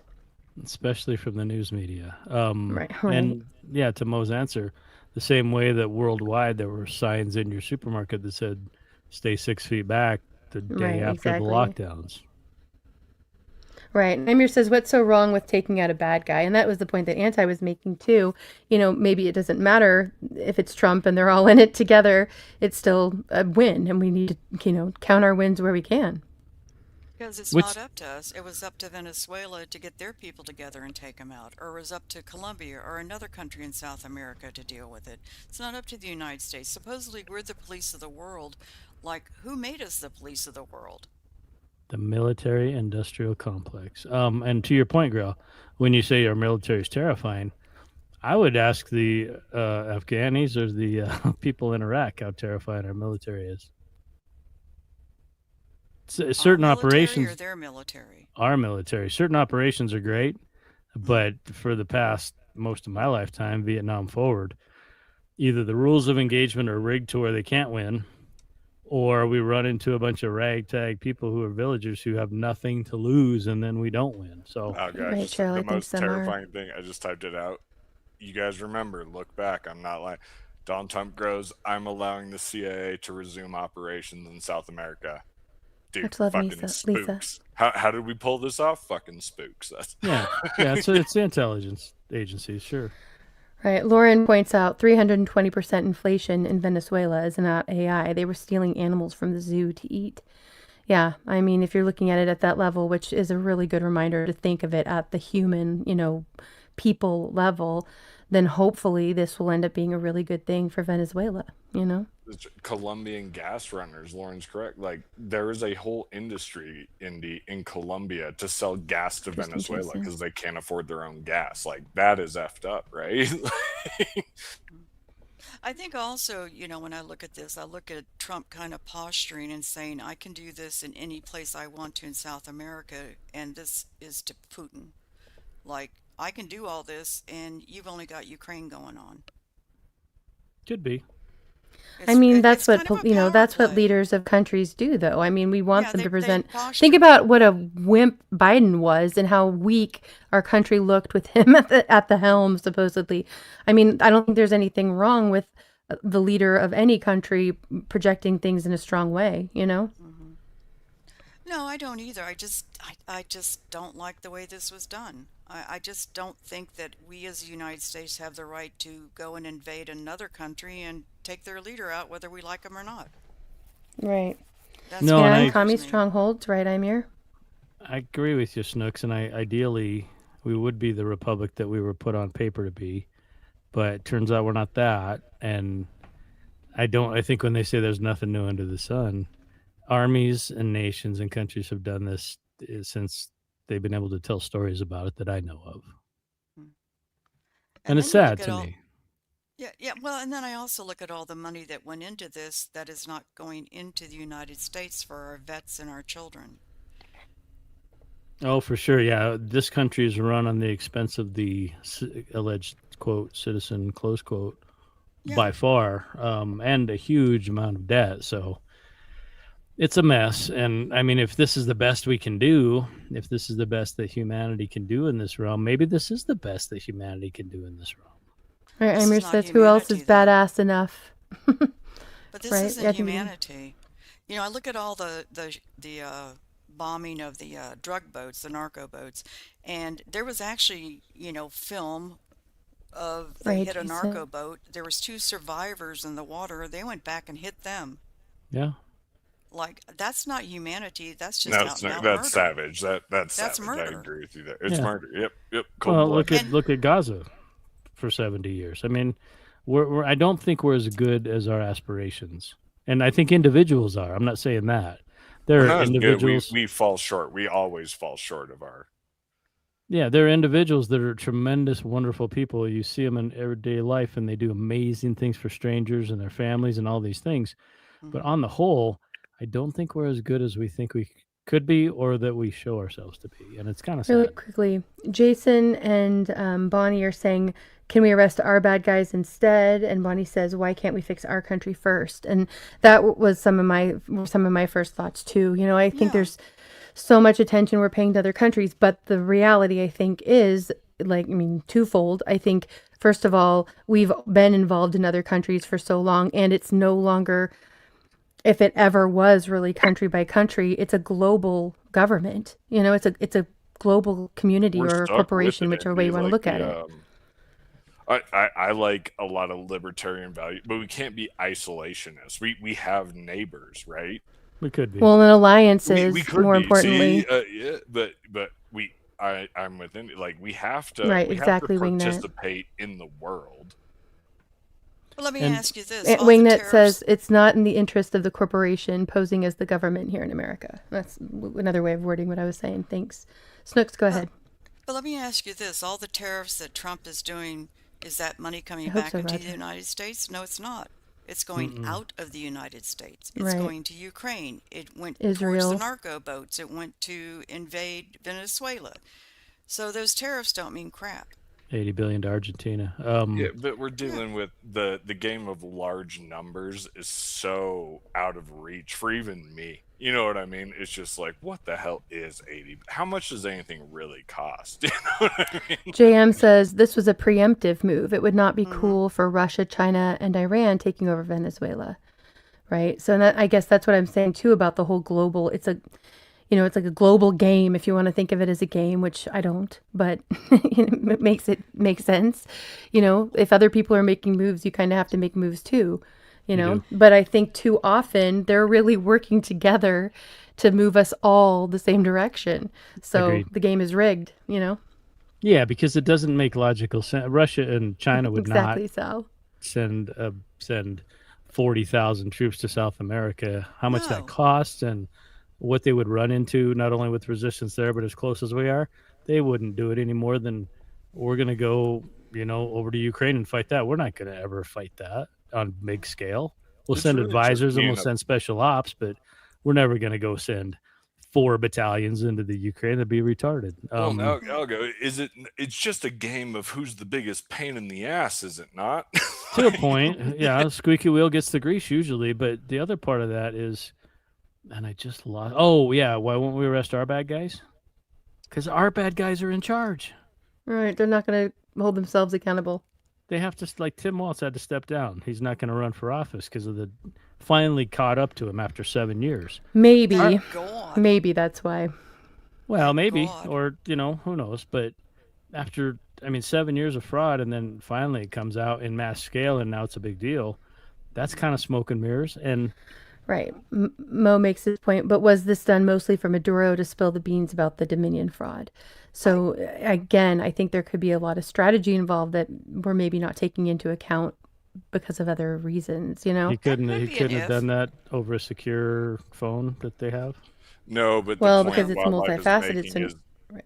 that, Go yeah, ahead. those machines were a vulnerability, and Venezuela is a huge backer of Smartmatic, and that it's a shell corporation game. Once you start looking at who owns Dominion, well, it's Good held luck. by this holdings company, and it's through that.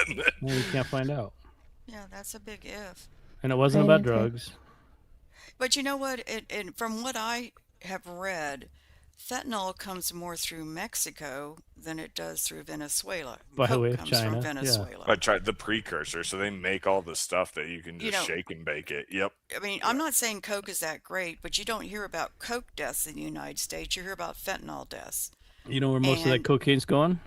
But Europe. Well, it comes into the United States. Yeah, it comes to the United States, but it comes from South America, whereas, they're saying, oh, we got all these narco boats that had fentanyl on them. No, they probably had Coke on it.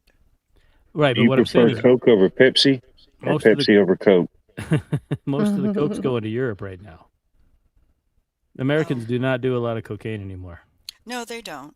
They're in heroin, they're in meth, they're in crack, they're in fentanyl. But Bonnie says, your "Is this point, a distraction? Is considered a this hold hard on, Growl?" drug. Bonnie says, "Is this a distraction from Epstein?" I tend to think everything is a distraction from Epstein, but I think that Epstein, the tentacles of Epstein and what that all involved is in all of the agendas, because it involves all the different leaders of the world. Totally So, agree with you. Epstein is the thing they don't want you to find out about. Yep. right. But the thing is, most of us know, so it's like I don't think they're, kind of like Really Graceful was saying, I still am hoping and pushing for any kind of accountability with that. But if they're not going to hold themselves accountable and they're all involved, or the people that they're involved with are involved, or the people who pay them are involved, or whatever, or they're using the information they gleaned from that and they're involved in that way. I mean, it goes into all of it. Why are all those women that Marjorie Taylor Greene had out speaking, why aren't they in front of Congress testifying and identifying some of the men? Congress hasn't asked them to, and if they speak it publicly, they can be sued. Well, Marjorie Taylor Greene is part of Congress, though, isn't she? No, but they don't have a committee. They didn't bring them in and say, hey, She's come quit. on in. She quit. Never mind. Keep forgetting she quit. I was going to say for like maybe 2 more days. Yeah. Today was their last day. I think it's safe to say, though, that most established governments are run by psychopathic pedophiles of some level, and their son is, or their somebody is, and they're all interconnected in a crazy incestual way that you finally learn that, like, this guy knows this guy and this is his cousin and they're all related to the same king, whoever the shit that was. Dude, I think it's the schools, man. Your Harvard, your Yale. Dude, they of course all, it is. Yeah, they're they pipelines. all went to each other's birthday party. Yeah, they're all pipelines. And, yeah, exactly. Well, if we can wrap our heads around things like that, then all of these stories, there's a little more broad context. It's like, oh yeah, the psychopaths are playing their games again. Try to stay out of the way. No, but isn't it not messed up, Alga? Like the Bin Laden kids were hanging out with what's that messy-haired Brit's name at Oxford? No, I don't know his name, but it doesn't surprise me. You know, I'm dying. The Donald Trump, the Brexit dude. Why am I blanking? Oh, Nigel Farage? No, he's the best one. The other crazy fuck. He was the Brexit one. Shit, not Tony Blair. Right. I have heard that, Roger, that having Venezuela in control of their oil could, have a negative impact for China. So if you believe they're really at war with China or they're our enemy, then yes. Or our, meaning the government.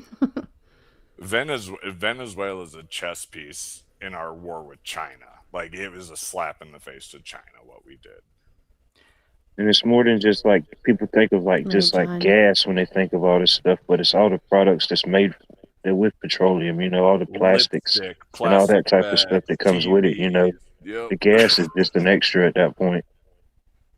How did this involve China and Venezuela?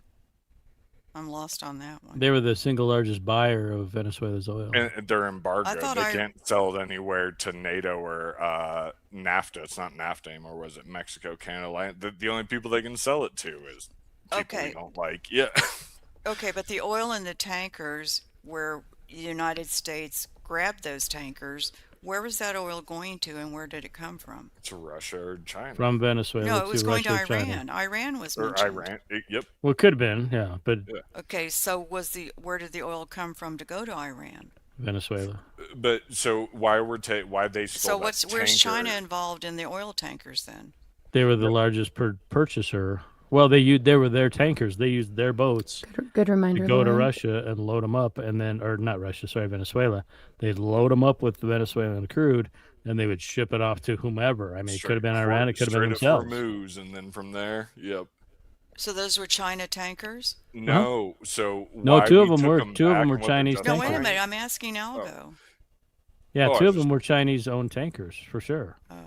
I thought But Russia the went and infrastructure, slapped. the reason we took it is because Chevron, and Mobil, and all that built that stuff. We did, right? We all know that we were involved in South America for oil forever.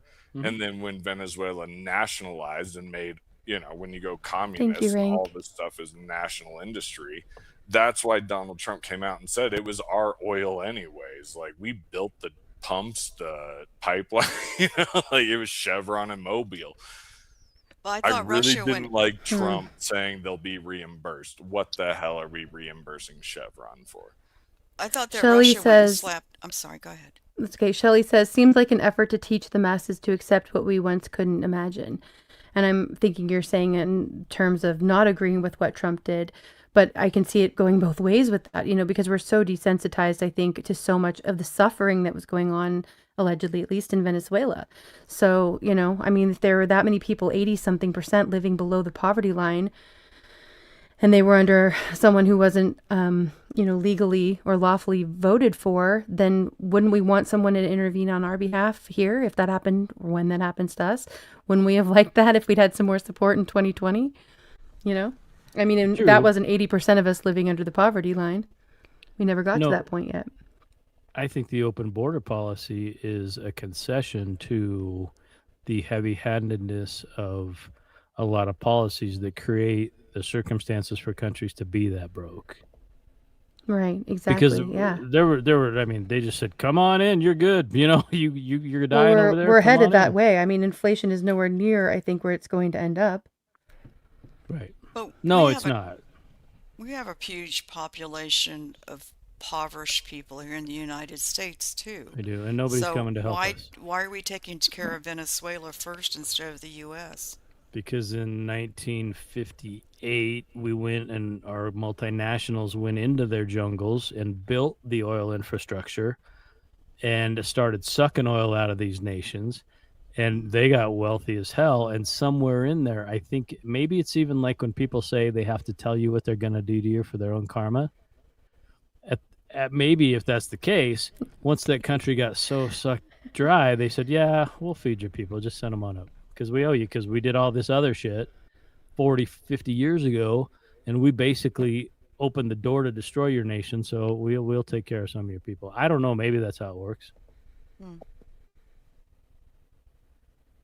There's a book called Confessions of an Economic Hitman by John Perkins that somebody typed in the chat earlier. That's definitely, it's worth reading to understand how the International Monetary Fund goes into a failing nation, gives them loans, build their infrastructure, but also tells them, okay, now you have to work with Mobil and you have to work with British Petroleum and you have to bend your Chevron. you have to bend your sovereignty because you got so broke and we have to fix you that you have to do it our way. So, Algo, Of what course I there's told gonna my be buddy, strings because it's attached. a course about the oil, I told my buddy, I'm like, do people in Venezuela not deserve a life where they're just as effed by Chevron like we are? Like, No, I think the United States deserves the life more. but that's what we're honestly giving them, Snooks, right? Like, hey, we can do it better. Just let us suck your oil out, and Well, they yeah, will like I get said, there's exactly always- what we have. They will have the company town. You know what I mean? The company store. Yep. There's always strings attached. The United States has strings attached everywhere they do something good. Sure, We but do it's not this even for the you, US. so you're going to do more for us. Yeah, It's that's above what the pissed me US. off. Trump said we'll reimburse Chevron for their trouble. Like, what the fuck, dude? Yeah, Yeah, I exactly. hadn't heard that. But I believe you. It was in the whole presser. He was like, yeah, of course we're gonna have to invest, but we want our oil back because Chevron and Mobil and all that put them in, and they'll be reimbursed. I'm like, you did not just finish that sentence by saying they'll be like, that's a bailout. That's fucking the insurance shit. Yeah. Yeah, and it's generally it's always at the expense of the population. We got to have a little higher lifestyle than most nations because we were the world reserve currency and it was strong and our military could back it up. And as things shift and as the economy changed faster than most of our country could keep up with, I don't know about you guys, but Most everybody I know who's not retired on a good pension, their standard of living is lower than it was in 2010.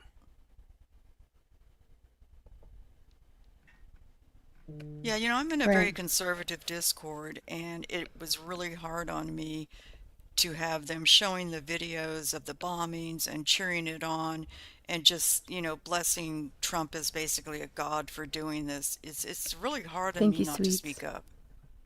Snooks, I'm sorry if I came out because I'm not happy about war whatsoever. I No, was I just don't like, think you are. if I you're don't if think you're you gonna are. do what you just did, that's how you do it. You know what I mean? Minimal casualties, right? Because But I'm going to disagree with you on the casualties. I hear you. There I should be can't no prove casualties. you can't prove that. And you're right. You're right. I can't. So that's Any I'm more than I can choosing to prove that there hope that wasn't. yeah. But in my gut, you cannot bomb military bases and not have it's not a it's not perfect strikes. It just isn't. There's going to be Wives or casualties around the bases. service members' children, wives. Yeah, Yeah, exactly. The Snooks, you're innocent. right. I'm not The trying to innocent. play naive. I'm just you see No, what I'm saying? no. I'm like if you're gonna do it, it's like surgery. Like if you're minimal invasive as possible, right? Because like I wish I've Israel I'm was just doing not you gonna that. have to I'm live in not the gonna real world. No war is perfect, but hey, like shit, if you're I'm gonna not gonna do pat the it, military on the back for this, Growl. no, I know. I'm just not gonna I do am it. Yes, agreeing they with had you. their I am orders. just, you know what I mean? It's just like shit. I mean, this stuff happens. They had their orders. They went by their orders, and that's why you join the military. And yeah, So I'm not saying that they're bad people, but I'm not going to pat Trump on the back because he's bragging this was perfect. and Trump Snooks, wasn't Right, he I Karen, was will just a meet agreed. you there for Growl, sure. I will growl. meet Just you a right minute. there. Just Yep. just just just a minute. Trump was not in any of those helicopters, was he? Nope. So it's really easy for him to stand back and say this went perfect. Hell yeah, it is. And that I will meet you. That's what I'm saying. I'm willing to meet you there. But Yeah. if you're gonna do bullshit like this, that's how you do it. You see what I'm saying? That nothing about it's okay. But hell, if you're gonna do meth, at least don't die, right? Well, there is that part. That's a dumb comparison. I just didn't know. You, No, you see what I'm it's just saying? Like, hey, okay. if you're gonna drive at 200 miles an hour, just don't get wrapped up around a tree, right? I don't know. I just don't Like, see the beauty of this. It's just really hard for me to see it. and No, that I will meet you there. It is horrific. No I matter back our military. I do. I just don't back wars. I don't back invasions like this. But like I said, you join the military. This is what you sign up for, and you follow the orders. Yeah, and they don't like war either. Truth be told, No, I I know a don't lot think of they them. do. There's some special ops guys that are whacked and they love it, but the vast majority don't want to go there. and you know the aim high problem, Snooks. There's an aim high problem in our military, and it's a beautiful thing to know. It's a terrible thing if war is just math, but turns out a lot of our troops have a problem with shooting people in the face, and they aim high just to scare them instead. And I like that. Yeah, they miss on purpose. Yep, nobody wants to shoot anyone. Nobody wants to murder anyone, hopefully, right? Except for, right, there are some pipe hitters that will just get the job done. And they learned that in Vietnam with the number of casualties with infantry compared to artillery. My stepdad was in artillery, and they blew the shit out of everybody because you can't see them. And they never once flinched on pulling that cord. But the artillery or the infantry guys, it's a different story. And I mean, amen that we're not there like individually, because that's not clearly God didn't put us on this place to just kill each other. No, At least but look from at where the I ones see that it. have Happy New look at Year, the Linda ones Jean. Thanks for coming by. look at the ones that have gone to war and come back and taken their lives. Oh, they're all fucked You up. know, we PTSD's know a couple. rampant. Yeah. Yeah. We know Absolutely. a couple, and Rest in peace. my heart is still broken. And that changes your perspective on the whole thing, right? It does. It just breaks my heart. I know a Yeah. couple people who have come back with PSTD, and I know a couple that have taken their lives now, and I'll miss them forever. Yeah, it's awful. And my grandma's brother on my dad's side, he knew how to fly. He was in a non-combat role, and he was flying the hump from China to like Bangladesh, right? Flying supplies in there. And Yep, motherfucker Right. did the Titanic shit. He got everyone else off the plane and went down with the plane. Yep. One casualty. Ophelia points out that a drone will hit its target every time. You know, that. Yeah. Yep. It's a good point about as far Scary, as casualties and everything. Yeah, it is. I agree. That's where we're at. Yeah, I don't like drones in war. I think drones are more terrifying to me than the helicopters. Super effective. Well, the effective, like this is 5th gen warfare. You guys have to realize this ain't land incursions and digging trenches anymore. No. The only reason. That. Well, and the only reason they put the tanks into Ukraine was to get rid of the old tanks. That's the only reason either side used their tanks. That's why we sent the Bradleys over there early on. They don't want those old tanks, so they sent it. Yeah, go ahead and use them. They're going to get blown up by Russia. We don't care. That's true.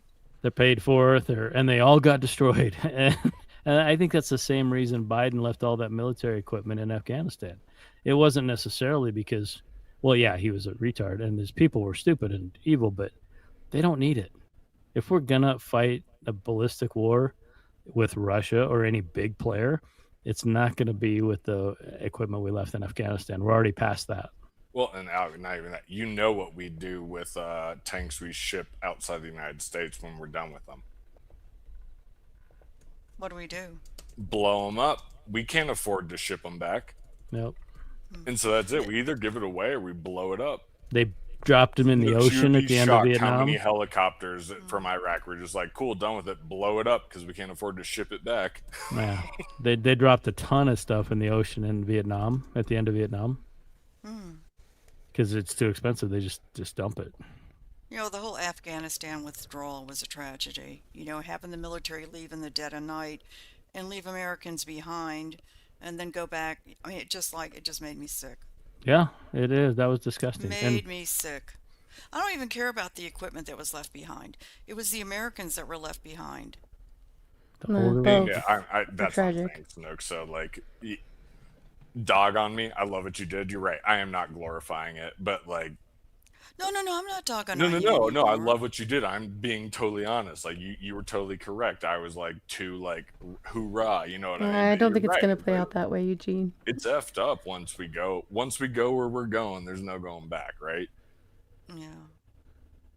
And but yeah, that's what we do. Like, we just blow it. I think you were looking at the precision of it, which I do understand that aspect of it. All we did, Snooks, you think we really gave a shit about sending girls to college in Afghanistan? No, we guarded poppy fields. Ask anybody who actually, they're like, shit, dude. Guarded opium. Yeah, I don't know. Like I said, when you have a military that leaves in the dark of the night Bonnie. and then leaves behind the equipment, leaves behind Americans that need to be taken out with them, it's just Welcome back, Inferno. Chicken shite move. Right, that's my guess, John. Okay, you guys, we're going to go ahead and pull up a video. It's related to this. And I'm also, before I share the link in the chat for that, I'm going to share the link to another video by George. Some of you know him as Beheezy. Where he's talking about this topic as well. It's a little bit longer video, like 20 minutes, so we're not going to play it here tonight, but it's really good information. So I'm just going to share it there in the chat for anybody who wants to check that out. All right, here is a video by Buddy Brown. There's a ghost that hangs around.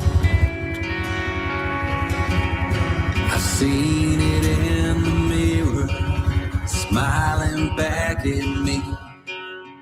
I have heard it whisper, I won't let you sleep. Top of the morning, y'all, and Happy New Year's from me and Ranger back here watching my back as always. I hope you're doing good. I just got back from Florida visiting my wife's side of the family, and somebody asked me what that was like. I said, if you can imagine a whole bunch of kids that were hyped up on sugar like squirrels that just found cocaine. If you can close your eyes, that's about what it felt like. But I love those kids. Listen, y'all, 2026 is coming in hot like a Waffle House cook flipping eggs during a fist fight. Groceries, as y'all know, are about the dang near price of a new set of tires, and Washington is printing money like it's coupons for free beer. What could go wrong? That's why I'm always pushing gold on here. Real gold, not the digital kind that you lose your password to. Allegiance Gold ships the physical thing right to your house. Y'all, Gold has been money longer than Chevy guys and Ford guys have been fighting in the same parking lot. And unlike the dollar, it don't get skinnier every time Congress sweats. So if you want the real thing in 2026, go to protectwithbuddy.com, $5,000 in free silver with qualified purchases. Look, when the economy starts wobbling, y'all, you don't want to be holding paper, is what I'm saying. You want to be holding weight. Check them out. The link is below. All right, y'all. So we're going to talk about little Chuck Schumer today, who back in 2020 climbed on the Senate floor like a guy at deer camp who ain't never shot a deer, but he's got lots and lots of advice. He scolded Trump for not toppling the Maduro regime down there in Venezuela. And I think good old Chuck forgot that this video exists, which is why we're going to play it today. Watch this. He brags about all these things he wants to do or is doing, but his actions belie his words. Maybe the best metaphor was his claim to bring democracy to Venezuela. There was a big policy there. It flopped. And the president brags about his Venezuela policy?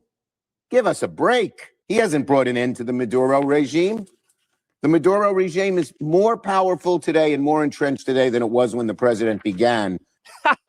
You're making it too easy for us, Chuck. I feel like everybody on this channel works with somebody just like this guy. You know what I'm saying? Wagging his finger like a middle school hall monitor that just found a Red Bull. I mean, how do you even defend yourself after having to watch this video? Chuck was yelling at Trump like he forgot to turn the grill on. Turns out, Trump just cooked it low and slow, like a brisket Democrats complain about all day and then they brag about when they eat it. So I feel like he's kind of screwed now, y'all, because at this point, he's got to go on TV and just try to say, I was using reverse psychology. And a couple weeks from now, he's going to do an interview with George Snuffleupagus and say he planned it all along. I know that I don't have to convince anybody on this channel how much of a clown Chuck really is, but I really do feel like it's important to rub his nose in his own poo, so to speak, because he did it in our living rooms, y'all, with hundreds and hundreds of congressmen alongside with him. See, I figured it out. The Democrats always want this big headline that says, I yelled and the world obeyed. You know? Meanwhile, Trump is like, forget that. I'm going to play the long game that actually works. And now the Democrats, the same ones that booed Trump for not taking on Venezuela in his first term, are peeking over the fence, trying to see if Dad's had a couple beers now and he ain't expecting apologies. You know what I'm saying? Listening to Chuck is a lot like watching a guy who's looking up at a roofer all day long, standing in the shade, and then he has the balls to show up at the barbecue later on that night and say, man, we really nailed that roof down today. And I guess that's what I'm always saying on here is blue-collar folks understand something that Washington never will, and that is some jobs just don't look pretty while they're getting done. My granddad always told me, take your time, son, because you can't build a transmission by screaming at it, and you don't check crops to see if they're growing every 5 or 10 minutes. And I'll tell you this morning, you don't break a communist regime by making a speech on the Senate floor and hoping CNN claps. So I want to leave you with this for all the liberals that are concerned about Maduro, a poor dictator doing bad right now. I heard that Diddy was brought into his cell last night and he lovingly put his hands up on his shoulders and he said, don't worry, Maduro, they took my oil too. All right, short and sweet, but I think he made some good points there. And it was interesting to see the two, like the both chats going, because some are saying, yeah, you know, it just proves they're two wings of the same bird. And others are saying, oh, look, they did, you know, surprised that they had the same goals in mind, you know. Interesting to think about. It is, and and how can you know, you know, and I don't, we can talk sometime. Sometime I'm going to do a stream about big creators and the studios that they work for. Whether they're controlled opposition or not. Well, yeah, and some of the studios they work for and how they're connected, and 1 million views on YouTube earns you about $1,000. Dude, once you find out how much some people make on YouTube, on average, Twitch, it's like, get the hell out of here. Why do I even go to work? Well, I can tell you about a. Oh, you're I'm not sorry. an actor. No, I was just saying because you're not an actor, Grau. But no, and I'm not. But you see what I'm saying? It's just like that is so dumb. But I can tell you about a YouTube streamer who makes $12,000 a month. I want Indy to make $12,000 a month. Me too. Me too. His name is Salty Cracker. You know I'm not an actor. Have you ever, Indy? Have you ever Cracker, heard of him? Salty Salty Cracker? Of course we've heard of Salty Cracker. Liberal he was Hive on Mind pulled it down about 9K a month. You want to know how much Asmongold and Penguin Zero pulled down a month? I don't know, 12 hitting million. my head against the wall. All right, Growl, I'm muting you for Snooks' sake. Go ahead, Snooks, finish your thought. Thank you. I was getting a headache.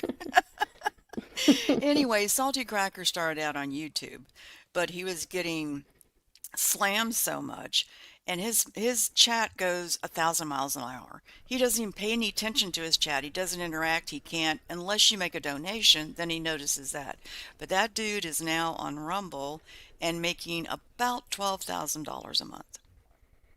The donations he gets in the 50s and the 100s. I bet he's making a lot more than that. I would be He surprised. might I mean, be. and that's just on, I guess that's just on Rumble, not including on YouTube. It's just on. Yeah. So Okay, well, I'm not saying anything specifically about Salty, but No, I'm I not think saying he's bad or anything. No, I wasn't either. Hold on, let me finish my thoughts, Snooks. But I think that Get muted, Snooks. You're both. Everybody's about to be muted. Oh my goodness. But no, I think that you have to, think about Hunter Biden and his paintings. It's money laundering, and that doesn't just happen through art. That happens through a lot of different means. So you can go to some of those huge streams and you see people dropping like $500 super chats to someone they know is already making millions. Why would they do that? Well, a lot of times I don't think it's actually that. It's a form of like Soros money. It's the same kind of idea. I think it's just happening in very different ways. Not always, but something to consider. Well, like Cam Higbee was covering, he's kind of taken Charlie Kirk's place. And I've been in his lives and stuff, and I see him getting $50, $100, Good to see you, SC. $200 donations all the time when he goes live. Like, the dude's got money already. Why are they still donating? Right. So I think that was your Penguin point. Zero pulled that move, and on his Twitch stream, he made the minimum donation $999,000. Who are you talking about? So there's a dude who, like, where Salty Cracker is heading once you get 400,000 people watching your live stream. But it was crazy. So this dude did what none of these content creators did. Penguin Zero, his name's Charlie something or whatever. Right, Video game stuff. I'm a nerd. It's nerd stuff. But that's what's crazy. Like, you think all these little YouTube news streamers are making money? Go check out somebody who plays like just World of Warcraft, and they're raking in $20 million. So Charlie Zero showed everyone how much he made in a month, $40 million in a month from just sponsored ad revenue. And he then told his fan base, you guys never need to donate to me again. He made the minimum donation $1 million to discourage everyone. I don't need you guys to throw me $10. I made $40 million off of running an ad. Right. So he has, because of his sponsorships. Exactly. Right. Okay. And they came out and it was like, that's good to see. Like, in Indy, this is not a brag, but I have no problem buying Indy or buying a shirt from Scotty Butters or whatever. But it is crazy when, like, you're going you on want to donate $1 million to 2 million followers. Go for it. Like, That's what I heard too. You think you're $10? That's what I heard. That's what I heard. No, he wasn't. I heard what he said. I just like that it became honest. Thank you, Rank. Like, Thank you for the super chat. Just like, I want Indy to go, Growl, I don't need your $10. You know what I mean? Like, well, and that's great. That's awesome that he did that. I do think the point that maybe got skipped over that you said, Indy, that I think is 100% true, is that if there's a stream on either side that has an agenda, a lot of those donations could be bots coming from people fueling the talking points of the person talking. Right. And on top of that too, somebody brought this up and it's true, and I meant that as well. It's also, what is it, like about almost 40% that goes to YouTube. And so that's, they're continuing to fund YouTube too, which is, furthering the machine, so to speak, and it all ties together. I'm sure there are actual people that are giving actual donations as well. I'm just saying, I think it's a lot of money laundering as well. Sure, yeah. And YouTube, I mean, if people remember the connections, YouTube is owned by Google, is owned by Alphabet, was started by DARPA, which is CIA, which is the United States government. Right. I love mostly people funded on by the US. Telegram thinking that shit's encrypted.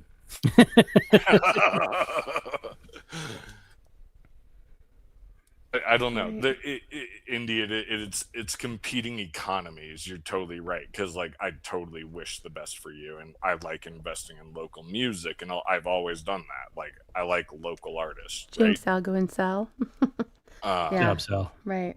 But it is so like we're in 2020. It's so weighted. Like these people have so much time True, John. over us, right? It's like time and experience, right? Not even money.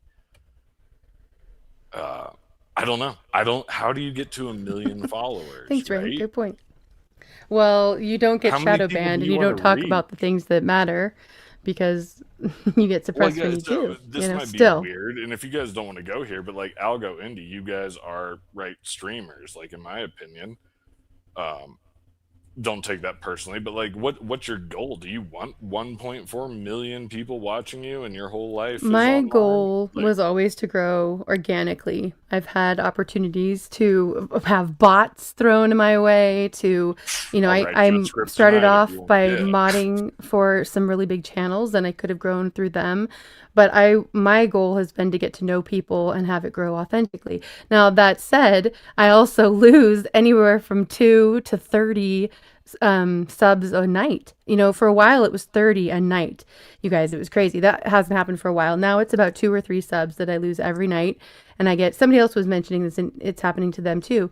And I'm sure it is. So I would like to at least be able to keep the subs and the views that I have.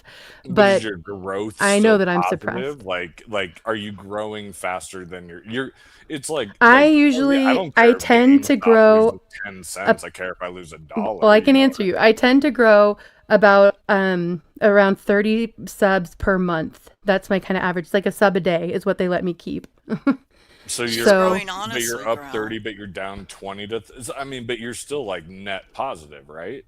I'm net positive 30 subs, about 30 subs a month. It's a churn and burn, I believe you. Yeah, it's not easy. Growl, when you look at those Good to see you, Mr. YouTube Bill. streamers that you like to go in the Moose. chats and you see their subs going up that fast, but there isn't that many people in the chat, those are bots being bought. Or views being paid for.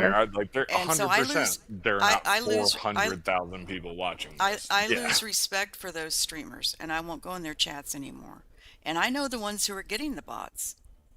But you see, like that's the vertical business model, Snooks. That's kind of what we don't have to go. What do you here, mean but that's vertical what I was business asking. model? That's funny, Rank. The vertical has nothing to do with their own horizontals. Well, no, I'm just saying, like, how do you get 1 million viewers? Because I don't act. I How do you agree. I get think a lot of that's 10,000? artificial. I'm just like they're so big. It's like a self-fulfilling prophecy at this point. Like How do they you have get to over That wasn't even me. 10,000? How do you get over Growl? How do you get over 10,000 subs in a short time when you don't have that many people in the chat? No, yeah, I agree. I don't know. Well, no, I wonder about it. Yeah, sure We you do can. know. We do You know how know. to- It's You know how to program that. Well, yeah, I can make you guys bots tomorrow, but No, but you know how to- it's organic. Do yeah. not do that. It's No. definitely That was my botted. point. Hell yeah, it is. I'm telling you, this is my opinion on streamers who use bots. If you can't get it with your chat and your talent, then give up. Well, if you have to buy bots. I think you're right. Like That's my Smith, you strong just, opinion. Oh shit, she's right, because I'm like it's the too big to fail. That's kind of what I couldn't articulate until you said that. I'm like, it's like that. Like if Asmongold or Penguin Zero, if they don't grow, like yeah, like they have Okay, to. Like I don't know if you're missing the point, Grell, but what we're saying is that people can pay to buy bots and they can pay for views. They can also pay for promotions, which I'll I've do never it for you done. for free. You So- want 1 million views? No, I do you're not, not Growl. listening. You're Listen. not listening, Growl. Snooks, hold on. I can speak for myself. No, Growl, I'm saying I do not want that. If I'd wanted that, I could have done that a long time ago. And I'm glad that I haven't, because I know all the people here. And the person who just came into chat that I don't know, who's asking for a link, I don't know you. So I'm not going to let you up on panel this time, but if you want to hang out in the chat, I can check out your channel. And if you want to come and join us, the link is always pinned at the top of the chat. And welcome in. But I like that I know I know most people here on a personal level, and I can't do that if I'm paying for bots and getting thousands of people in the chat that I've never seen before. So I'm happy with the way things are. I always want to get new faces in here and more people involved in the conversation, but I want to do it organically. And as I get to know people. That beats any, for SEO, for websites, organic traffic beats out any other paid traffic, paid ad. Yep, organic hits. Like, by it 3 to doesn't 5 matter what times. these brainiacs do, they can never buy a real I person. never came here to make money off of YouTube or to have Yeah. this be a business or anything along those lines. I very much appreciate and can use the support from those of you who have chosen to support me financially. I am very grateful, and I hope each and every one of you know that. I'm also very thankful for each and every one of you who are here and participate and who have allowed me to get to know you and who I've learned from and have gotten to know and who have supported me right back. Right. So that's what I'm here for. And that's what I hope to always be here for. And those of you who know me well, if I'm ever here for something else, come kick me in the butt. That's not what this is about. And I'm so glad. I'm sorry, go ahead. I'm so glad you said that, Indy, because I was just going to tell Grell for my response. I never I'd never plan on doing this for money. I'm embarrassed if I get a Rumble rant over there now because I don't do this for money. And I did it originally because I was already making videos. I didn't ever do a stream, and a stream that I used to go to, it was kind of like this. It was family, and it was people that knew each other and really cared for each other and worried about them when they didn't hear from them, things like that. He bounced, and there was a vacuum, and I'm like, oh, shit, I'll do it. So I started doing it, and I think I'd already done my NFL video, which I got a stupid amount of subs in 3 days for one video. None of those people have ever been back to my YouTube channel. Right. They Right. watched And it, that they is actually a subscribed. good point too, Algo, because it can happen. I've seen people have videos that go viral or shorts that go viral, and they do get like thousands of subs overnight. And so that can happen without people buying bots or paying for promotions. It's just a lot less likely to happen. But sorry, That's what I'm continue. saying, Andy, don't sweat the 30 losses. Like, you're going to go up 100, down 10, up 100, down 20. You know what I mean? Like, because there are. I'm not sweating it. It's just frustrating when I know it's people that I know. You know, I mean, I've had a lot of people tell me they've had to resub, and I know I've had to resub to lots of channels that I didn't unsub from. You know. Yeah, just if the graph is going up, you're in the zone. Well, no, Grell. So I had 264 subs. I'd been putting videos out for about 18 months. And out of those 264 subs, I would get 120 views each video I made, which is great. That was a great percentage for me. About 45%, 50%. Yeah. Which is really high. That's really high. Yeah. Yeah. So then I made why the NFL is fake and stage video, and I almost hit 500,000 views. Hot dang, we're in the money pocket. Yeah. In like 7 days. And I got all these new subscribers, and I just kept doing the things I was doing, and none of those I never got more than the views I had before. They just saw me, liked it, and subscribed, which is fine. And I don't work that way. I've got I keep my subs at 100 on YouTube. If I sub a new music channel that I get from Indy, somebody's got to go. I'm not doing that. It's just my brain. With either I get your guys' notifications. I have a lot of channels that I just turn them off because it's like, yep, you still have the sub, but I'm just not going to check in daily. Or they make too much content and it drives you crazy, whatever. Yeah. But so then COVID came around. Right. And in March, I started making videos against the agenda. And I made prediction videos. I'm like, they're going to shut this whole fucking economy down and we're going to be in trouble. And then I started getting medical misinformation strikes. And that was a dark time, bro. That was the modern through dark 20 ages. And 21, I was rolling 2 strikes most of that time. I could only make a video every 3 months because I'd be in timeout. It's a badge of honor, and I apologize from us nerds who code. We never meant it to turn out that way. I'm sure you're okay, really quick. That's a great segue. I'm not sure how far we'll get into any of these vids later, but that exactly is what oh gosh, what's it called? A Social Dilemma. That's what that documentary is about. It was a lot of the creators of the different platforms, Facebook, YouTube, whatever, all of the beginning ones, and Google, they were saying that they didn't intend for things to go the way that they did. When they gave the like button, they were thinking it was a positive thing instead of messing with people's dopamine reactors in their brain so long, you know? And so they didn't see the snowball effect. And I've been thinking with AI, I think that's a lot of the same issues. And the guy, I don't remember his name, but he's called the godfather of AI. Which I think is actually supposed to be the grandfather, but they said godfather. He he has said that he didn't see it going the way that it did, and he now, you know, he's against AI moving forward without more restraints. And it made me think the same thing. It's like they don't see, and you know that you can't always see exactly how things are going to project forward. And anyway, so I'm glad you brought that up, Growl, because it made me think the same thing about AI and where it's going. Really quickly to Muji, I will bet in whatever your name is. As I said, I can't check your channel. For some reason, it's not showing up, I don't think at all in the YouTube chat. And so I can't even check your channel there, but I will look up your handle later. And if you want to come back and hang out and chat so we can get to know you there, then I can let you up some other time. Hope you understand.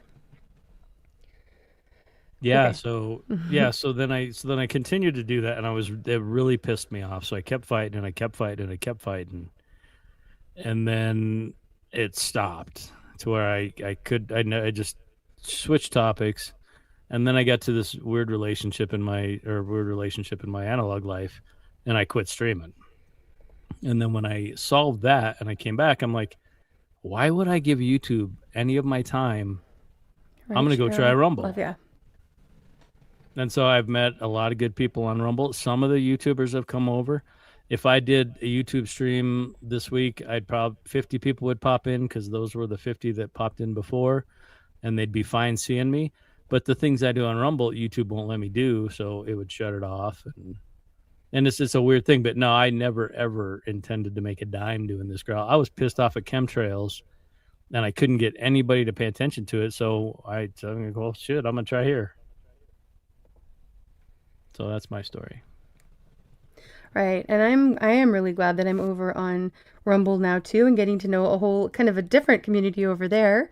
And it's great. And I like that some of you merge and come back over onto YouTube, and some people from YouTube are, you know, venturing into Rumble, dipping your toes in. And, you know, that's how it works. And that's how it's worked for me for this whole thing, is networking and finding different, like, kind of parallel communities and helping people connect, you know? Right. No, for Thanks sure. for your comment, Cheryl. Much love to you. I don't think there's a problem with people that can make money in the digital realm at all. I don't want to show my face. I don't want to be clickbait titles. I don't want to spend an hour making graphics. I don't want to elevate what I do to the point where I would make money, because it's just not that interesting to me. Well, you know, I'm not even a content creator. I go on panels, and I get some people on panels who really diss me about not showing myself. And you know what? It's none of their business what I look like. My personal life is mine, and I'm very protective about it. I'm your nose. Oh, dude, that'd be awesome, girl. I just read his nonsense in the chat. Rumble is hard to get a lot of people we are not on, though. bots. It really is. What's that? I am not a bot, Bonnie. I'll at least speak for myself. Go ahead, Snooks. It's hard to grow a Rumble channel. It's very hard. You know, I've been with Jeff Mack for 5 years now, and he was on Rumble for a long time before I even got onto his Rumble Lives. I started out on his YouTube Lives, and he's got like over 6,000 something subs. And his chat's pretty good, but to try to get him to even 60 or 70, you know, likes a day is hard. It's hard. There's you get a lot of viewers, but they just don't want to hit that like. And I don't get that. Rumble's a different crowd. They lurk. They don't chat a lot. I'll make this quick. Oh, yeah, they do. What Rumble's up against is crazy as a company. They refuse to use Amazon Web Services. They refuse to use Google Apps. They had to buy their own server and data center. You see what I'm saying? Like, that's why when Amazon goes down, Rumble isn't down. And they had to do that because once you use these platforms, you guys have seen them. They all of a sudden, you know, Act Great song, 230 Bonnie. is in play. You can't say that on our platform. Wait, I thought you guys were a publisher, not an editorial. Anyways, Rumble is up Yeah, against good call, Wingnet. so much shit outside of just what they built. Like, they're trying to do something that Google has taken the last 20 years to perfect. Rumble does go down. No, but they're on their own servers. They're not dependent on Amazon or Google or Microsoft Azure. Like, they built their own cloud, and that's what I bought stocks in. Like, I'm like, it's just videos on the internet. But what you guys are doing is absolutely nuts. I work for a company that uses Microsoft Azure, right? They were like, nope, we're going to build our own. Like, you guys are crazy. I think I'm getting confused about what this has to do with growing. You know, people do chat on Rumble. It's a niche platform, and then they're not as in front of everyone as they should be because they're up against juggernauts because they chose to be. Like, Google's not going to give them any ad share unless they use Google ad services. You know what I mean? They refuse to do that. Right. And they did a Super Bowl ad, which was huge a couple years ago, I think. And if you look at Rumble, like numbers live, the people who were already celebrities who moved to Rumble are doing great. Thanks, Grog. Tucker Carlson, Candace Owens, big names are already doing perfect over there. The other people that are doing killer are gaming channels.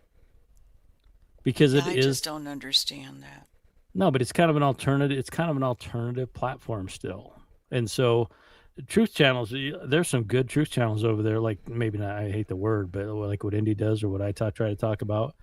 And they'll have 1,000 subscribers and they'll get 50 people in a live. And there's really not a market. Nobody likes the truth, really, I think. And so they just don't. They don't want to hear this shit. Well, they want to watch we're neither one of us, and most of the people here in chat who have channels we're not just speaking things to gain followers. We're speaking the truth and asking the questions together. So we're not building ourselves up to gain numbers. That's not what we're about. Right.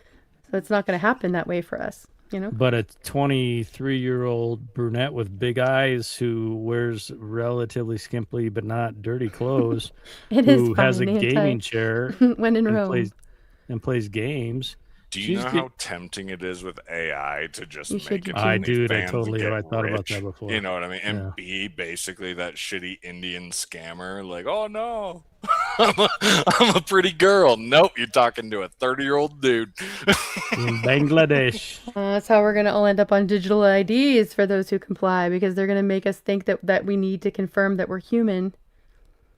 Right, which is actually happening in Russia this week. Right. I saw that news story and I was like, uh-oh. You got Imir's attention. Do you guys know Ryan Long? He's the comedian Ryan Long. He's one of my favorites on YouTube. But when Twitter, did that whole, like, we're going to show everybody's location, Ryan Long hit it with the comment. He's like, wait, you've been telling me that, like, all my how to date hot chicks tips came from a dude in Calcutta? Good to see you, D. No, I like that. God does more with less. I like that. Remember Gideon's army. Thank you, D. Love that. Appreciate you. Smart. Indy, I'm going to drop off because it's getting late, and I'll be in the chat for just a little bit, but then I'm going to be tootling off to play some games to. All right. Have a good night, Snooks. Go to bed and sleep. Hey, Snooks, thanks for coming up and joining. Yeah. Before you love go. this. Yes. What games do you play? Oh, I play on Facebook. I play games that even a 5th grader could play, and I have a chance of going up levels. Okay, so Just on Facebook. With your voice, you have a nice radio voice.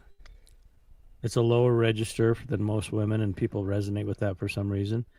If you set up a webcam and you showed your screen playing games with just a little bit of your face, and you put up a YouTube channel, you would have so many hits and you'd make so much money. I don't think so. I don't because the do place that. is nonsense. Snooks is not lying. A 6-year-old woman won the Twitch Awards because she has a Twitch stream called Let's Do Puzzles, and all she does is do puzzles on screen. If you want to go that route, you can literally just use AI. That's the point. You can, if you're going to go join the dark side, then you can. Yeah. I know they're doing that on Twitch now, the ASMFR. They're using anime ASMR. models. ASMR. Whatever I it's now called, it's prefer the funniest thing. ASFMR. They're Dude, using she's doing FM radio animes. version. It's just so funny. But anyway, I appreciate the thought, Algo, but I'm actually so busy, and I love the busy that I have. And I'm not concerned about making money, and I'm happy the way I am. There you go. But I may be seeing you tomorrow night. I'm not sure. What time you coming on tomorrow night? Same, 9 o'clock Mountain Time. That's 11 o'clock Eastern time? 11 o'clock Eastern. Good time to go check out Rumble, everybody, if you haven't been over there yet. I mean, you could do it now, too. I'm just saying, but You should have been Indy's doing it really now. easy. Indy's on to set up Rumble an right account. now. Great chat. All right. Well, Yeah, anyway, it is a loves great and hugs chat. to all of you, and I really enjoyed this, and thank you, Indy. Yep, much love, Snooks. Thanks again. Take care, And Snooks. yeah, the comment was made, and I agree with you. Usually, there are not a lot of chatters over on Rumble. A lot of streams that I go to, even if people that I followed over to Rumble from YouTube who had amazing dynamic chats, didn't have them over there. And that is part of why I am so thankful for everybody who's over in Rumble right now, chatting it up, being active, who's here every week, who's sharing it out, and who's showing support and participating. I'm thankful for each and every one of you, and it's been so good to get to know all of you. And I hope people will kind of cross over from one to the other so you guys can all get to know each other better. For true, and I didn't want to be boastful for either one of us, but yeah, you and I are two of the exceptions of Rumble places I go. Right. I'll go into RT News, and I don't know if you guys know Russian television news, but they do a 24-hour live stream, and I'll be there, and there'll be an interesting topic, and there'll be like 4 people talking to each other who go there every single day. Right, yeah. And I mean, think I like that. It's like the small town. it kind of is, but the engagement that Indy's chat gets and the engagement my chat gets in Rumble is not typical for Rumble. It's just more meaningful, yeah. Or So, is it? yeah, super thankful for that too. Yeah. All right, you guys, I'm going to kind of pull up a video here to sort of switch gears a little bit. And if anybody else wants to join us, we're going to be talking about Mamdani, whichever way that goes, a little bit. Mamdani, there we go. And I just think it's interesting with like everything going on with us, capturing the president of a socialist country, that we now have a socialist governor in New York. Mayor. Sorry, mayor. Is it? I thought he was the governor. He's the mayor. Okay, well, either way, here we go. We're going to listen to this information together. And this is a channel named Unwoke Thoughts. And I really like his channel because he does share opinions, but he kind of has his videos on the shorter end, and he covers a lot of like the breaking news topics that are coming out. So it's a great channel to check out. All right, here we go. Zohran Mamdani will be the first Muslim mayor. We will replace the frigidity of rugged individualism with the warmth of collectivism. Ladies and gentlemen, we have some absolutely terrifying news. There's no way to sugarcoat this. Zohran Mamdani has just been sworn in as the new mayor of New York City, and what happened should absolutely terrify everyone. Mamdani was sworn in on a Quran, and the person administrating the oath was Bernie Sanders himself, a self-described socialist. That alone tells you a lot about where this administration is headed. Then Mamdani took the stage and made things even clearer. He openly said he wants to replace individualism with collectivism. And of course, collectivism is a core concept of socialism. This is not rhetoric. This is ideology. And it didn't stop there. Alexandria Ocasio-Cortez spoke at the inauguration as well and openly bragged that New York City had just elected its first Muslim mayor. She then praised the city for choosing universal childcare, affordable rents, and government-run public transportation over what she called bigotry and barbarism. That framing matters, ladies and gentlemen, because everyone who questions these policies is being painted as immoral by default. Bernie Sanders also spoke and insisted that free bus transportation is not radical, even though it requires massive government spending and expanded state control. And finally, Mayor Mamdani closed things out by saying he plans to govern expansively and audaciously. Let that sink in. Taken together, this wasn't just an inauguration. It was a declaration of war, a declaration that New York City is moving away from individual responsibility and toward centralized collectivist governance, proudly, openly, and without apology.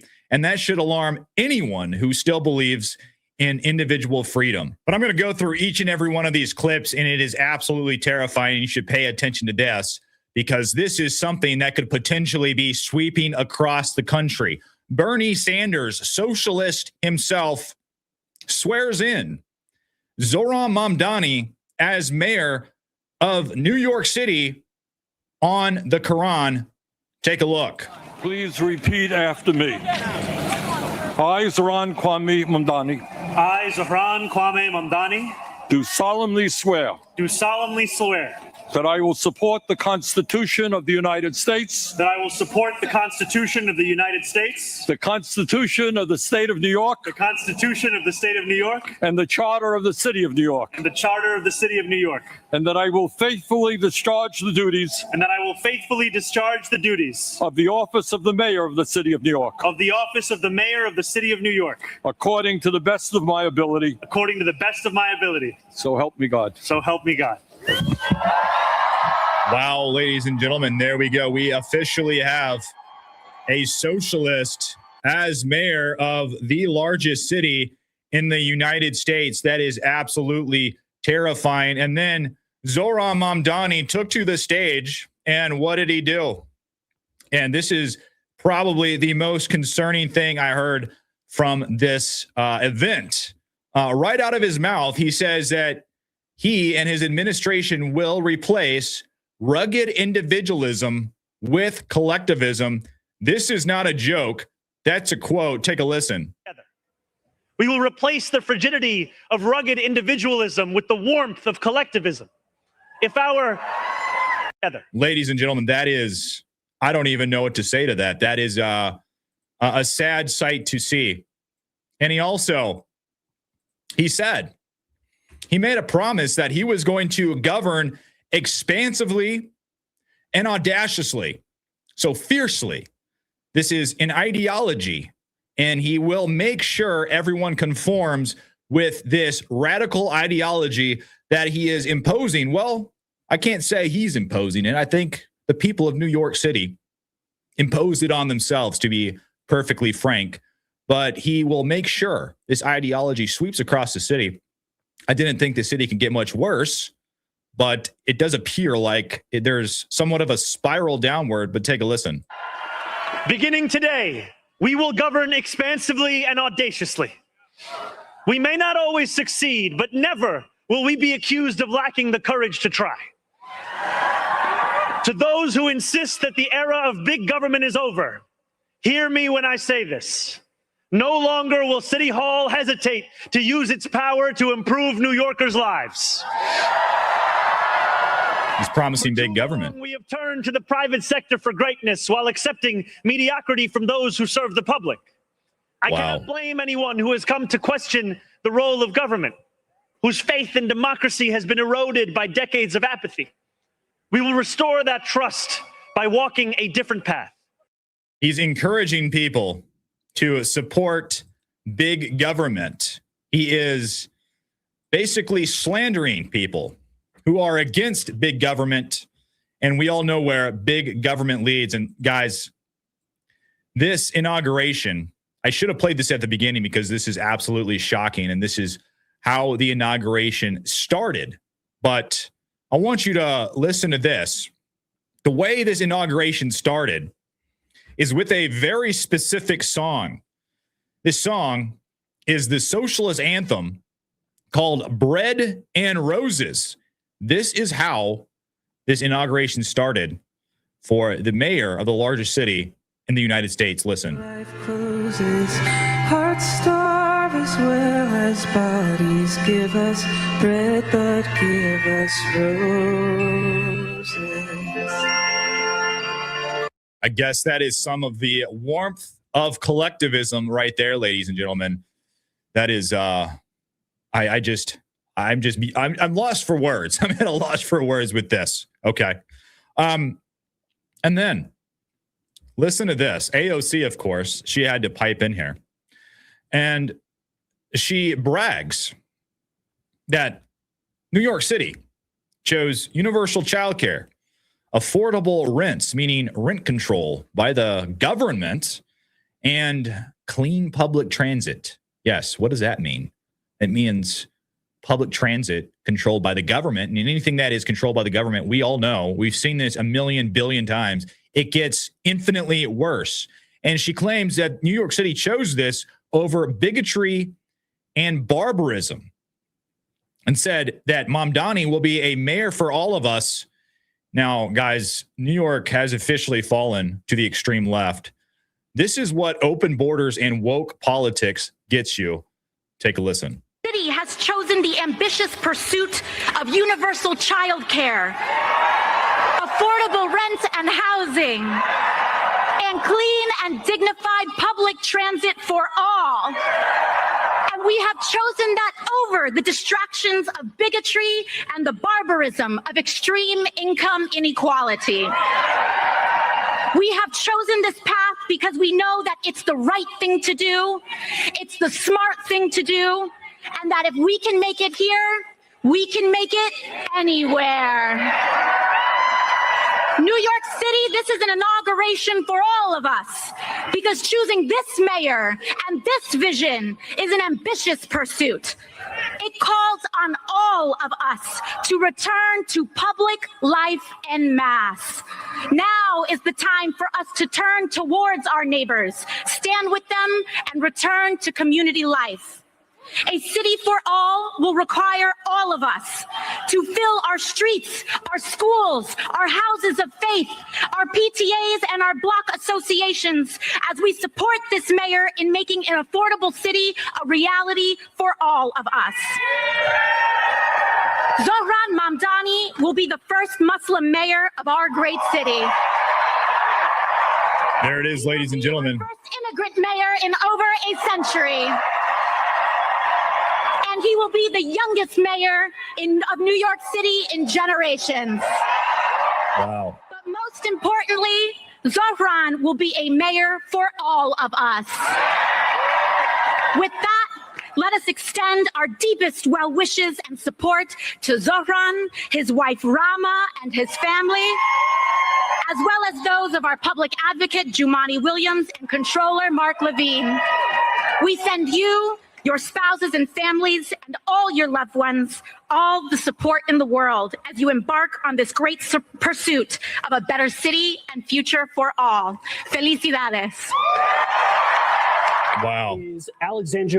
Alexandria Ocasio-Cortez absolutely overjoyed over the first Muslim immigrant mayor of New York City, socialist, touting all the socialist values as the people of New York City cheer on their demise. But it gets worse, ladies and gentlemen. We have socialist Bernie Sanders. He gave a talk, of course. This is a big moment for him. He says, free bus transportation is not radical. He said that in his speech. Expansive government policies, massive government, even bigger than it was before, is coming to New York City. And it's coming fast. And these socialists are absolutely dancing around in glee over this turn of events. Listen. You know, all of us have heard how Iran's opponents have called the agenda that he campaigned on radical, communistic. It is. Oh, and absolutely unachievable. Really? That's not what we believe. He's jubilant. In the richest country in the history of the world, making sure that people can live in affordable housing is not radical. It is the right and decent thing to do. And in the midst of a massive housing crisis, it is exactly what the people of this city and this country want and need. Providing free and high-quality childcare is not radical. I think from what we've seen in Minnesota, it is. Countries all over the world scams have done it for years. It is what our kids require if they're going to be well prepared for school, and what working parents desperately more need. taxpayer dollars going to third world migrants. In fact, what every city in America should be doing. Like Minneapolis, Bernie? Free bus transportation is not radical. It will save workers time and money, protect our environment, and make the city more efficient. Ladies and gentlemen, that is an absolutely terrifying sight. The once great city of New York has fallen to extreme socialist ideology, with all the socialists that have been walking around in the Democrat Party for decades, jubilant, as one of their own is sworn in as the leader of this city. And it's going to be a slow demise, maybe a very fast demise for New York City. It's been slow for a while, but it just increased exponentially. But I want you to tell me what you think of this down below in the comments. Like and subscribe to my channel. I'd really appreciate it. But until then, I'll see you on the next one. All right. Yep. I just think it's a kind of interesting juxtaposition of current events going on at the same time, you know? Interesting. And, you know, I saw the comment about maybe they'll be quick to fail and a lesson learned. And maybe, you know, we have a socialist mayor here in Washington State as well. Really? Who like, is actually, like, yes. like, they said Democratic Socialist?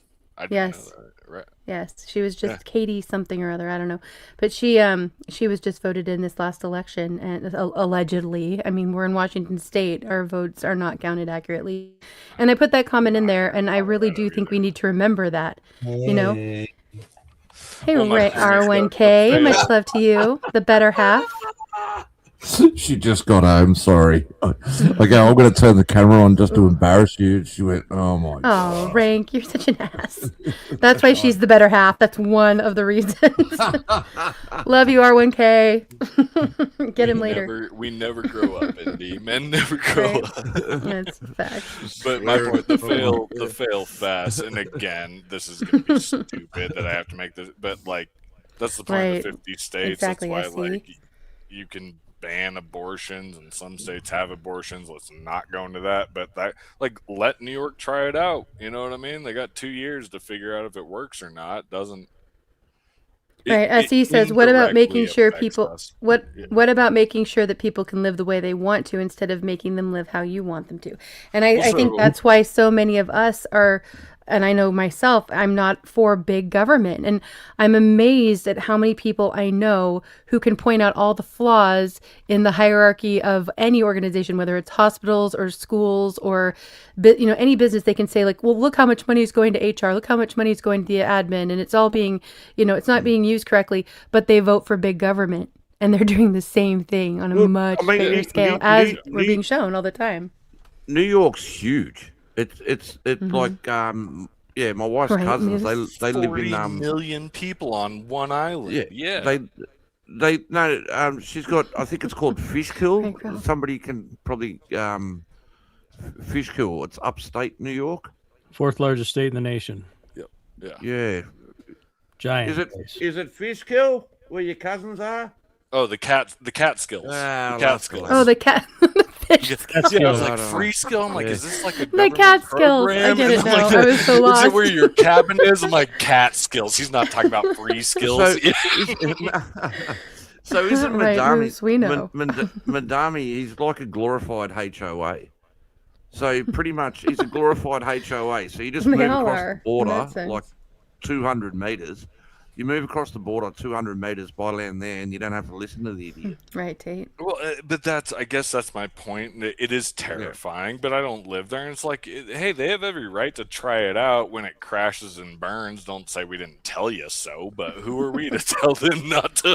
Which is 100% true. The one thing I think, though, from his background and his rapid rise, it smacks of Obama's CIA cutout influence.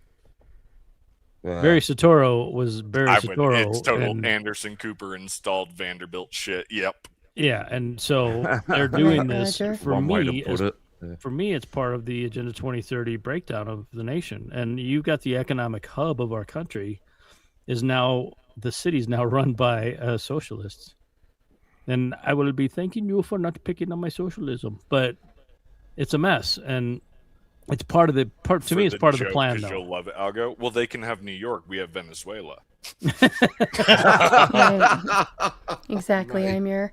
The government is so overinflated and compartmentalized. Right. Absolutely. Forever. Divide and conquer. That's what compartmentalization is. It is. Yeah. Mm-hmm.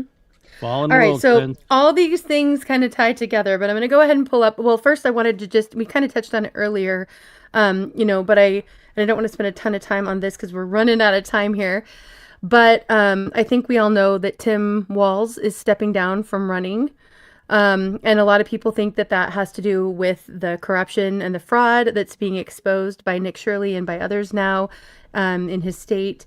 And I do think that that's the catalyst. We have talked, I think, more behind the scenes, maybe, hey, Wingnut, than we have even up on panel. But, we kind of wonder, like, why Nick Shirley was allowed, in a sense, to gain this much traction. And so I kind of feel like maybe there might be something more going on behind the scenes with all of this. But nonetheless, I'm glad that he won't be running. He's a tool. And whoever, at least there's the opportunity, allegedly, for somebody else to step in. And I'm hoping to see accountability for the fraud. And I think it's also had a major snowball effect where we're seeing fraud being exposed in Ohio and Washington State, and I'm guessing in other states as well, by, local journalists or just independent people who are going out with boots on the ground and checking out, what's going on in their communities, which is amazing. And maybe this is the way, everyone. Go ahead, Rank. Indy. I want to interject. Since he's done that over in Minnesota, young Nick Shirley, it's happened here in Australia. They've started realizing in the Western communities of Australia, here in the cities, they've noticed a lot of exactly the same kind of fraud going on with disability fraud and whatnot. Exactly the same kind of thing. So it's Welcome back, Chris. So it's going to be nationwide, not just based in Minnesota. We're going to see more of it. Like we know it's in Ohio. Well, and internationally, it sounds like too, which is great. But yeah, and for now sure. International. So this it's going to get bigger before it gets smaller. Yeah. Interesting. I hope so. Okay, so kind of along those lines, because one of the things that I thought of when I saw Nick Shirley's videos and all of this breakout about the fraud having to do with childcare centers and medical centers, we've talked a lot about money laundering and things like that tonight too, but there are a lot of other ways that the government is getting money through bureaucracy and through contracts with friends, and just like what's happening with this fraud. And I think having to do with like the whole green agenda and in education and contracts with education, and then just a lot of ways. The homeless, like even trying to support the homeless allegedly, and housing, that's a huge issue in our state. And so this kind of ties in, and this is a streamer I've shared. She used to be part of the mainstream media, and after the whole chop and the chaz of 2020 and all of that, she left and has become an independent journalist. This is Undivided with Brandy Cruz. Here we go. The state has gotten billions of dollars into its coffers through the Climate Commitment Act. And so they're over here and they're complaining, oh, we don't have money for education, we don't have money for healthcare, we don't have money for all these critical things. And then it has this pool of money coming in through the Climate Commitment Act that it's using for climate-related things.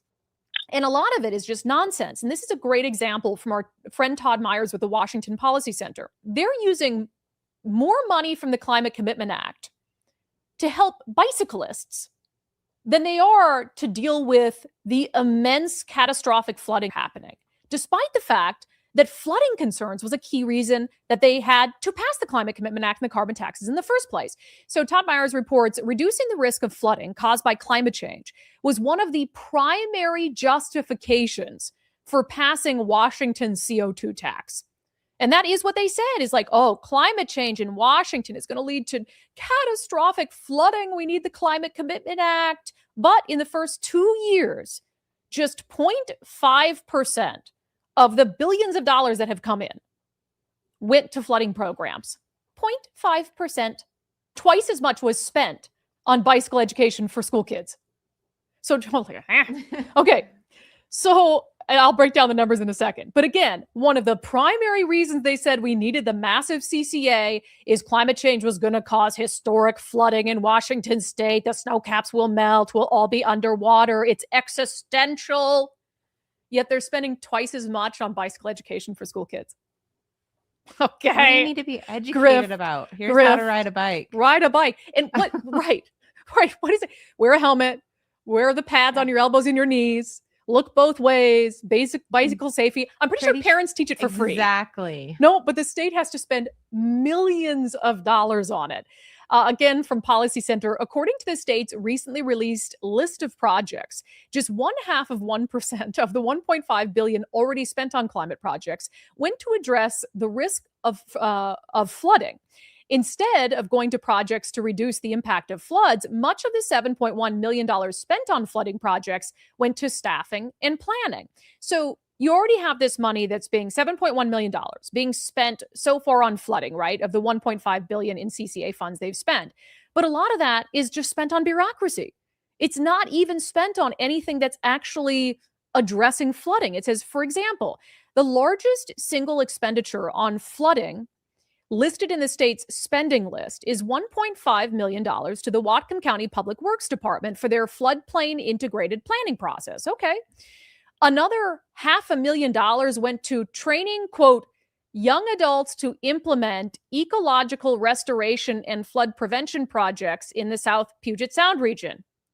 And another $900,000 went to, quote, staff costs to administer the Transboundary Flooding Grant Program. They're just making shit up, you guys. They are just making shit up. So I think it's about like $4.7 billion has come in so far as the result of the CCA. They've spent $1.5 billion of it on climate stuff. Only 7.1 million went to anything even remotely related to flooding, even though that was what they said one of their predominant climate concerns. And then most of that just went to staffing and weird stuff called Training for Young Adults to Implement Ecological Restoration and Flood Prevention Projects in the South Puget Sound region and Transboundary Flooding Grant Programs.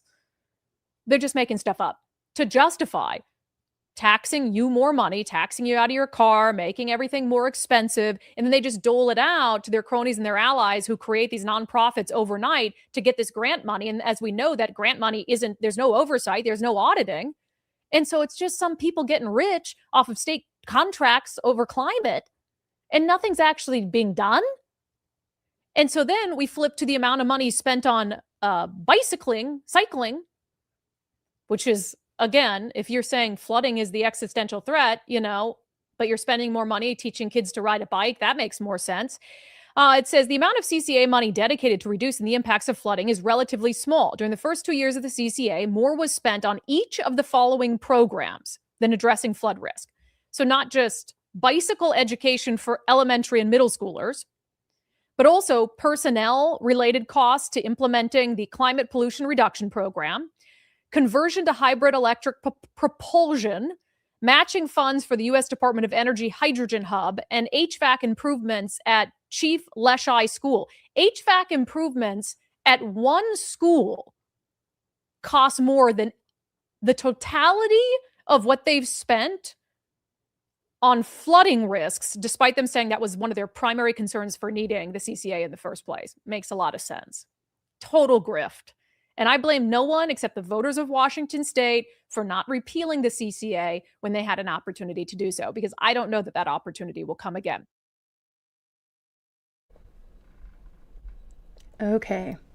So I hope you guys caught that tie-in. It's all connected. There's fraud going on across the board. And that's just one little part of what's happening here in Washington state. But there's zero accountability. And I think much like in New York or in a lot of the sanctuary states, our votes haven't counted for a very long time. Yeah, I'm glad she's in Washington too. I think she's coming around on the voter fraud. That's something that she hasn't really believed for a long time. So I'm glad to hear her finally like getting on board with that a little bit. Maybe it's becoming more obvious to her, but yeah. I was annoyed at the cyclist bit. That pissed me off. Like that, you should be teaching children how to change your oil in your car. The cyclists, like that was just doing my head in. So I spent most of that listening to that, drawing you a cake. There you go. Oh, thank you. Thanks for that, Rank. Yep, my birthday is coming up. It's on the 10th, and next Monday I'm going to be doing a birthday shindig and 3 years of weekly streaming. So it'll be a little bit of a celebration next Monday. Hope you guys can be here. Yeah, should be a lot of fun. Save your pocket change. That's the day to donate. That's one thing I like in America. Like you guys over in the States, you've got driver training in schools.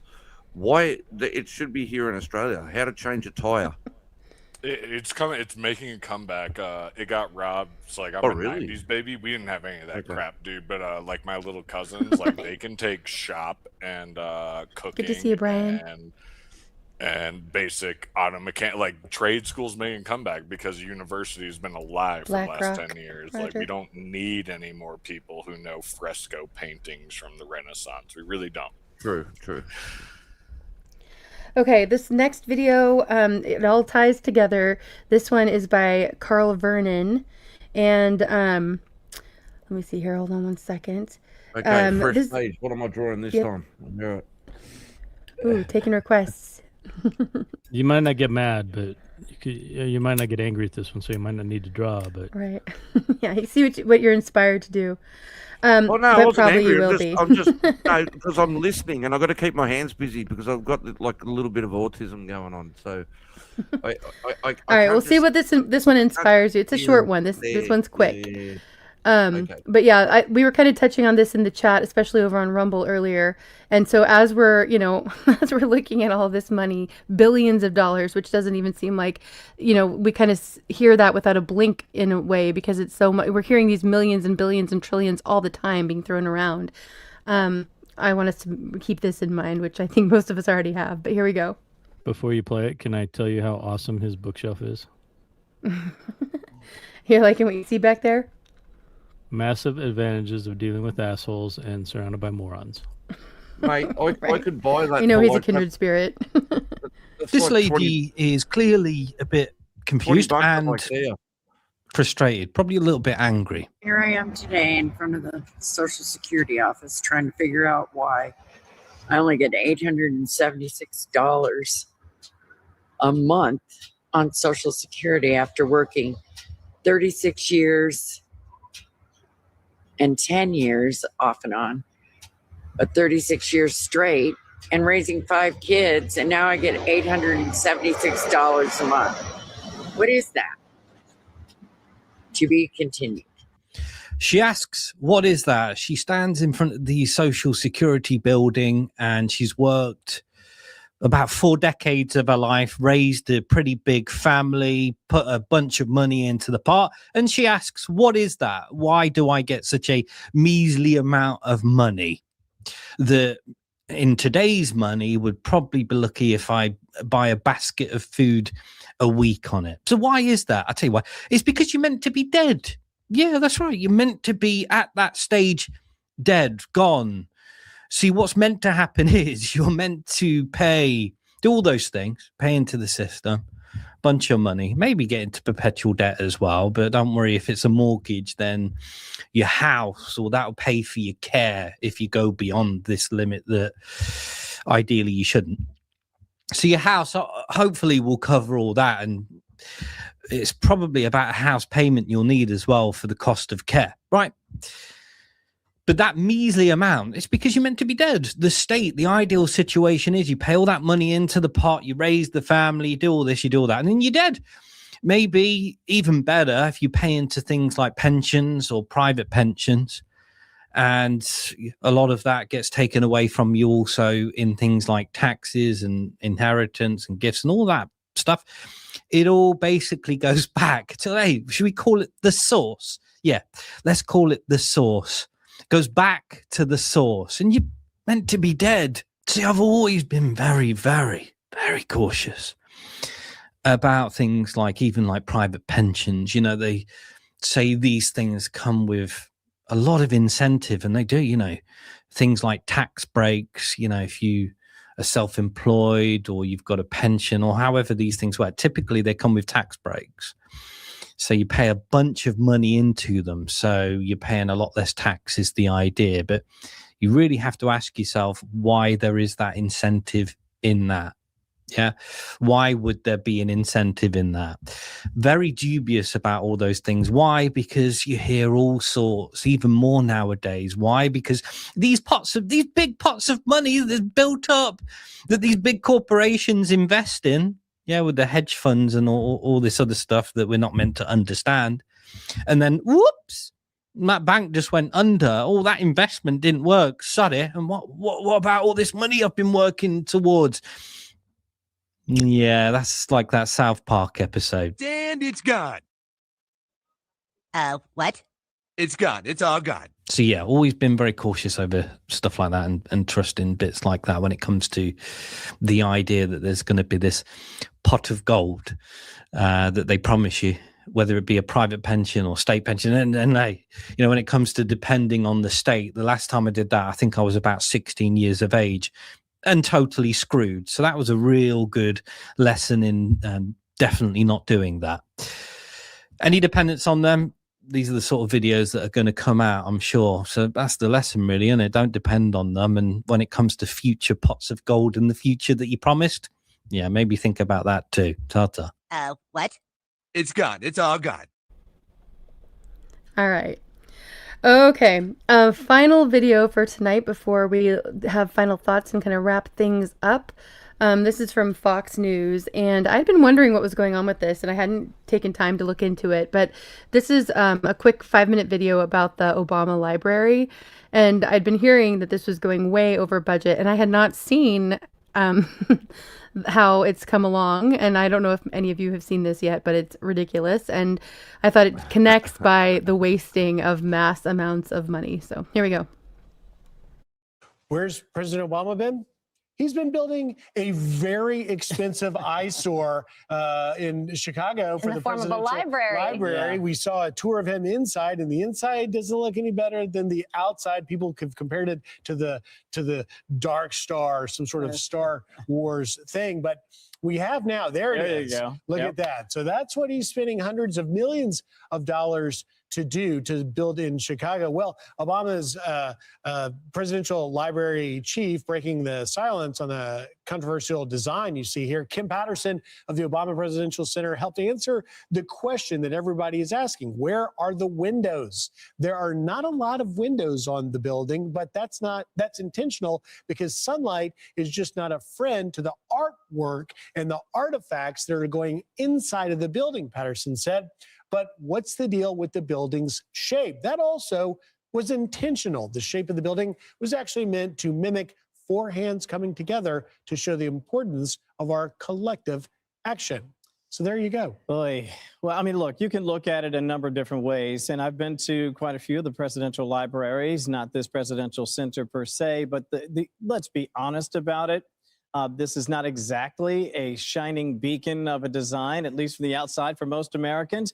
That said, I will acknowledge that you can have your own taste, and some people have no taste. It's not a shining beacon because you can't let the sunlight in, apparently, and that is by design. I do not see the hands. Maybe when all is said and done, we will start to see the hands coming together. Also, the big thing is just how expensive this library has come. It was supposed to be $300 million. It has ballooned in price to $850 million. Oh, yeah, it'll top $1 billion before it's all said and done. And by the way, a lot of people still asking a lot of very important questions about the documents. You can sort of hide your documents and sort of store them until your center is finished.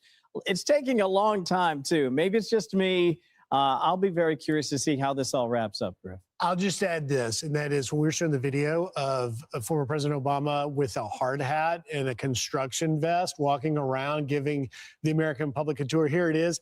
You know what I think that is? Shades of Dukakis. I think Obama realized how successful Donald Trump was when he engages and does things like this. And he thought, I'm going to steal a page and try and sell my eyesore presidential library and go a little Trumpian, and people can see me with a hard hat. Yeah. If he shows up at a McDonald's soon, we'll know that you're on to something, Or if Griff. he's rolling out in the garbage truck. Yeah, maybe that too. I'm Steve Doocy. I'm Brian Kilmeade. And I'm Ainsley Earhart. I always love that his last name's Kill Me. Yeah, you guys are cracking me up with some of these comments. I'm going to call it because my wife's obviously just come home from work and I want to go spend time with her. So thanks for having me up, everyone in chat. Much love thanks all. for being here, Rank, and much love to your better half. Yeah. Tay, did you draw something, Rank? Oh, yeah. I actually did. Yeah. When I was this, whoops. Don't leave us hanging, man. Hold on, Rank. Let me put you up here. We can see it this time. Yeah. A crazy chihuahua. Nice. Chihuahua with the joint. What's the other thing? The 13 on there. Oh, I got the date wrong. That's 2025. What the hell? And I got to ask you one more question. Yeah. Was that a 30-pound cat that walked through the door, or was that a dog? Oh no, we got a chihuahua. No, the black one that went through the door. Oh, the black one. Yeah, I've got 2 cattle dogs. Okay, it's a cattle dog. Got it. Yeah. They're very popular here, the Australian cattle dogs. Oh, they are, mate. They're great. They like They're smart as hell. Yeah, when we go out for walks, when we take the dogs for walks, there he is. Our bitch, I hate to say it, our female, she'll round us up like we're cattle and try to keep us tight together.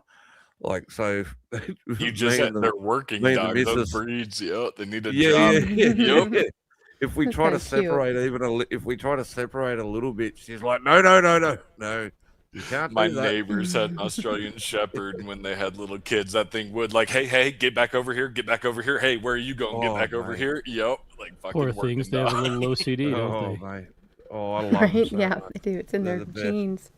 All right. Thanks again, Rank. Good night, Rank. Okay. Love you all. Have a good one. Much love to you anybody too.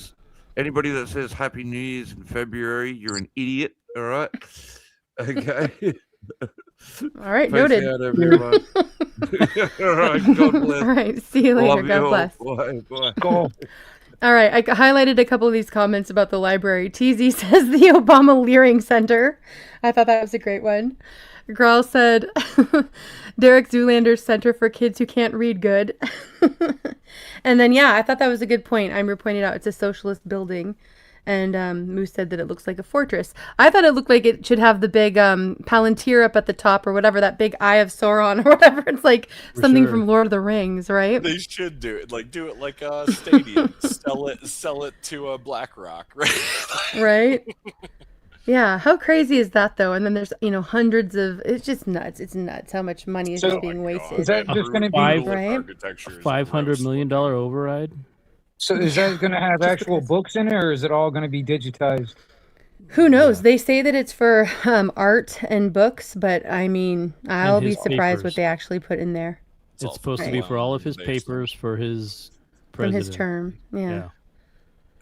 Yep. Retarded. God, $500 billion override. It is crazy. Do that in the private you're sector, and you're bankrupt. Right. Exactly. Oh, for the perfect place to put everything in one place so they can burn it down. Yeah, I mean, it's like a big oven in there.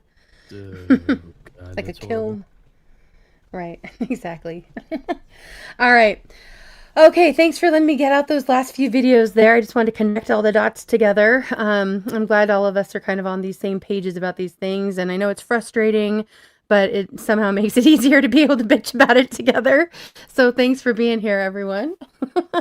And I had a really great night tonight with everybody for the music and for the conversation. So thanks to everyone who has been up here on panel and joined in and contributed.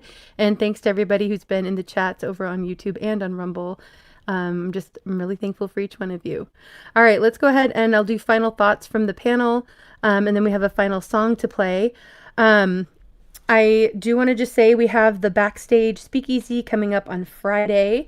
And as of now, we're going to be watching Stand By Me and Dirty Dancing, but it might change. So just keep an eye on that.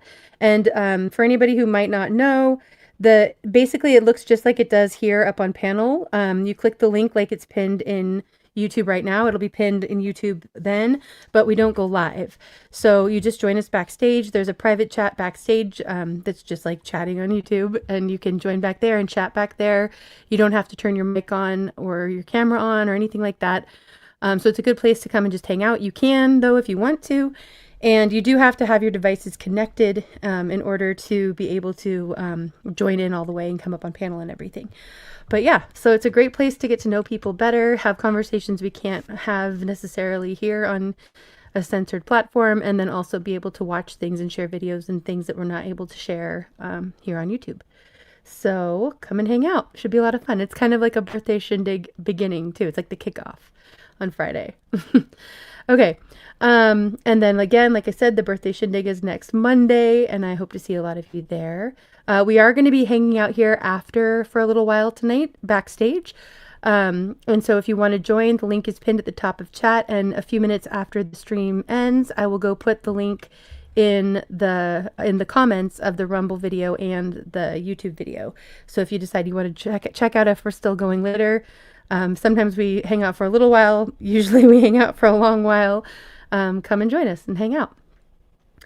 Okay. All right. Sorry, just checking something. Okay. I think we're all set. So, Growl, any final thoughts tonight? If they get nuclear power, we get nuclear power. Settle for nothing less. They're gonna turn on one of these stupid reactors and prove it was all. They need it for AI. They need it for the data centers. Thanks, Zahimir. Thanks for all your help. Okay, I'll go. Closing thoughts? To piggyback on that, nuclear is safe and effective, and then not in the government way, in the reality world way. I do think that when something like Venezuela happens and these things happen, that it's really good if you can take a beat, take a step back, just like Indy said this earlier. Take a step back, see, A, does it affect my personal life? Secondly, does it affect my loved ones and my friends and family? Thirdly, are my emotions getting dragged into the story? Because what I realized this when Brandy Cruz was talking, and I don't know why I did, but I wrote a couple of books, and I had a storyline. And as the storyline would go along, I had to invent a character to help fulfill that storyline. And I think that's what we're witnessing. I think like Mondami is a character to help fulfill that. And I think AOC is. And I think that's really what we're witnessing, is that they have an Agenda 2030, which has been agreed upon for, oh my God, for so many years. And all the steps we see are going towards that.